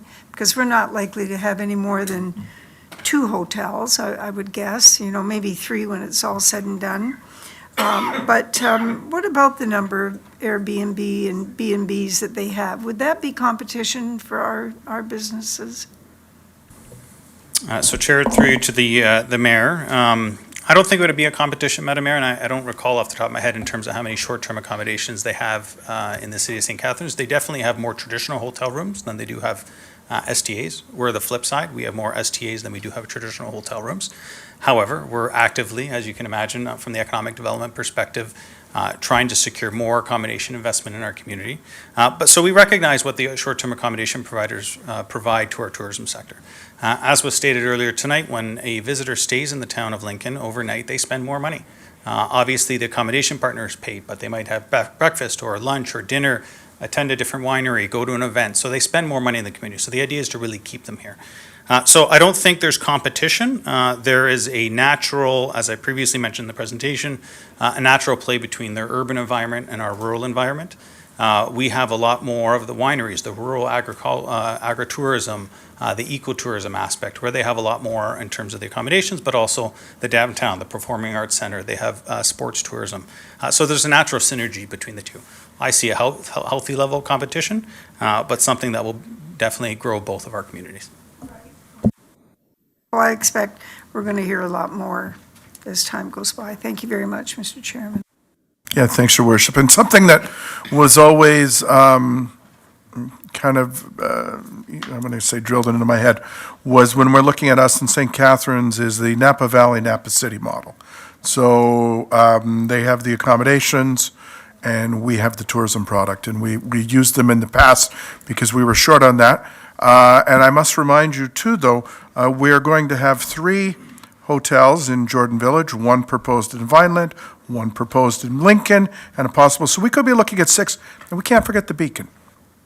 So, you know what, when we start adding these up, we're actually going to be players in the game. So, Councillor Russell. Thank you, Mr. Chair. Through you to Mr. Deanne, Ms. Lewski. Thanks very much for the presentation. Just, again, I want to go back to the Niagara-on-the-Lake question. I know that was new information, so I'm just going to see if I can glean everything I can out of what little nuggets you may have gotten today or Friday. Do they have a particular rollout plan for those sub-5-room inclusions? Through your chair to the councillor, so I haven't seen a rollout plan as of yet, councillor. In terms of the information that I was just given on Friday and today, the updated bylaw should be coming in the next month or so.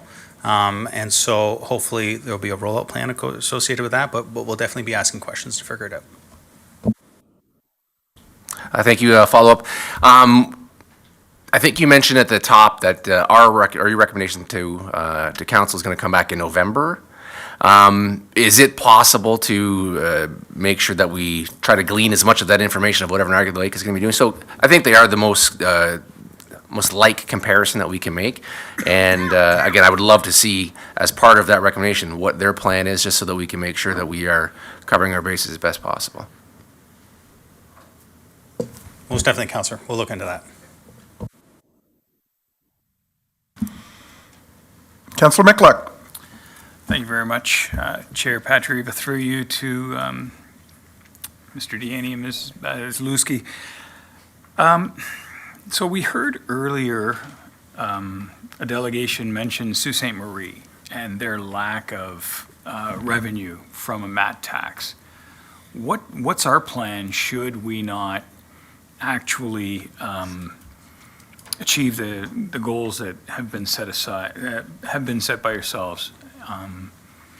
The reason why I ask is because it sounds like if, depending on what happens, this, that, and the other, is we may not have 167 paying Airbnbs. We may not have the rooms that we're hoping for a few years. We're not sure. We don't know. Times are interesting. So what's our plan? Do we have an exit strategy? Like if we don't achieve these goals that we've set?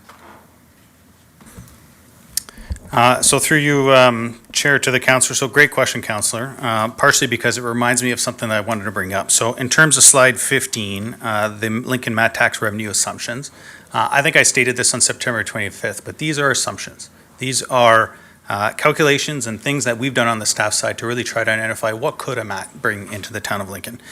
Just because we start collecting on July 1st of 2024 does not mean we're collecting that amount. It does take some time to onboard. It takes some time to bring our accommodation partners up to speed in terms of collecting, remitting, charging, so on and so forth in terms of municipal accommodation tax. So, I wouldn't call them our goals. I think it's really our assumptions. We are being conservative, as Brittany had mentioned, in regards to these assumptions. We've really taken a 25% occupancy rate on our short-term accommodations. We do recognize through that AirDNA data, they're actually trending higher, but we wanted to be very conservative in terms of the numbers that we're presenting to council. On September 25th, I took a 50-50 assumption, and the feedback from some members of council and even some of our partners was, is that too high? Well, maybe, maybe not. According to the data, it shows that we're pretty much on target. However, according to the numbers, we wanted to be conservative and show you that. So again, it doesn't necessarily mean on July 1st you're going to get this amount. It takes some time to bring it on speed. In terms of an exit strategy, I think a municipal accommodation tax, at the end of the day, you're collecting $1. It's $1 more than we've had previously. And that money will go towards destination marketing and will go towards other items that are identified by the municipality infrastructure, roads, parks, signage, beautification. At the end of the day, a dollar earned is more than we had before. No, and I appreciate, I just don't want to spend $1.50 collecting a dollar. That's the concern that I have in asking that question. And the other thing is I want to make sure that so I'm not, I'm not against this MAT tax. I think Europe has been charging it for a long time. I think that's where I first seen it. And the spirit of it was that it's good, it promotes tourism within that area, but it also goes back to the people that have to put up with the tourism that may not necessarily like the tourism. And there's enhancements that come with additional funding or additional dollars that would benefit the locals. And I want to make sure that that is something that is first and foremost, as well as the promotion of tourism, because not everyone appreciates tourism. I do, but not everyone might, and I want to make sure that that's considered. And those are my comments. Thanks. So if I may, Chair? Oh. One sec, before we do, we've got to 5 after 10, so we need a motion to keep going. So, Thank you, Chair. I see everyone's put their hands up, so that is approved. Can I have a mover? Thank you, Councillor Timmers. Thank you. okay. Thank you for that procedural part, Mr. Deanne. Go ahead. Thank you, Chair, and I appreciate our residents and our accommodation partners for hanging tough this evening, and so thank you to them for being here this evening.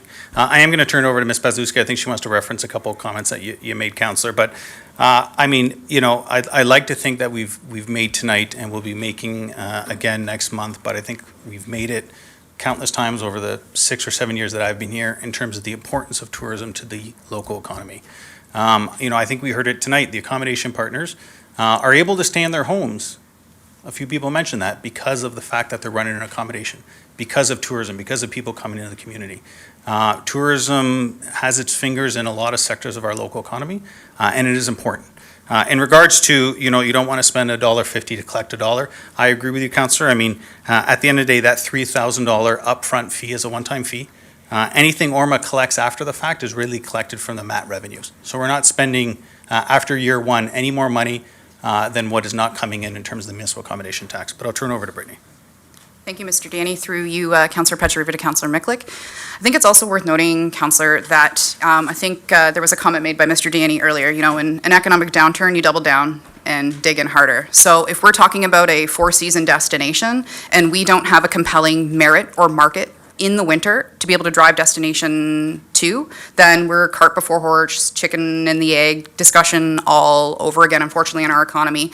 What we know is that we have a compelling tourism demand to be a four-season destination. What we don't have currently right now are the resources available for us to share that story with the domestic marketplace, the national marketplace, nor the international marketplace. So we are missing out significantly on the ability to keep our operators viable in winter. If and when we have a division of support with a fully functioning destination marketing organization and the town managing destination management, that is when Lincoln is going to hum, and we will no longer be a day trip economy, nor will we be just a three-season economy. We will now become a fulsome four-year, full-round year-season economy here in Lincoln. The other comment that I wanted to address, Councillor, with regards to, this can't just be a net benefit to tourism. If I could reference some of the recent enhancements that we've been able to make in the community, whether that's through, working with our community services team and the cultural team at the museum for enhancements, for instance, to Jordan Hollow Park. I think about the investment that's currently being made in Jordan Village, the decor enhancements for seasonality that we've been able to capitalize because we have a tourism economy here in Lincoln and have been able to access those funds because we have a robust tourism economy and can prove the viability within our destination. We're also doing a lot for residents, I think, when it comes to placemaking. We're looking at the amenities that tourism operators or visitors are actually utilizing while they're in the community and looking for ways to enhance that further to support our residents and not just visitors alone. So Placemaking, talking about heritage, history, and culture is not mutually exclusive to our visitor. That's something that helps create Lincoln to be a place to grow, prosper, and belong, not only as a visitor, because we do see visitors as potential investors in our community long-term as well, but it's also a way for our residents to have increased amenities and enhancements in our community as well.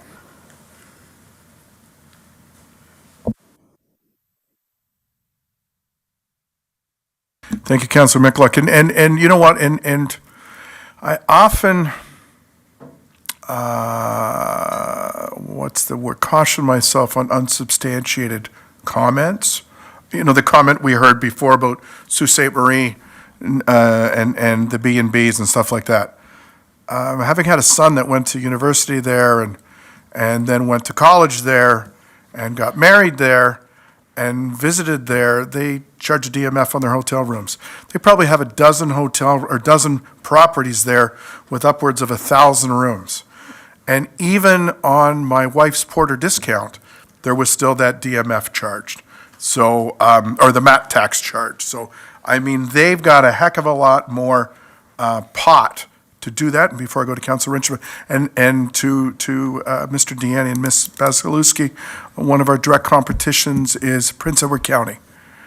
And we hear time and time again, and I'll save a lot of my comments for the report, but having lived this, the reason that they are kicking our proverbial you-know-what is because they collect a MAT and they use it to market the heck out of their destination. So, Councilor Richmond. Oh, thank you, Mr. Chair. So my question is about the timing. I know that we were shooting for July, but now we're hearing that we may not be making a decision as soon as we thought on the short-term accommodations licensing. So what's the impact of that? I'm thinking about that at this moment. So, Chair, through you to the councillor, great question, because I was also thinking that over there. And, you know, at the end of the day, you know, because we're coming back to council in November around the municipal accommodation tax and our DMO, because it informs our budgetary discussions, we do need to move forward with presenting all that information at council. Because we're proposing a 6-month window of education and onboarding for our accommodation partners, there is some time to get our licensing worked out. But not much time, because licensing does inform the municipal accommodation tax. If we decide to use ORMA as a third-party organization, we do need to provide them with our list of licensed short-term accommodation partners, so they can then onboard, remit, collect, and so on and so forth. So the two are tied hand in hand, but it's a good question and one that I will be pondering some more, but I think we still have some time because we're given that 6-month window of education onboarding. Councilor Bernay. Thank you, Chair Patriva. So through you, I have 2 additional questions. One of which was kind of morphed by a question that Mayor Easton asked with regards to the city of St. Catharines and whether we look at St. Catharines as being now contributing, you know, where all of a sudden we're kind of competing. So I hearken back to the conversation when we had a lot of the winery people here that evening when we were in budget and we were talking about the DMO. And I remember I asked that question that evening, that I think it's great that we're looking at partnering with St. Catharines. But I think I asked the question that evening, but what about Grimsby and West Lincoln and Pelham? So I'm going to ask that question again now because the water temperature has changed over the last year, and now we've got the province telling us to look at governance, and we've had a meeting with our West Niagara partners. So I really think it's really important that we continue to have this at the front of the mind, not at the back where it's not on our radar. That I think more and more and more, it's great that we're going to maybe launch this with St. Catharines as our partner, but I don't think that we can end with them as a dance partner. I think that we need to be looking at West Lincoln and Grimsby and Pelham that are more like-minded to us in West Niagara. That's my position. I'm putting it out there, and I hope that staff looks at that as we move forward. Through your chair, my second question is one that, again, I commented and I applauded you for the fact that I think we all agree that this can't be on the back backs of our taxpayers. So Councillor Michalak brought up something that I've thought about for quite some time. What is our exit strategy if this thing fails? Nobody wants it to hope that this fails. We all want this to be a success, and we want to hit it out of the park. But I also recall, Director Deanne, you asking this council during budget deliberations for a commitment to $75,000. You also said that evening, and you said it again tonight, that it will take time to bring the numbers. This isn't a magic wand. It's not going to happen overnight. So what do you say, as we're now going into budget deliberations, about the contributions that this council will have to be making in year 2, in year 3, in year 4, and in year 5? Chair, through you to the councillor. So a few questions that I'm going to tackle your second one first. Tonight we're speaking about our municipal accommodation tax. I'm very well aware that Matt informs the Destination Market Organization discussion. And we will be coming back to really paint the picture in terms of what is the municipality can contribute to that organization to make sure that they have the appropriate amount of funds to properly market this destination. So I'm going to come back to you next month with a really good concrete plan in terms of what is our contributions years 1, 2, 3, 4, and 5. There will be a budgetary ask. There has to be. Because if we're serious about tourism and we're serious about trying to grow our economy, we need to put some skin in the game at the end of the day. And so I look forward to coming back and painting that picture for you, Councillor. In terms of your first comment around shared services, because really that's what we're talking about with the City of St. Catharines. We're talking about a shared services around tourism marketing and supporting our community. In regards to, the province is asking us to do shared service. That's partially why we're doing this. And it also, it helps share the risk, but it also helps share the reward, which is why we're doing this with the City of St. Catharines. We're also, once the foundational documents and everything in place, we've had conversations with St. Catharines in terms of how do we bring other municipal partners on board. Grimsby, I'm sure we all know, have passed a motion, I believe, in terms of looking at tourism as a potential opportunity in their community. I think it's a great opportunity to get them on board for the DMO. However, we need to get the thing in place first. We can go to other people and say, hey, do you want to come in on board? So it's not cart before horse. We're just making sure we're crossing all our T's, dotting all our I's before we do that. Thank you, Councillor Brunet, and you know what, this is the first segue I've had to do it, so, and we're wearing the pink shirts tonight because we walked in support of Jillian's Place on Saturday. Mr. Deanne, Mr. Neubauer, Mr. Graham joined us, and Councillor Bradsley was there from the town of Grimsby. And knowing that this was coming up, and there was a big article, not an article, but Mr. Willis Craft mentioned it in his and looking at tourism and being in the tourism game because they had that discussion around their table. And I said, we're bringing this forward. You should look at that. And he goes, that's a great idea. He goes, that's another thing that we can partner on. So much like our shared fire services and things like that. And again, and to both of you, I mean, anyone that's got children that do any type of sport or dance or you name it, I mean, $4 on $100. So it would be a case of penny smart, pound foolish. We've heard, I mean, there's some consternation from the crowd today. We're going to lose to people to Niagara-on-the-Lake. You can't drive gas at $1.45 a liter from here to Niagara-on-the-Lake on $4. So if you're going to go down there because of the $4, you're not that savvy. But comments on that? I agree. Okay, so I see no further questions from staff, for staff. Oh, sorry. Go ahead. Just in wrapping up, Chair, and I appreciate that. I'd be remiss if I didn't thank the working group on the municipal accommodation tax. I know our friends in planning, finance, legislative service, municipal law enforcement have put a lot of work into this project, so I do want to thank them. And also, in addition, thank Ms. Martin and Mr. Bruder in terms of the work they've been doing on the licensing and short-term regulatory framework. Probably got that backwards, but at the end of the day, they've done a great job, so I just want to say thanks. Thank you very much, and thank you for the presentation. So, We've got one registered delegation who sat through thick and thin. Delegations, 5 minutes, Mr. Brown. I might give you a little leeway for you sitting here for so long. Committee will transition directly into the report and the motion. So our delegation for this item is again the illustrious David Brown. So Mr. Brown, go ahead. Good evening. I have to confess that my backside's out of practice for public meetings. It's been a few years since I've sat this long in a public meeting. Good evening, everyone. My name is David Brown, together with my spouse Diane. You sound a little familiar, but it'll change.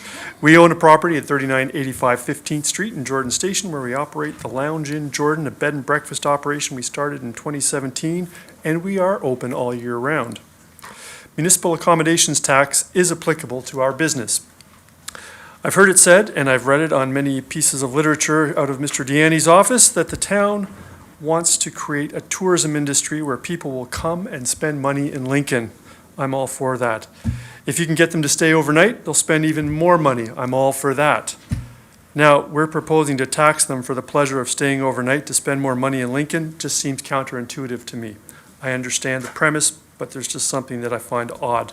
I acknowledge the council has the authority to levy this tax, and it appears that they have the desire to levy the tax.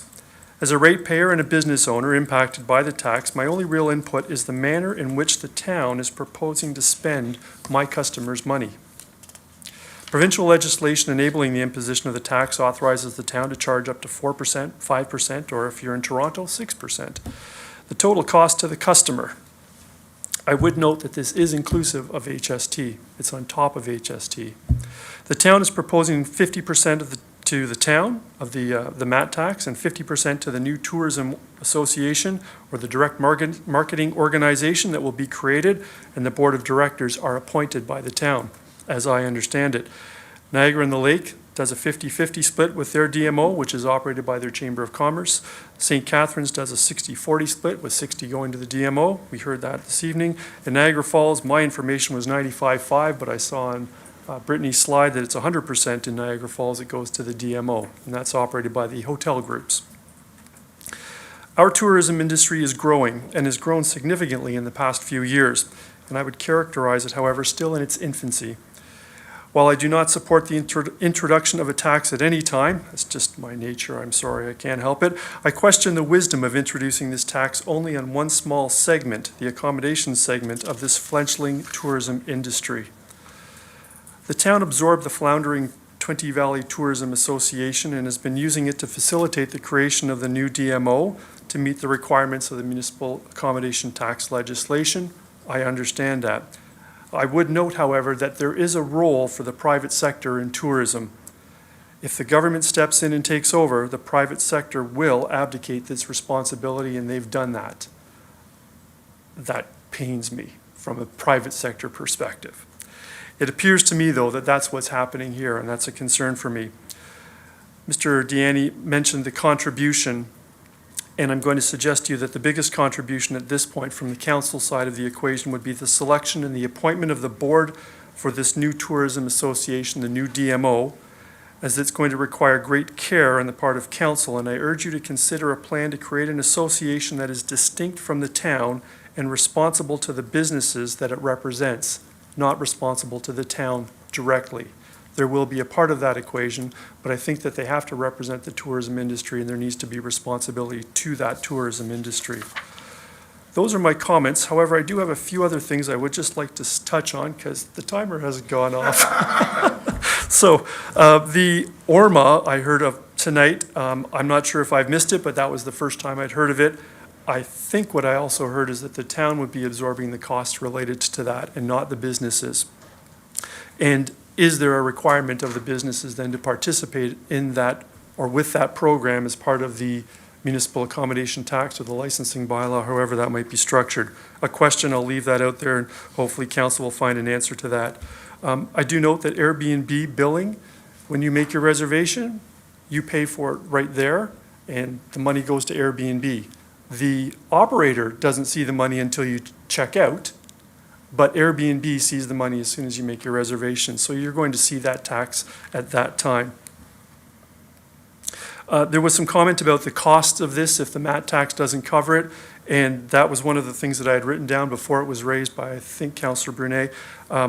I agree that's something that I think if council supports tourism in this municipality, and I do, and I think you should, I think it's good for us, both from a resident's perspective, a business perspective, and the tourism industry itself, then we're going to need to make sure that that is something that goes forward in the budget for years to come. I'm not sure the amount, but it will be for years to come. So, TVTA hasn't had a meeting in many years, and I think that's part of why they floundered and why they failed. There just didn't seem to be the leadership there, and I'm hoping that this new DMO has the leadership to continue to thrive and to fulfill the mandate that it should. I've got other things, but I'll leave them because I heard the timer go off and it's late. Thank you, Mr. Brown. Any questions for Mr. Brown? David, thank you. Oh, no, I was going to, but that's okay. You go ahead. You go ahead, Your Worship. Go ahead. No, go ahead. No. You go, and then I'll follow up. There's realities to all of these things, and thank you very much for reinforcing, because we do want it to be successful, but it also means that we all have to be committed. And if our commitment right now looks like this, eventually it needs to look like this and then like this. And should look a lot bigger for this part of the conversation. yeah, and we're okay, well, we're accepting that. We're not okay with anything that uses the levy, but we're accepting it because we're looking for the light at the end of the tunnel. That's what you were going to say, isn't it, Mr. Chairman? Thanks, David. Councillor Brunet. So through you, Chair, to Mr. Brown. Mr. Brown, you speak so eloquently, it's almost like you sat on a tribunal or once upon a time, but I digress. I just want to make sure, I'm sincere here when I say this. You spoke very eloquently. I just want to make sure you are not in charge, you are not in favor of the implementation of a MAT tax. Is that what we heard from you tonight? You kind of danced around it, but I just want to walk away from here completely understanding what I heard from you. I do not support the imposition of a tax or an additional tax. That's my basic starting point. However, and there has to be the old but, I understand the MAT tax, I understand the purpose of it, I understand the function, and I would even go as far as to say, in this instance, from a tourism perspective, I understand the need. So I don't like taxes generally, but if we're going to be dealing with one and we're going to be dealing with a MAT tax that's going to affect the accommodation industry as part of that or a segment of that tourism industry, I can appreciate and understand why council is considering it, and I anticipate will likely approve it. I'm not going to fight you on that, if you will. But I would, again, caution that the DMO is going to be the important element coming out of all of this. And if we have a high-functioning DMO, we're going to reap the benefits for years.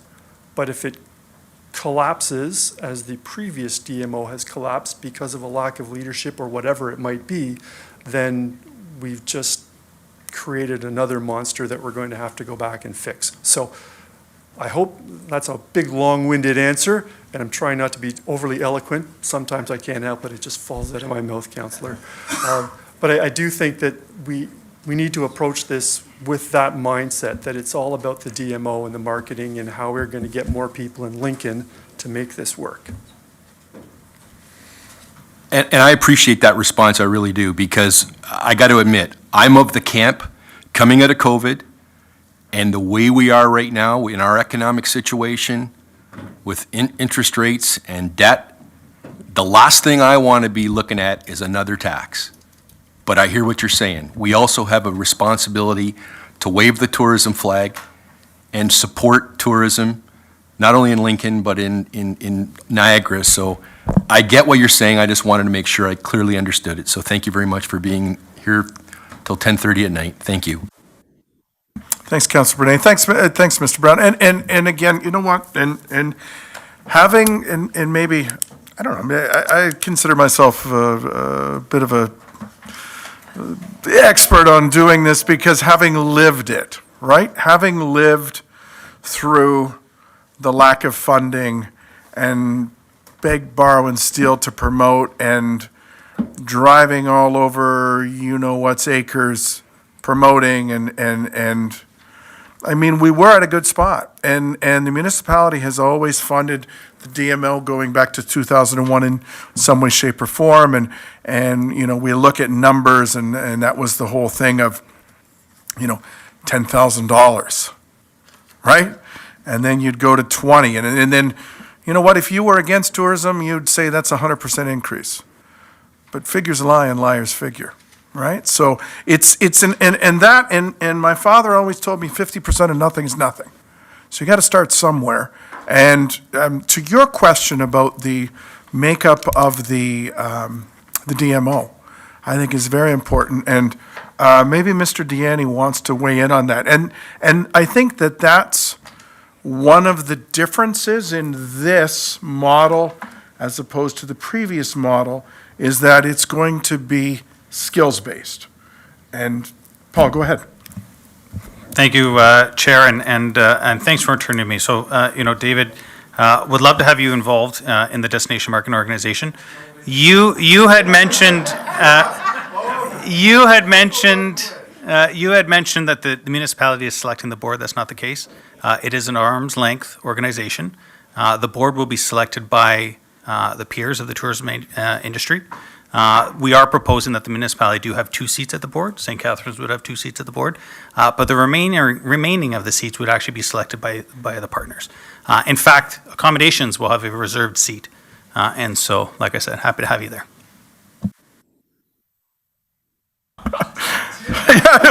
See what happens? But David, you can be an agent of change.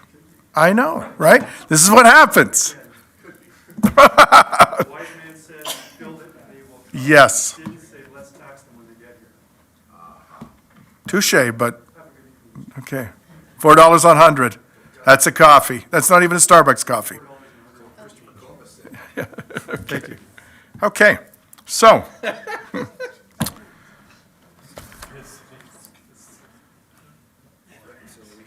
Okay, anyone in the crowd want to come up and speak to the mat tax? Yes, please come on up. State your name, spelling your surname for the record. Hello, everybody. My name's Celine Sullivan, Sullivan. I am co-owner of Smoke and Moonshine Restaurant in town, and I am corporate manager of August Restaurant, and you had me at Pizza in Grimsby, as well as Smoke and Moonshine.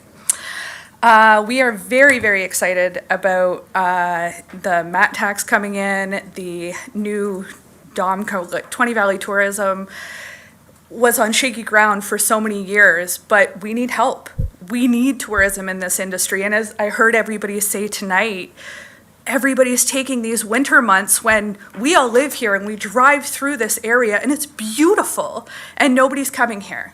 So just like everyone else, we need people brought into this area. And I think that the fact that we've pivoted so much to go, let's not take just taxpayer money and sink it into this. Let's put a tax on the people that are coming here. Let's give them something to see and something to do. And let's make it year-round. It's brilliant, in my opinion. We also have a lot of staff that have a hard time over the winter. We are in a fluctuating economy right now, and we're feeling it in terms of food cost. Obviously, you're feeling it at home, we're feeling it even more. Our rent increased by 40% at one of our businesses. What do? You can only raise your prices so much. Well, guess what happens to us? Our locals, who used to come once a week, now come maybe once a month. But those people, they're still going on their trips. They just might not go out for dinner as often. They're still going away. Some people from Toronto are doing the same. They might not go to Mexico because who knows what's going on with the world right now. But they're coming to Niagara. They're coming to Lincoln. This is where they want to go. And maybe they've already been to Niagara-on-the-Lake. They need to know that we're here and we need the support. So the fact that, again, being a taxpayer, growing up in Lincoln, being a single mom, knowing that I don't have to put so much extra in, and these people that are coming are gonna spend $4 to $6, you know?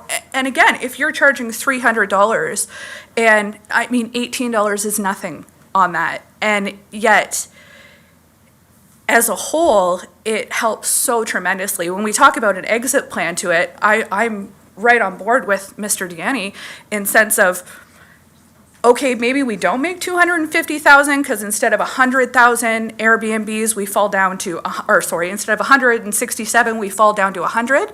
Still 100,000 is better than nothing, you know, and it's, again, money that's not coming from the taxpayers. I don't want to lay anybody off this winter. We went through the pandemic with you. We got hit really hard. Between the 3 restaurants, we laid off every employee except for myself, Clayton, and Beth. I don't ever want to do that again. But winters are tough.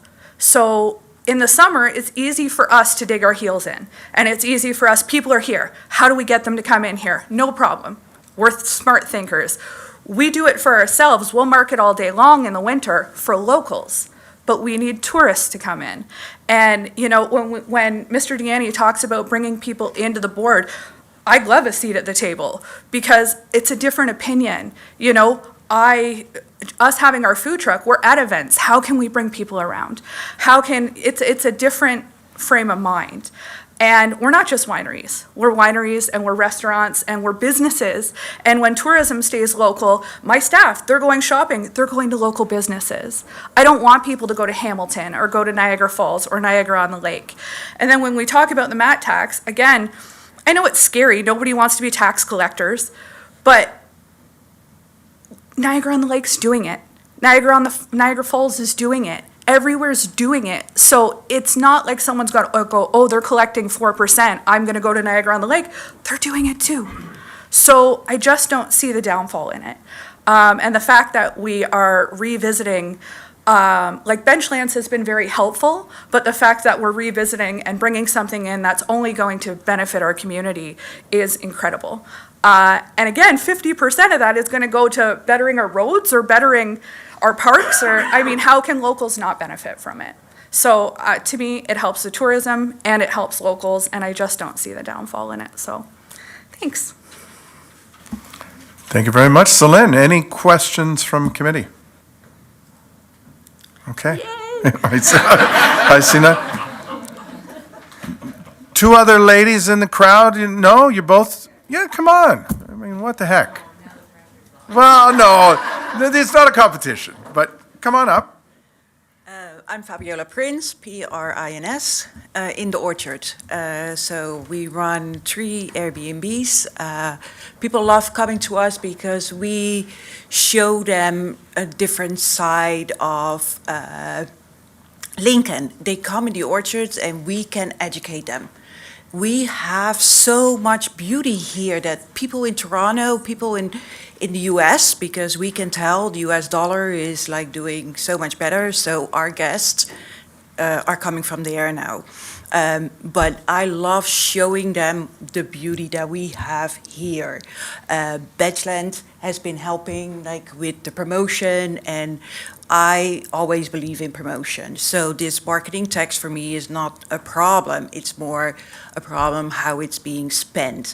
I've been in marketing for the greenhouse industry. We also own Prince Grow. So I've seen marketing money being spent the right way and the wrong way.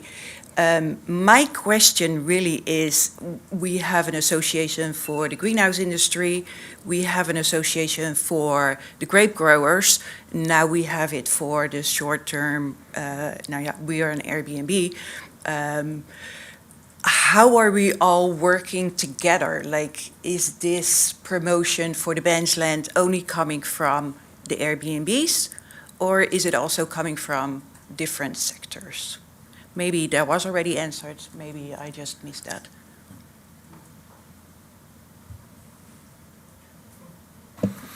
Thank you, Chair. So through you to the presenter, Fabiola, thanks for coming this evening, and a big fan of your accommodations, having toured it with Mr. Bruder. So I think the idea behind the Destination Marketing Organization is really to market the entire destination. We recognize, obviously, that wineries are a big component of our local economy. of the town of Lincoln. But really, there's so many other segments of our accommodations. We have culinary partners, we have flower growers, we have ecotourism, we have it all. So really, the Destination Marketing Organization is about really marketing the entire destination. And we want to ensure the Destination Marketing Organization, as I'd mentioned previously, does have different voices at the table. As I said, we recognize wineries are a big component, but we have reserved seats for other segments of our economy. So we'd love to have all of our partners involved in it. So I'm going to put you up to it as well with Mr. Brown. But at the end of the day, it's going to encompass the whole destination. They will be charged too, or? So through you, Chair, the municipal accommodation tax can only be charged on accommodations. But the idea, it cannot be charged on food and beverage, can't be charged on restaurants, can't be charged on wineries. It is a legal tax, but specifically accommodations, because visitors use our accommodations. And so they're the ones that pay for the tax.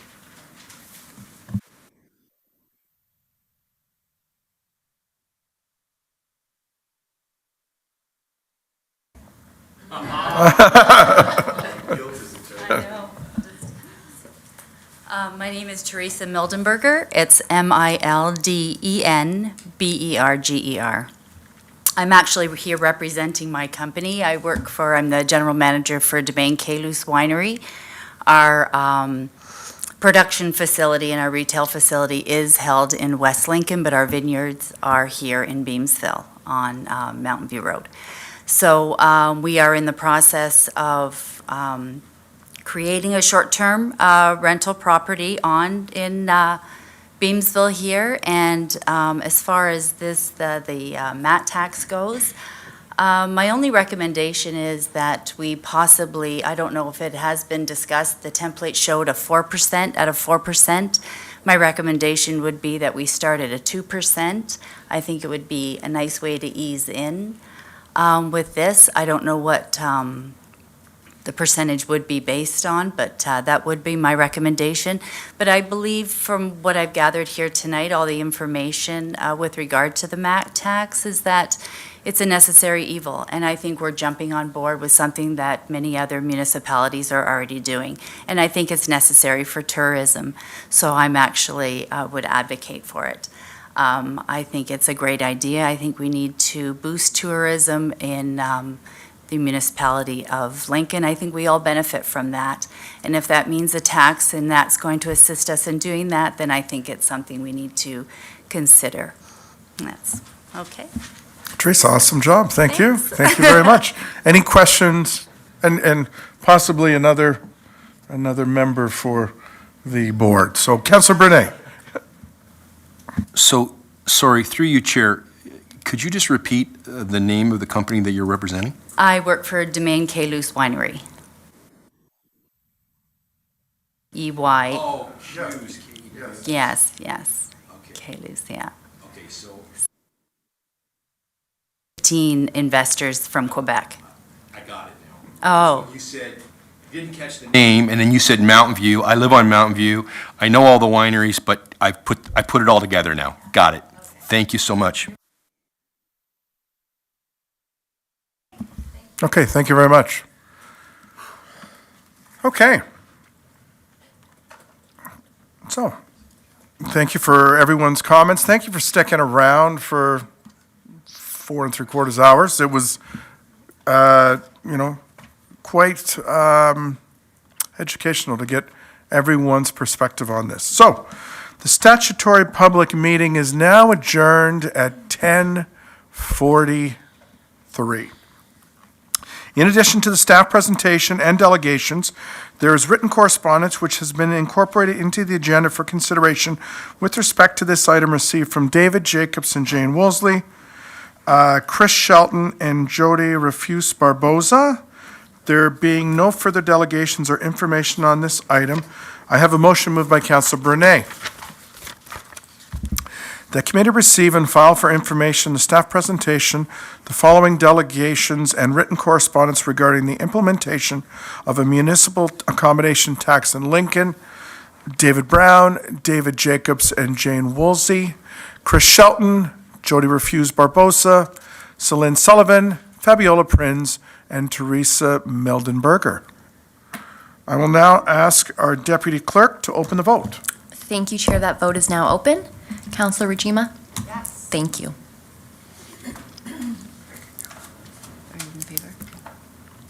And I'm closing that vote, and that motion carries. Thank you, Chair. Okay, thank you very much, Dan. So we will move directly into Report AD 11-23 regarding implementing a municipal accommodation tax in Lincoln. Are there any further questions from committee? Okay, so there being no further questions, I have a motion moved by Councillor Timmers that Report AD 11-23 regarding a municipal accommodation tax in Lincoln be received for information, and that a recommendation report be prepared once all the comments have been received and concerns have been addressed. I will now ask our deputy clerk to open the vote. Thank you, Chair. That vote is now open. Councillor Rajima? Thank you. And I'm closing that vote, and that motion carries. Thank you, Chair. Okay, thank you, Devan. Consent agenda, so we're now considering the consent agenda inclusive of the Joint Fire Services Advisory Committee minutes of March 9th, 2023. Would any member of committee like to remove this item from the consent agenda to discuss? Okay, there being no further discussion, I have a motion moved by Councillor Mikulik that all items listed under the heading of consent agenda for Monday, October 16, 2023 be adopted as recommended. Joint Fire Services Advisory Committee minutes of March 9th, 2023. I will now ask our deputy clerk to open the vote. Thank you, Chair. That vote is now open. Councillor Rajima? Thank you. And I'm closing that vote, and that motion carries. Thank you. Thank you, Devan. We are now at the Planning and Economic Development portion of tonight's agenda. We have no delegations, we have no reports. So, we've now concluded the Planning and Economic Development Committee agenda. We will now switch chairs to Councillor Brunet, who's going to take us through the Community Services and Infrastructure Committee agenda. Councillor Brunet.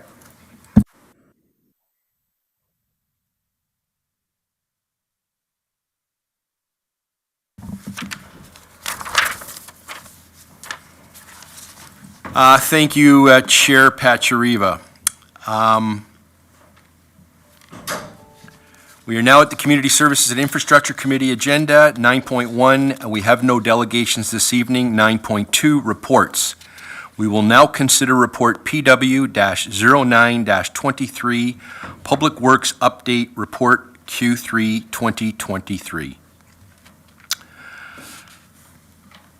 And I recognize that it is 10:45, but I also recognize that we have 4 staff that have spent 5 hours waiting to get here. I also recognize that at 10 o'clock this morning, Councillor Mikulik and I, as chair and vice chair, bent their ear from 10 o'clock till 1:15 discussing this report. So I am hoping that we can ask the appropriate questions of the staff that have stayed here tonight, because they have done a marvelous job preparing this document. So, do members of committee have any questions?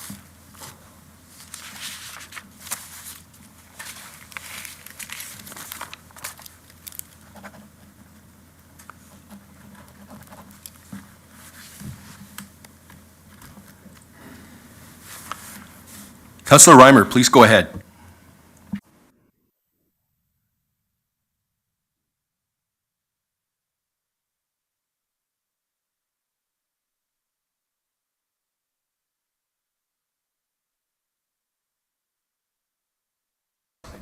There you are.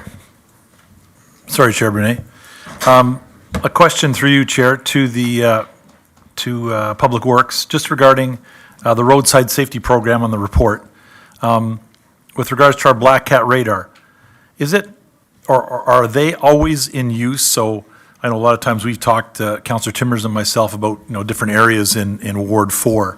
And just with regards to the report about the 40-kilometer-an-hour program that we implemented last committee of the whole, is it always functioning? Like, do you always have it out somewhere collecting data, or do they rest sometimes, or do they, just again, to go to the, you know, we're always looking for that data point, but are they always out somewhere?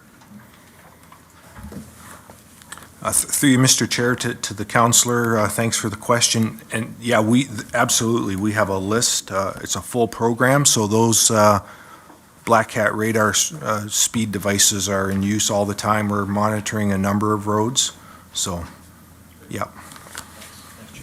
Thank you, Councillor Reimer. Mayor Easton.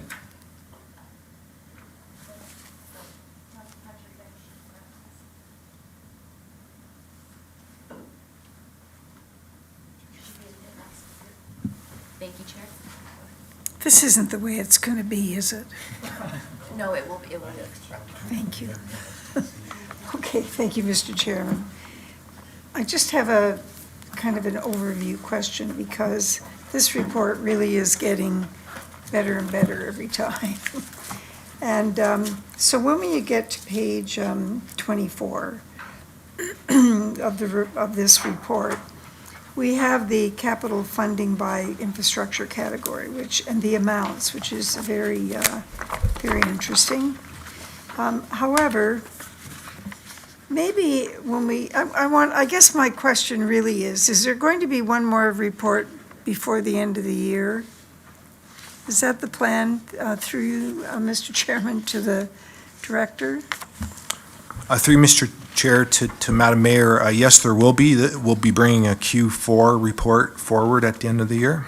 Okay, so if that's going to happen, maybe now to the CAO, through you, Mr. Chairman, would it be realistic and welcome to have a report, a year-end report that we actually can take with us into 2024, knowing what little bits there are left over to do, or maybe those that aren't such little bits, essentially what the real costs have been and how close they were to what we budgeted, and just basically what the whole story looks like. I haven't really felt the need to do that in the past. There hasn't really been a huge amount of carryover. But things are a little bit different right now with the way money is flowing and some of the costs that we're seeing. So I just wondered if that was possible, if it was a realistic request. Maybe it needs to come a little bit later. I don't know. I just would like to put that on the table. Thank you. Thank you, Mayor Easton. Mr. Kirkopoulos, would you like to comment on the mayor's inquiry?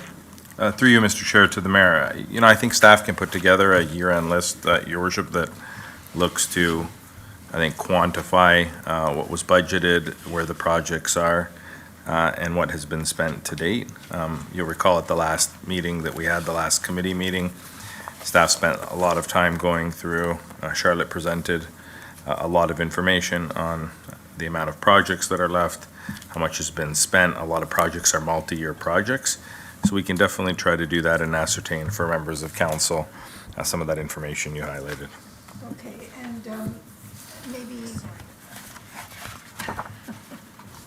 maybe it's just the association of this report, which I kind of have embedded up here in my brain, that having it incorporated into this format would be very beneficial in terms of recall. So I'll just leave that with you. Thank you very much, Mr. Chairman.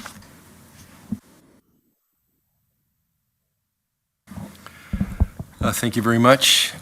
Next, we have Councillor Pachariva.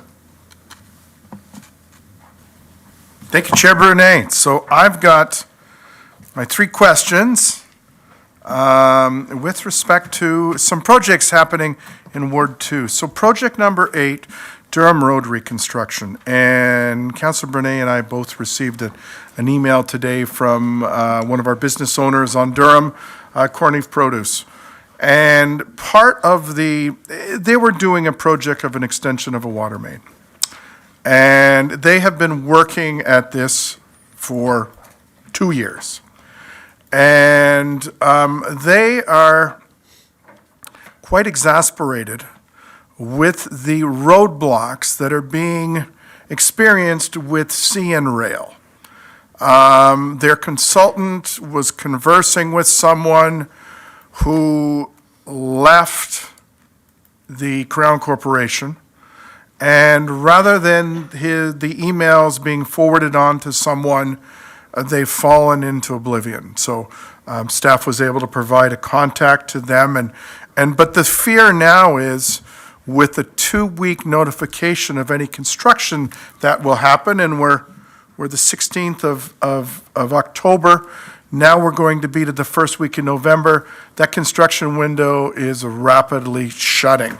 So what else can we do to advocate for this business that's been waiting patiently for an answer from this corporation? And if this is the way that these things operate, and time again, we've talked about it, his business, you know what, if he operated his business like that, you wouldn't survive. So how can they get away with this?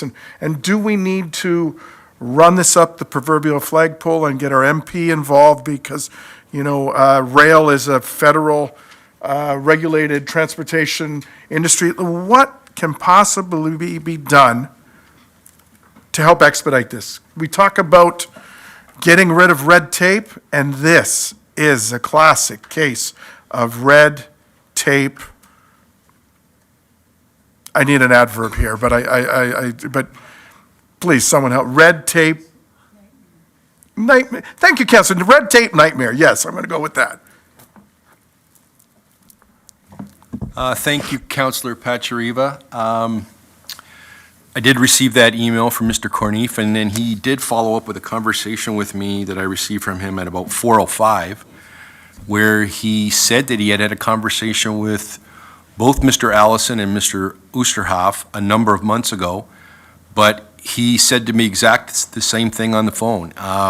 He feels this is a federal issue with an organization, CN Rail, that operates across Canada, and he feels that he needs some support from the municipality because he feels like he's fighting a losing battle.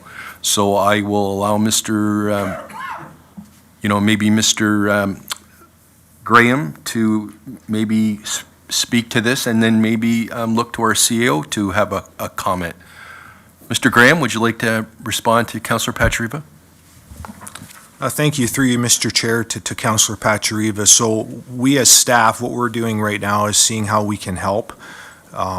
We've got some contacts at CN that we work with on our capital projects, so we're reaching out to those contacts to see, can they give this permit priority and see how they can help expedite this, actually. So that's what we're doing from our level at the moment, to see how we can help move this along. So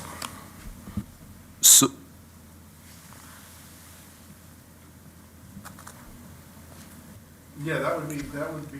So I just want to clarify something.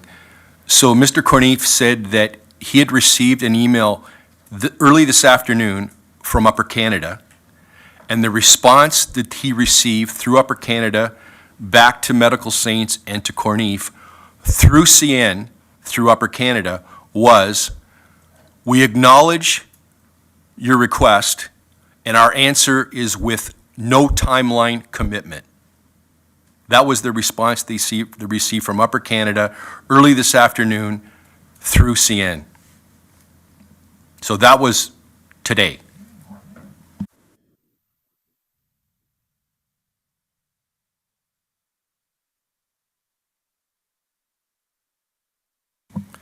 Mr. Karopoulos, would you like to bring some clarity on behalf of the municipality on, as the CEO? So through you, Mr. Chair, or to you, incredibly frustrating. I know very recently our regional councillor Foster also reached out to Director Graham and I hear your frustration. I do have a contact there that we're going to reach out to. It is one of their executive vice presidents responsible for corporate services. So I think we're going to try every approach. The mayor suggested MP Badaway as well. And so I think we're going to make sure that that's our priority first thing tomorrow morning. Thank you very much. Councillor Pachariva, you had some additional questions. You didn't get to your three. Please continue. Thank you very much, and thank you, Mr. Kokopoulos, for that. That would be greatly appreciated. Project number 11, Aberdeen and Hillside Drive, and I see Mr. Neubauer, who's looking after that and has been here all night. I want to give him an opportunity. Walter, okay, I'm going, finalize contract documents and construction preparations, including property acquisitions, utility relocations, and permitting in 2023. How close are we to that, Walter, if I may? Or through Mr. Graham to Walter, you know, through Chair Brunei.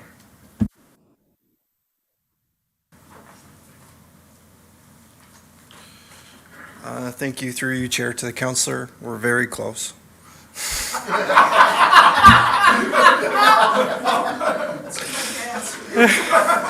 We're very close. We're working on property acquisition at the moment. 98%? Well, there's always, when you're dealing with securing property from private landowners, it can be difficult, and sensitive. So I don't want to say it's a done deal, but we're very close, and we're working well with our residents to come up with a good solution for them that they're happy with. Mr. Neubauer, you are slick as Mr. Brown. I don't know about that. I think it's pretty slick. Are you okay with that response? Did you have a third question? Please continue.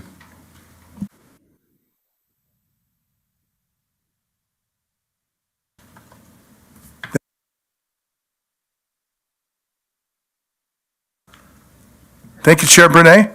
And Mr. Neubauer, my son's thing was, if it's a light headlock, it's okay. So if you need to do that, then by all means, use the light headlock. And my third one, Councillor Chair Brunei, through you, project number 2, and this is on the regional project, so it's King Street improvements. And Councillor Brunei and myself, along with Mr. Neubauer, attended the presentation that the region had at the Legion about a month ago about the improvements. And we were quite excited about the signalization of 30 Road and straightening out of that and turn lanes, but we all felt one of the misses was Lincoln Avenue and King Street, that there's no, I want to say, protected crossing until you get to Ontario Street and King. So there's no pedestrian crossing of any sorts. And you know what? And I brought it up that evening, and I suggested at the very least a PXO, and the word from the region was, well, if we get enough comments, then we will consider that. And then, said, well, four-way stop. So we hear time and time again that speeding into the municipality is a problem. A four-way stop would actually kill two birds with one stone. Would stop traffic, slow it down, provide safe crossing and access. And now some of our residents have actually taken up that fight for us, because if we get enough responses to the project saying this is what we'd like to see, we might be able to get some accommodation. So through and they've actually ran it up the flagpole to Councillor Foster at the region. So going back to that conversation we had with him and identifying projects that we would like to see, or this because it's a site-specific project, probably to Mr. Graham, how do we advocate for a four-way stop at Lincoln and King Street? Residents on King are talking about a petition. Would that have any weight? How do we put some muscle behind the residents' request to make this come through? Planning stage, and this is the time that you do it. Through you, Mr. Chair, to the councillor. So we as staff have brought that forward. We've asked the region to look at an all-way stop. We've asked the region to look at traffic lights. We're not sure about that. And also, we're advocating for a pedestrian crossing in that area. So we have brought that forward to the region. A number of residents are bringing that forward as well through the PIC process. So the region is going to be assessing that in detail based on the request coming forward. So, we look forward to seeing what comes out of that, for sure.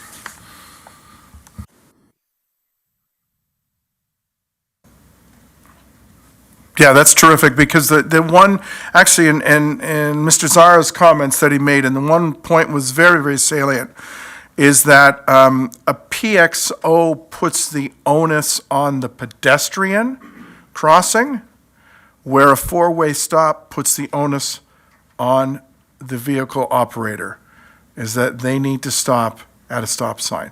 So it's safer. In everyone's mind, it's safer. So if we can continue to push for that, advocate, signalization, I think, would be the ultimate, but something there, I think, would serve that neighborhood well.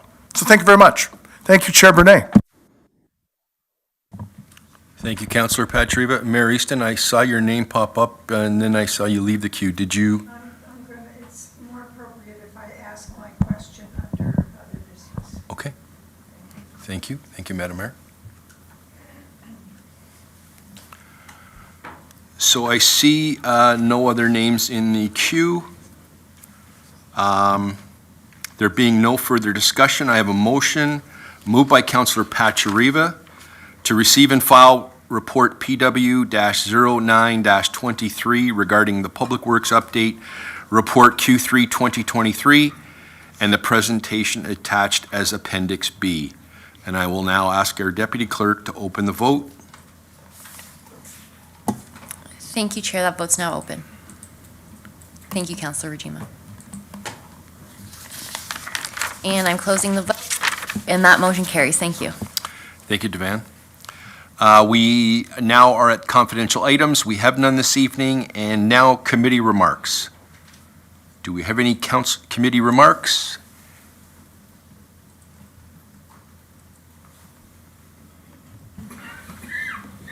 Councillor Reimer, please go ahead. Thank you, Chair Brunet. Just, I realize it's late, but just quickly, I wanted to give an explanation or a reason behind why some of us are wearing bright colored T-shirts for the meeting this evening.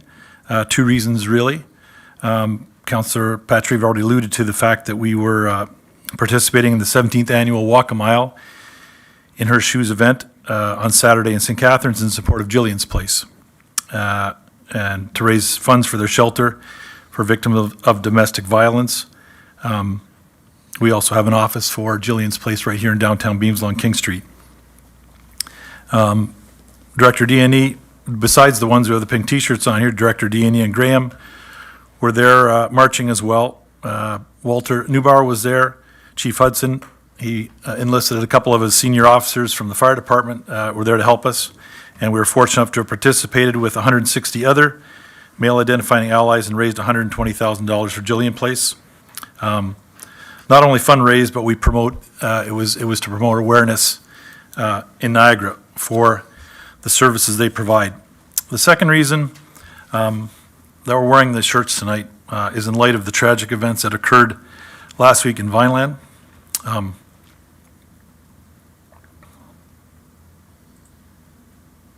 think it's important that the residents of Lincoln know we, and I think when I say we, not just the gentleman who I mentioned that participated in this walk, but when I say we, I think I can include the rest of council, the mayor, the rest of council, and our Town of Lincoln staff. I think it's important the residents know we have zero tolerance for gender-based violence.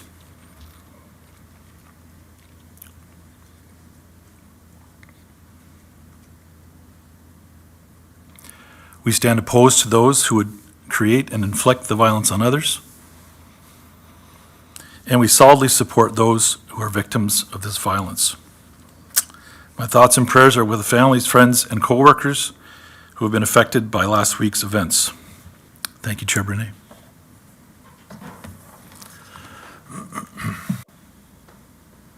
Thank you, Councillor Reimer, for those comments, and certainly appreciate all those that participated in bringing this awareness in our community.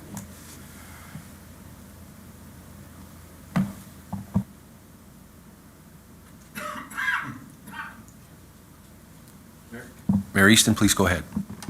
There you go. Don't touch it. You can talk now. You're on. Okay. Thank you very much, Mr. Chairman. Certainly, hearing a lot of very poignant comments from people, because so much of intimate partner violence is very invisible in our communities. And when you think of the impact that this will have on the entire family, it really is something to think about. So I want to thank, on behalf of council, for all who went out and walked and wore their red shoes. I was really surprised that Mr. Kirkopoulos would do such a thing without having a pedicure, but anyway, he did. You should be all be very proud of yourselves. Thank you very much. Mr. Chairman, I just want to get a little bit ahead of the game here. So my question is really around the 2024 capital list for regional projects. And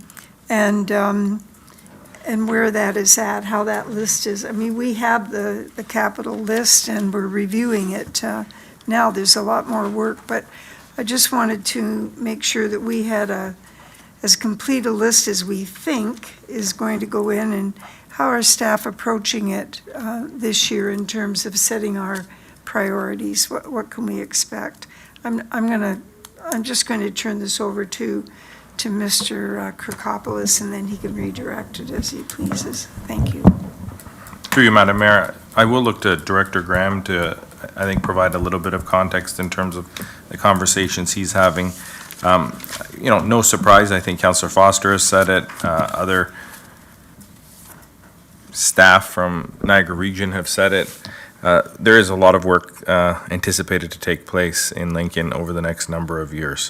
One of the things that came out at our previous meeting was a suggestion that we put a list together of our top 3 asks specifically. Now, all those may not be massive capital projects.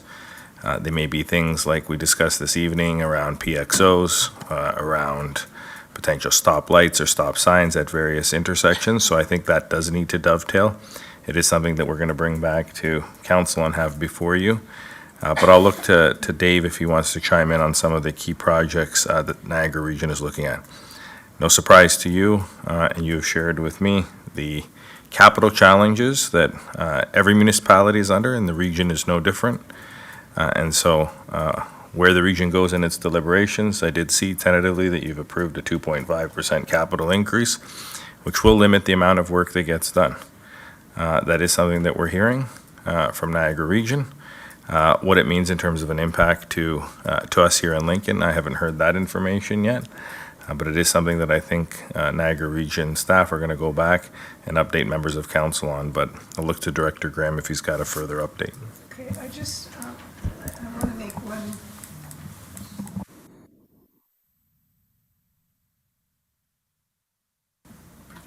Thank you, Mr. Chairman. I just want to make one point. Mr. Kirkopoulos is correct. We were requested to increase the amount from last year by 2.5%, and it was passed by a healthy margin. I think finally the point is getting through that what you don't do just continues to cost you more and more and more. So we were able to hang on to that. However, we've all gone away, and we're going to be coming back with lists, and I expect that there will be quite a few of items that should be removed or changed. And so it could be that that there may be issues there. I can tell you that I won't be removing any of Lincoln's projects. We've been delayed for several years now. I don't believe that Councillor Foster will do that either. However, that is to come back, and so the 2.5% will survive as long as it takes to approve the bylaw. So there could be tons of changes before the bylaw comes forward. So just wanted to let you know that there's tons of room for, for activity, the comings and goings of what's on that list. So thank you very much, Mr. Chairman. So before I go to Director Graham or maybe even Jillian, I'm really glad you asked this question, Mayor Easton, because when I said earlier that, and as all chairs, all of our chairs and vice chairs, everyone takes our responsibilities very seriously, and we rotate through the chairs. But when we went through this discussion earlier today, and we started at 10, and we finished at quarter after 11, and I can assure you that when we got to this section in the book where it said regional projects, we actually asked a number of questions specifically to what you're asking tonight. And that was, what is the process? And if we heard once, we heard it a dozen times during the 3.25 hours, we need to start prioritizing. And we kept saying, well, that's great, but how are we prioritizing? And what is the collaboration between our staff and regional staff? And what is the role that our 2 regional councilors have in making sure that our voice is heard? So I'm really, really glad you asked this question, and I look forward to the response we hear from our associate directors and our director. Give me one more second, because I need to clarify something. Absolutely.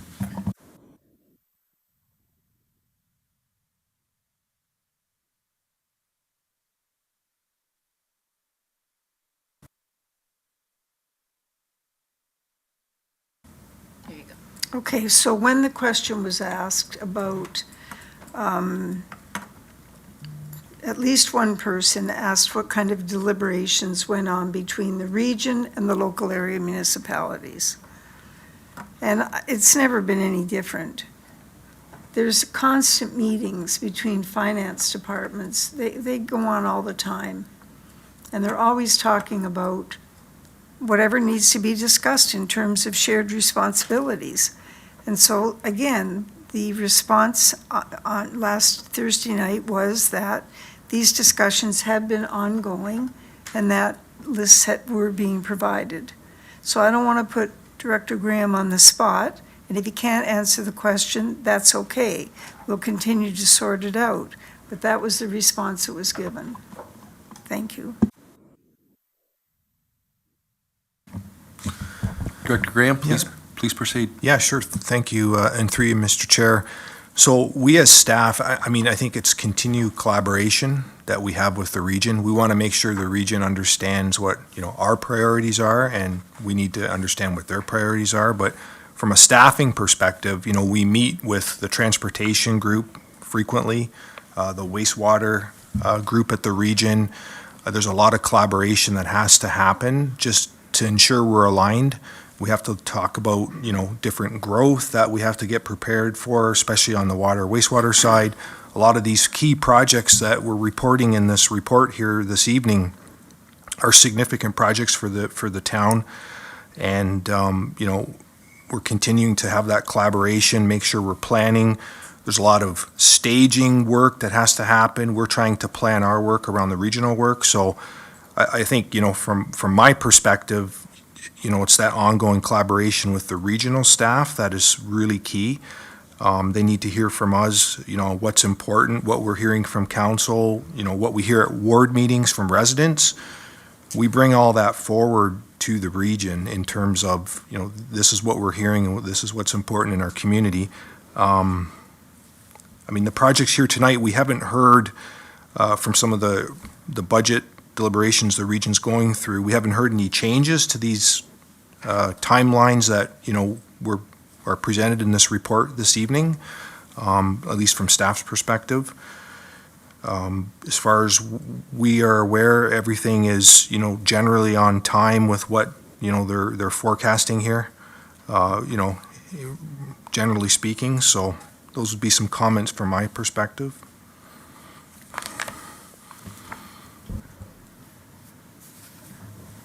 Mr. CEO?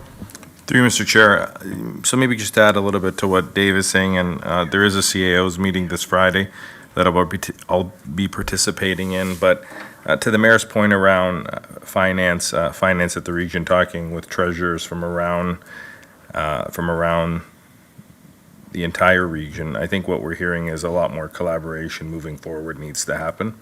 I think the region's going to find itself with all the challenges that everyone else is facing.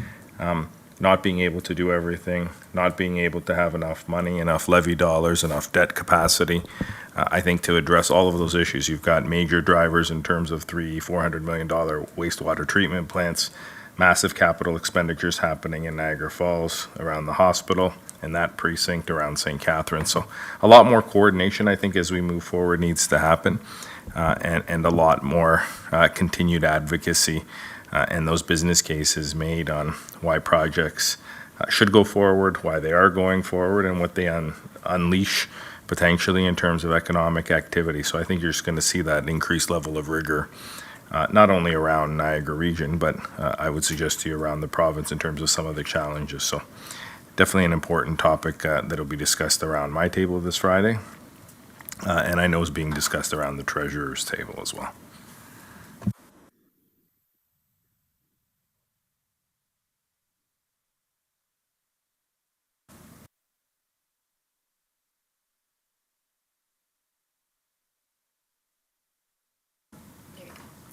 I don't have anything more to add. I think this is a good starting point. As I said, I'm not going to be removing anything because the list that's here, there's quite a bit of overlap that's going to be occurring with these projects that are in here.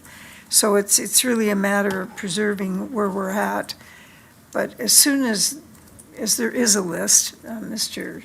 Chairman and Mr. CAO, as soon as that list, whatever those top 3 items are, they're going to be in addition to this. I'd like to know what they are. Apparently, everything that's on the list has a business case assigned to it. I didn't have anything to come off the list. I didn't challenge anything on the list. I'm waiting for the local area municipalities to have their say. Some of the ideas that are coming forward are basically taking money out of one pocket and putting it into another. I mean, let me be really clear. I have no time for zero-based budgeting because I've just seen the disaster that it's created. We're about 5 years behind now because of that. We leave money on the table every time that we go through these machinations. So this is the year where we're going to have to get things right, much closer to the mark. Otherwise, we'll never get out of this hole. So I appreciate the opportunity to bring this up, Mr. Chairman, and I'll do my best also to keep everyone informed. Thanks very much.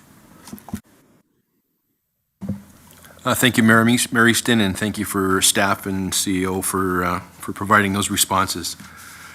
So, there being no further business, I now call this meeting adjourned at 11:22 p.m. Thank you.